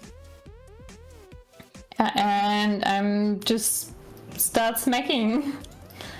Like with every smack you can shout like this is for Santa, and this is for Jeff, and this is for Bingus. Like every elf on the dance floor just taking revenge. Bingus. Bingus, love it. Oh, that hit. Get it. Love it. Okay. Nice. Yes. Good roll. Absolutely beautiful. Hammer did stuff. Yeah. With the +2 for flanking, that hits. Yeah. That's crazy. 9. And 11. 11, even better. And one last time. 27. Good rolls. Jesus. Good job, Ginger. I'm waiting for the ones, but that's oh my god. She just keeps hitting he just keeps hitting the same exact spot over and over with the hammer, just like He's just battering on the back of her knee. just Absolutely. Velvet, if you could just like be a lightning rod for all the ones. That's what I am. That's because Sky isn't here. Speaking of, go ahead and roll for your toys as well. Yes, they are also going to attack. 16 for Nijakawa. And Nice. it's going to do 1. It's 1 minus 1. Does it do 0 damage or is it staying at 1? It is 0. It's 0 damage. I'm sorry. It hits Just- no damage at all. It's just nibbling on it. Tasty. It's like when a dog is like pressing their front teeth and like their gums against your hand and just going. Just useless. That's great. Okay. Mr. Carl is the equivalent of a Magikarp. Right. Flash. It's All right. doing its best. Yes. Something that you would like to do on your turn. No, I'm. What about the hyena? Is it not rolling? Oh, it got an 8. Yeah, the Oh, rolling yikes. whispers. Okay, so at the end of your turn, we're gonna run with that idea of being a lightning rod. Scribbles, call lightning on you. Good. Please. Good. Damn. Son of a bitch. I keep falling in my my southern accent because I keep doing it too much. I'm gonna protect its 15. Oh, I was so close. Damn it. I didn't roll yet. 15. Actually, hold on. Fine. Call lightning drops. You do not need to do that because of Ginger's hits. She cannot maintain that spell. Well, it's pretty damn good because I only rolled a 9. It would have been bad. Okay, well, a 9 probably doesn't hit you either, right? It does not. Get out of here. just bring out my shield. My shield almost automatically pivots its way towards it. It's just like, oh, ping. I was like, oh, shit. Absolutely love it. Felice, you are up. Yes. Please snappy dad. Stop. So I have a great club on me that I turn into a metal pipe. I would like that metal pipe to be an object. Does that work? Is it an object? Yes, that would be considered an object. Okay, in that case, I am going to toss the metal pipe into the air and use catapult on it. Okay. So let me see. You could catapult your gun. So that's a 22. That hits. And it says 4 bludgeoning because I had to spell type damage it, but basically what happens is the moment that this pipe hits this lady, both of these things take 3d8 force damage from the impact. Okay, roll me 3d8. So I'm going to roll 3d8. Title of 9. 9. Very nice.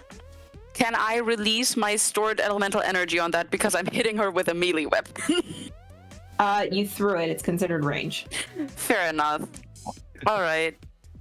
That would have been really funny, though. And I think on top of that, what she needs to do is... Let me check that so I don't get it wrong. Oh, I didn't measure him. No, okay, she doesn't have to. She doesn't have to. Even bigger. Try. Oh my god, it's large. Well, she's considered a giant, and he is a giant hyena, so it only makes sense that they would be the same height. True. She should just cuddle the hyena and call it a day.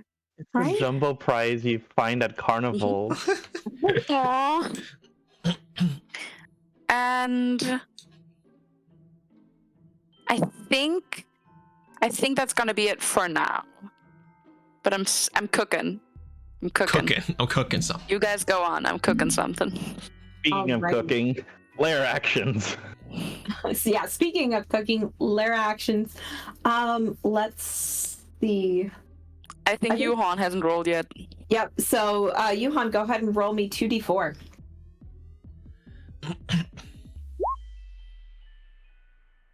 Area 4.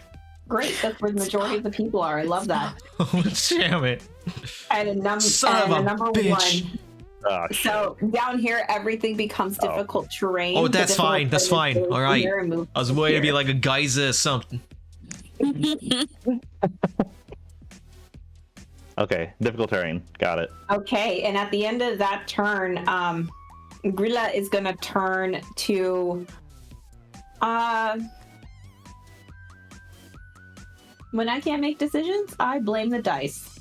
Fair enough. 1,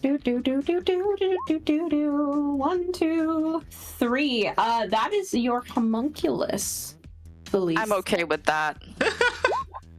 23 to hit for 8 that points will hit. Damage. I'm gonna go. That is still disadvantage though. How long does the disadvantage last? Until my turn. Until the start of your turn or the end of your turn? Until the start of my turn. Okay. So maybe it misses. What? Oh fuck! Nope. No. Appreciate it. Is there such thing as like a double disadvantage? No, that's fine. You're good. All right. No, it's fine. The homunculus is still standing. It's honestly just there to draw some attention. Yeah. Okay. Johan, it's your turn. All right. Could I look up at the ceiling and see if because this is a layer, right? Are there stalactites above us? Nope. Ah, dang it. Is there chunks of ceiling that can fall in, or is it open sky? You're in a volcano, dude. Yeah, so if we're in a volcano, is there chunks of the volcano above us? No, you're in the prism area where it rounds out and looks up into the sky. Oh, okay, so it is open sky above us. Okay, yep. Okay. Johan will take an attack. Here we go. Go! Okay, it wasn't Damn. you know. That is a miss. That is a miss, even with a +2. Yep. Okay. Let's see. I don't think I have anything clever to add, so that is my turn. All right. I hate that I made an entire fire belt just for this dumb lady to be fucking. Right. Only I we did were the same fighting. thing. If only we were fighting for us. It's too bad. It's almost as if somebody who doesn't build for who's not built for combat. Speaking of not built for combat, it's your turn. I make toys. Okay, so I'm gonna go ahead. All right. How's she looking? How's she looking right now? Is she looking up or down? Down. Down. Okay. All right. I think I'm gonna look at my hammer. I'm gonna try this shit again. We're gonna go for the hammer again. All right. I'm gonna take my hammer. I'm going to shit. Should I get out of range a little bit? Now go with this. Okay. I'm gonna take my hammer. We're just gonna keep trying to attack it twice. Two more attacks. All right. Go for it. Easy breezy, beautiful cover girl. These are both be +8. I kind of messed up last time. Shit. If I have the flanking bonus, I think one of those does hit. So that's from 14 to 16 on one of them. Yep, we'll give you the flanking bonus for 16. Okay. Go ahead and roll me damage. All right, this 1d4, please God. +5. Please God. You gotta be shitting me! No! Oh my god. Unbelievable! I have a squeaky hammer as a tool. What is going on with this? That's great. Am I typing in just one? Okay, so At the end of your turn, we're going to use... sorry, is there anything else you want to do on your turn? Because you do still have your homunculus. Vladimir, please! Vladimir, please! My Russian nesting doll Vladimir will do another attack on her. And I'll include the flanking bonus in this as well. Perfect. 20 + 9, so 27. That hits. Roll me damage. Oh, come on.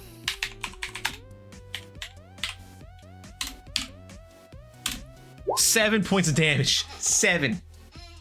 7. Nice. All right. Like, Vladimir, please. So Vladimir puts away the tiny hammer. He brings out like a mace and actually does conquer on the knee just once. Awesome. For her final legendary action before her turn, she's going to turn to Ginger, who has been a pain in her butt. And she's just going to say, "Join me." And I need you to roll me a wisdom saving throw, DC 15 for dominate monster. Sorry, dominate beast.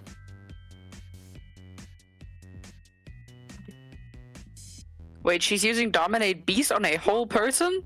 Yep. It covers both beasts and people. Yeah, it's the higher up person. It's the higher up. Yeah, you pass. She's not able to control you. That was a good roll. That was a Ginger good roll. just whips out a middle finger. Like, no. That does scale into her turn. Because you have denied her the ability to control you, she is going to take her first swing at you. You did not hit her last round, so it is a regular attack. Perfect. 26 to Yikes. hit. Oy. 19 points of slashing damage. Okay. That's like excessive amounts of damage right now. No, it should be a D7. Are you currently in a take raid? responsibility for that 19, but I will not take responsibility for the 6, which is going to be the jackal, actually. Knife to the jackal. 10 to hit the jackal. That does Ginger, not are hit. you? Oh, Awesome. I'm okay. oh, are you in a rage right now? Yep. Okay, so then the 19 was halved, right? That you Yeah, took, make sure Ginger? you're having true. any bludgeoning, slashing, or piercing damage that comes to you. Alrighty, that is the end of her turn. Ginger, it is your turn. She just tried to mind control you. What the hell? He's going to get even angrier and just starting to hammer at her. Also, he's going to shout questions because he's kind of confused about Mrs. Claus not being here. And like with every hit he takes, he gives. He's going to shout, "Where is she? Where's Mrs. Claus?" And yeah, and attacks and that's 14 even Miss flanking. Flanking. Yeah. Okay, then again. Nice. That hits. Ooh. Ooh, 16. Beautiful. Yep. I'm just over here with my squeaky hammer, just fucking Going doing nothing. I never played the barbarian. I am actually so shook about everything. Barbarians are You're wild. doing great. Oh yeah. What the heck? I gotta look at the damage breakdown on Oh. 9 points of this. damage. Okay, well, Nar. Absolutely That's okay. love it. Okay, and All right. afterwards, the jackal and the hyena are also going to attack. Yep. With a tree. Wonderful. Oh. At this point, they're just licking her. Jakal is just happy to be here. Jakal is just happy to be Nuzzle here. Uvu roaring her to death. Jakal has lost the plot. Jakal- Yep, and the hyena has also just rolled a 6. I feel like the hyena Yep. is less missing and more so just like pretending to go for it. It's like I'm not fucking attacking this thing. What the hell is that? It's just laughing at us. It almost got killed by her, and now he's just, don't wanna. Can't stand it anymore. Is there anything else that you'd like to do? Or No, I'm okay. okay. At the end of your turn, he's going to take a legendary action to take. She's going to take a legendary action to take a swing at Johan. Okay. 25 to hit. Ah! Yikes. I will use my actual block spell, unless you do your disadvantage thing, I'm guessing. I'll let Vladimir is going to try and roll underneath her foot and impose disadvantage on that attack. All right. Okay. As a reaction. 11. Oh, Alright. nice. So she just like slips on the round hard form of Vladimir. Alrighty. Then we go into Vladimir, expect to see some promotional damage later. That's so stupid. I love it. Thank you. All right, who's All up? right, Felice, it is your turn. Yeah, so at this point, I'm kind of tired of this lady. So I'm going to reach into my backpack, which has a very heavy sack at the bottom, and I'm going to pull out my Eldritch Cannon and just place it on the ground next to me. It looks like a little four-legged insect, What the hell? but its What the body fuck is just that? a full cannon. Oh. And it's going to scuffle over Oh. the moment I place it down. And it's a force cannon. So, just like my homunculus, it takes its turn on my turn.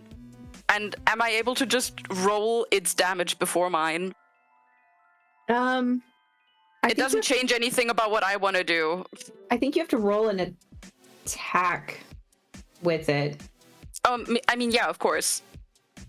It uses my attack stats, and since it's a force cannon, it uses a spell attack, which is a d20 plus 7.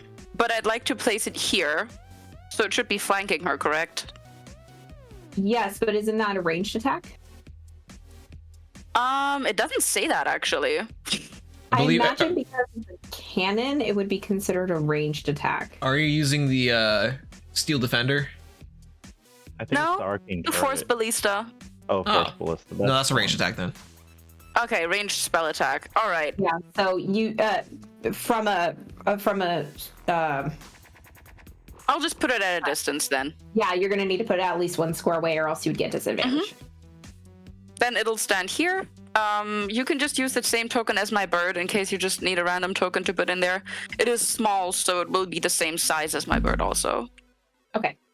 And yeah, that's a d20 plus 7 is a 13 to hit.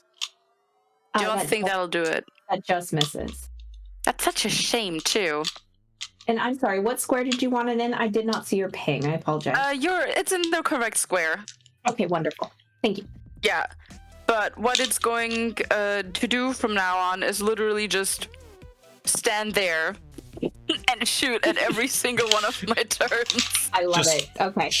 And is that your bonus action to do that, or to shoot it? Or is that your taking it out is a bonus action, but then it has its own turn on my turn, and it can move and shoot. Okay, cool. Got it. Yes. So I'm going to blast. Players. I'm just blasting. You know what? Ray of Frost. Look at that. Nice. That'll hit. Perfect. Plus 1d8 of extra damage, so that's a 14 cold damage to her. She's not looking good, guys. Great. Since I'm already at it, my homunculus is also going to attack her. Do you get to do both, or does your you have to use your bonus action to command your homunculus? Then I can't, unfortunately. Okay. So then I'll just take the dodge action and wait for hits. 1 second. Because it's uncommanded. Excuse me. You. Remind me if I end up rolling a d7 and targeting your bird that it is at disadvantage. Okay. Okay. At the end of your turn, she is going to use a... Did you want to move? I'm sorry. Yeah, why not? I'm just gonna take a few steps back. Can't hurt. Okay. At the end of your turn, she's going to use a legendary action to... 1, 2, 3, 4. Hyena! So the hyena is going to get a carving knife to the face at 19 to hit. Does it? Alrighty, 12 points of slashing damage. I want this hag to die. I need to go to bed. It's still standing, though. It's amazing that it's still standing. I'm not gonna lie. It's just a stuffed toy, and it's not like it can bleed out. This hyena deserves a name. Heinz. Alrighty. Heinz the hyena. Alright, so for the lair action, Velvet, will you roll me 2d4? Yeah, I can do that. Welcome back. I need you to roll. Okay, so.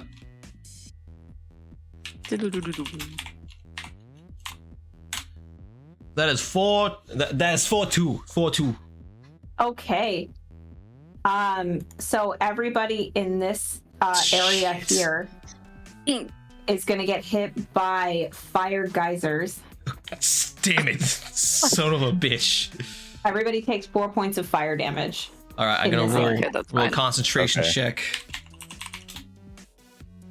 Does the jackal also count towards that area, or is it the other? Okay, I'm good. It's just the hyena.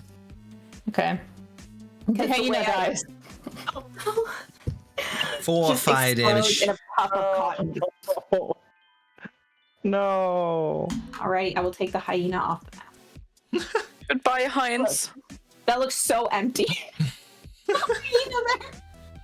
Heinz, no! Damn it!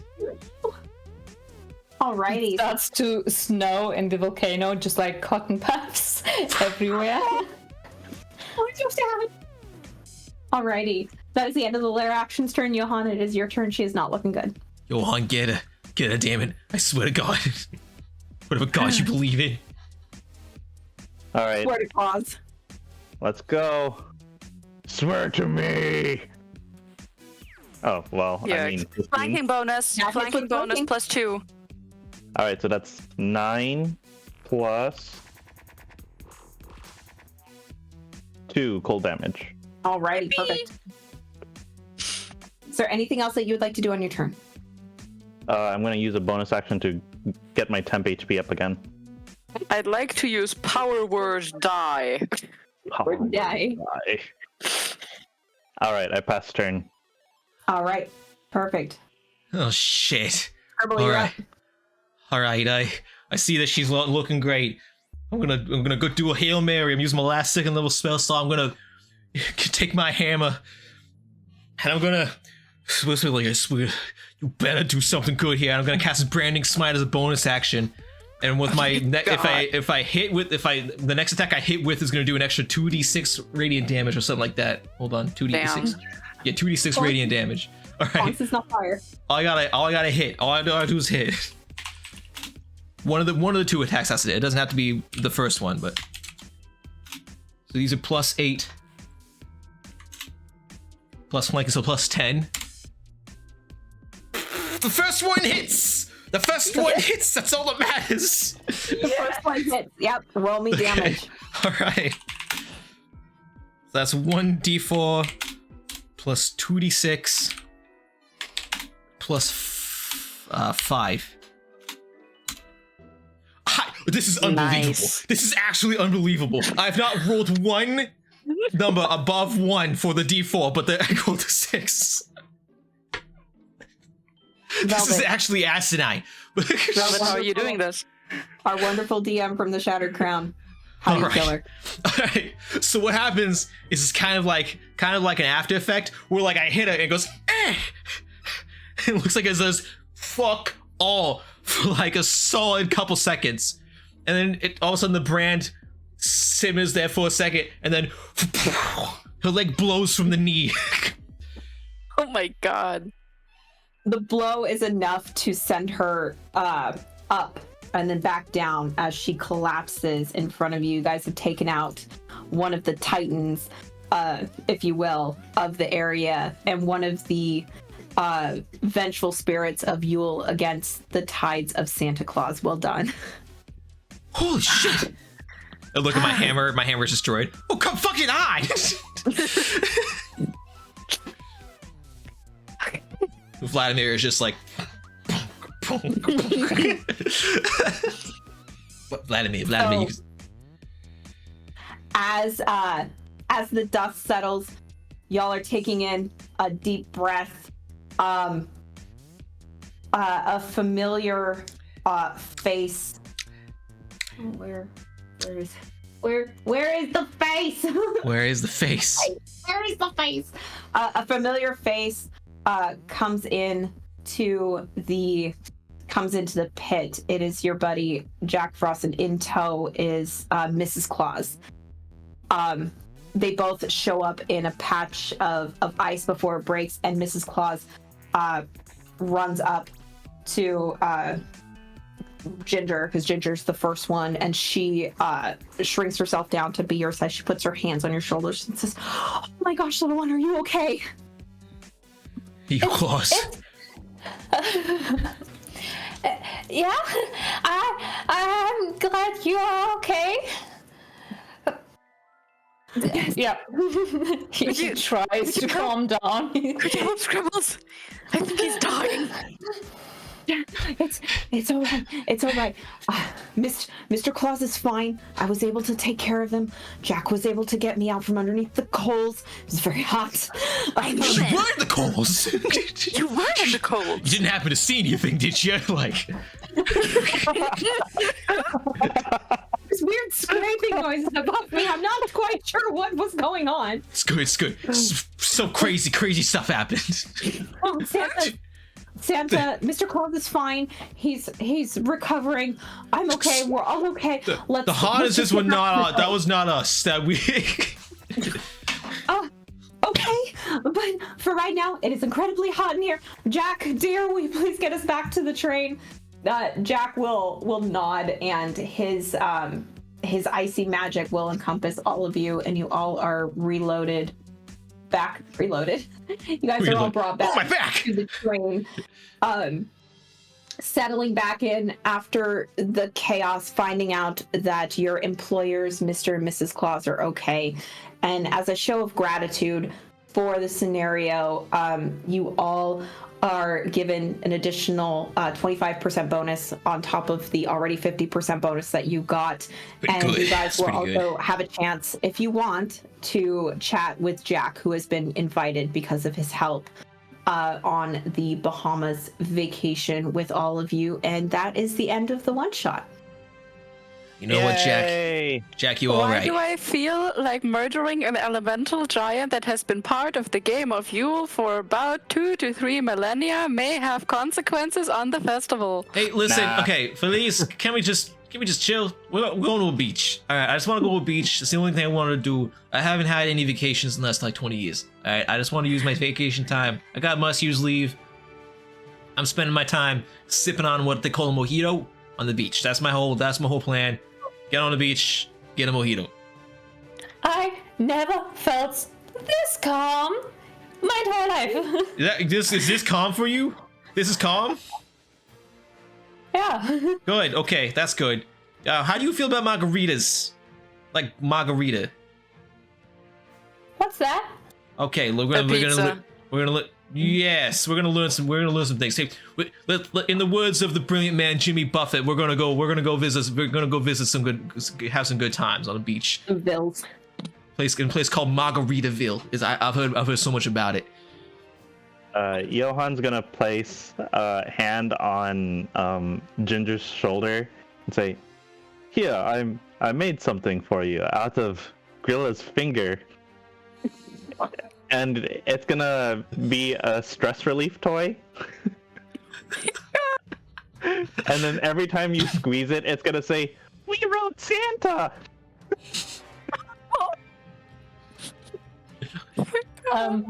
Santa baby. One last investigation check on that toy. All right, do it. To see how well you crafted that one. Go for it. It's a 9. Only a tinker's check. It's trash. Well, it is the cheap alternatives division. It's a 26. It's a good quality alternative toy. I'm looking at my shoe. Part of you is okay with any imperfection that you find because you are so unbelievably at peace for the first time that you have in a long time. I'm looking. Thank you.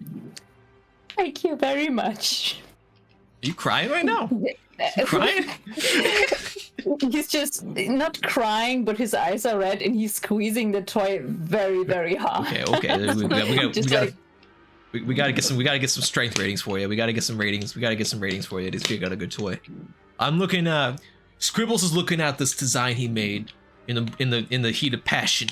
This beautiful teddy bear slipper whole idea, and I'm thinking to myself, I think I got something going here. I think I got a business idea. Something combining plush with survival gear. I think there's a business here. Some kind of plush survival gear business. I think I got something. I think after my assignment with you, Police. I think after my assignment with you, Miss Navidad, Mr. Navidad, I'm gonna pursue this. I think this has legs, quite literally. My name is Navid, not Navidad. My apologies, Mr. Navid. Well, listen, how about we get to know each other better over margaritas? Beach. I might indulge in alcoholism during my off time. Indulge? We're gonna develop that as a talent. Sounds fun. Yeah. Oh yeah. Well, we're all going. We're all going. Including you, Mr. Johan. I haven't seen you let loose since last Christmas party, like 20 years ago. Let's let loose. All right. Because we already weren't letting loose. All right. Yeah. Okay. And with that, the train from the north continues on its trip to the Bahamas. Thank you all so much for playing. I hope you had fun. Going to bed. Sweet. It was amazing. Thank you so much for running it. I had a great time playing Mr. Scribble Jingle Snap. Maybe. Thank you everybody for your backstories. They were great. Thank you for taking my crazy ideas to link all of you together. I think that turned out to be really fun. No, it was so amazing. It was just like number 11 is unfortunately not here. You know what this just means? It just means we get to do another one shot in the Bahamas. A beach episode, if you will. Party one shot. Party one shot. Literally. Just constitution saves to see who can get the shit faced. All right, sweet. Well, that was awesome. Okay. Yes. Unless there's great. I'm gonna go. Sweet. Unless there's anything else, thank you all so much for showing up. We actually had quite a few people come by and say hi and hang out. That was cool. Thank you so much, Mackenzie, for running this one shot. It was lovely playing as a player, and this is such a cute game. Absolutely loved it. Loved dragging Santa across the coals. Great time making a sleigh with that. I get to have something to draw later. And thank everybody else for showing up for this lovely one shot. And I hope you all get to have a really good rest of your day, evening, night, wherever you are. Be cool yourselves, be cool to others. And you know what? See you later for the next one shot or main campaign game. Bye bye.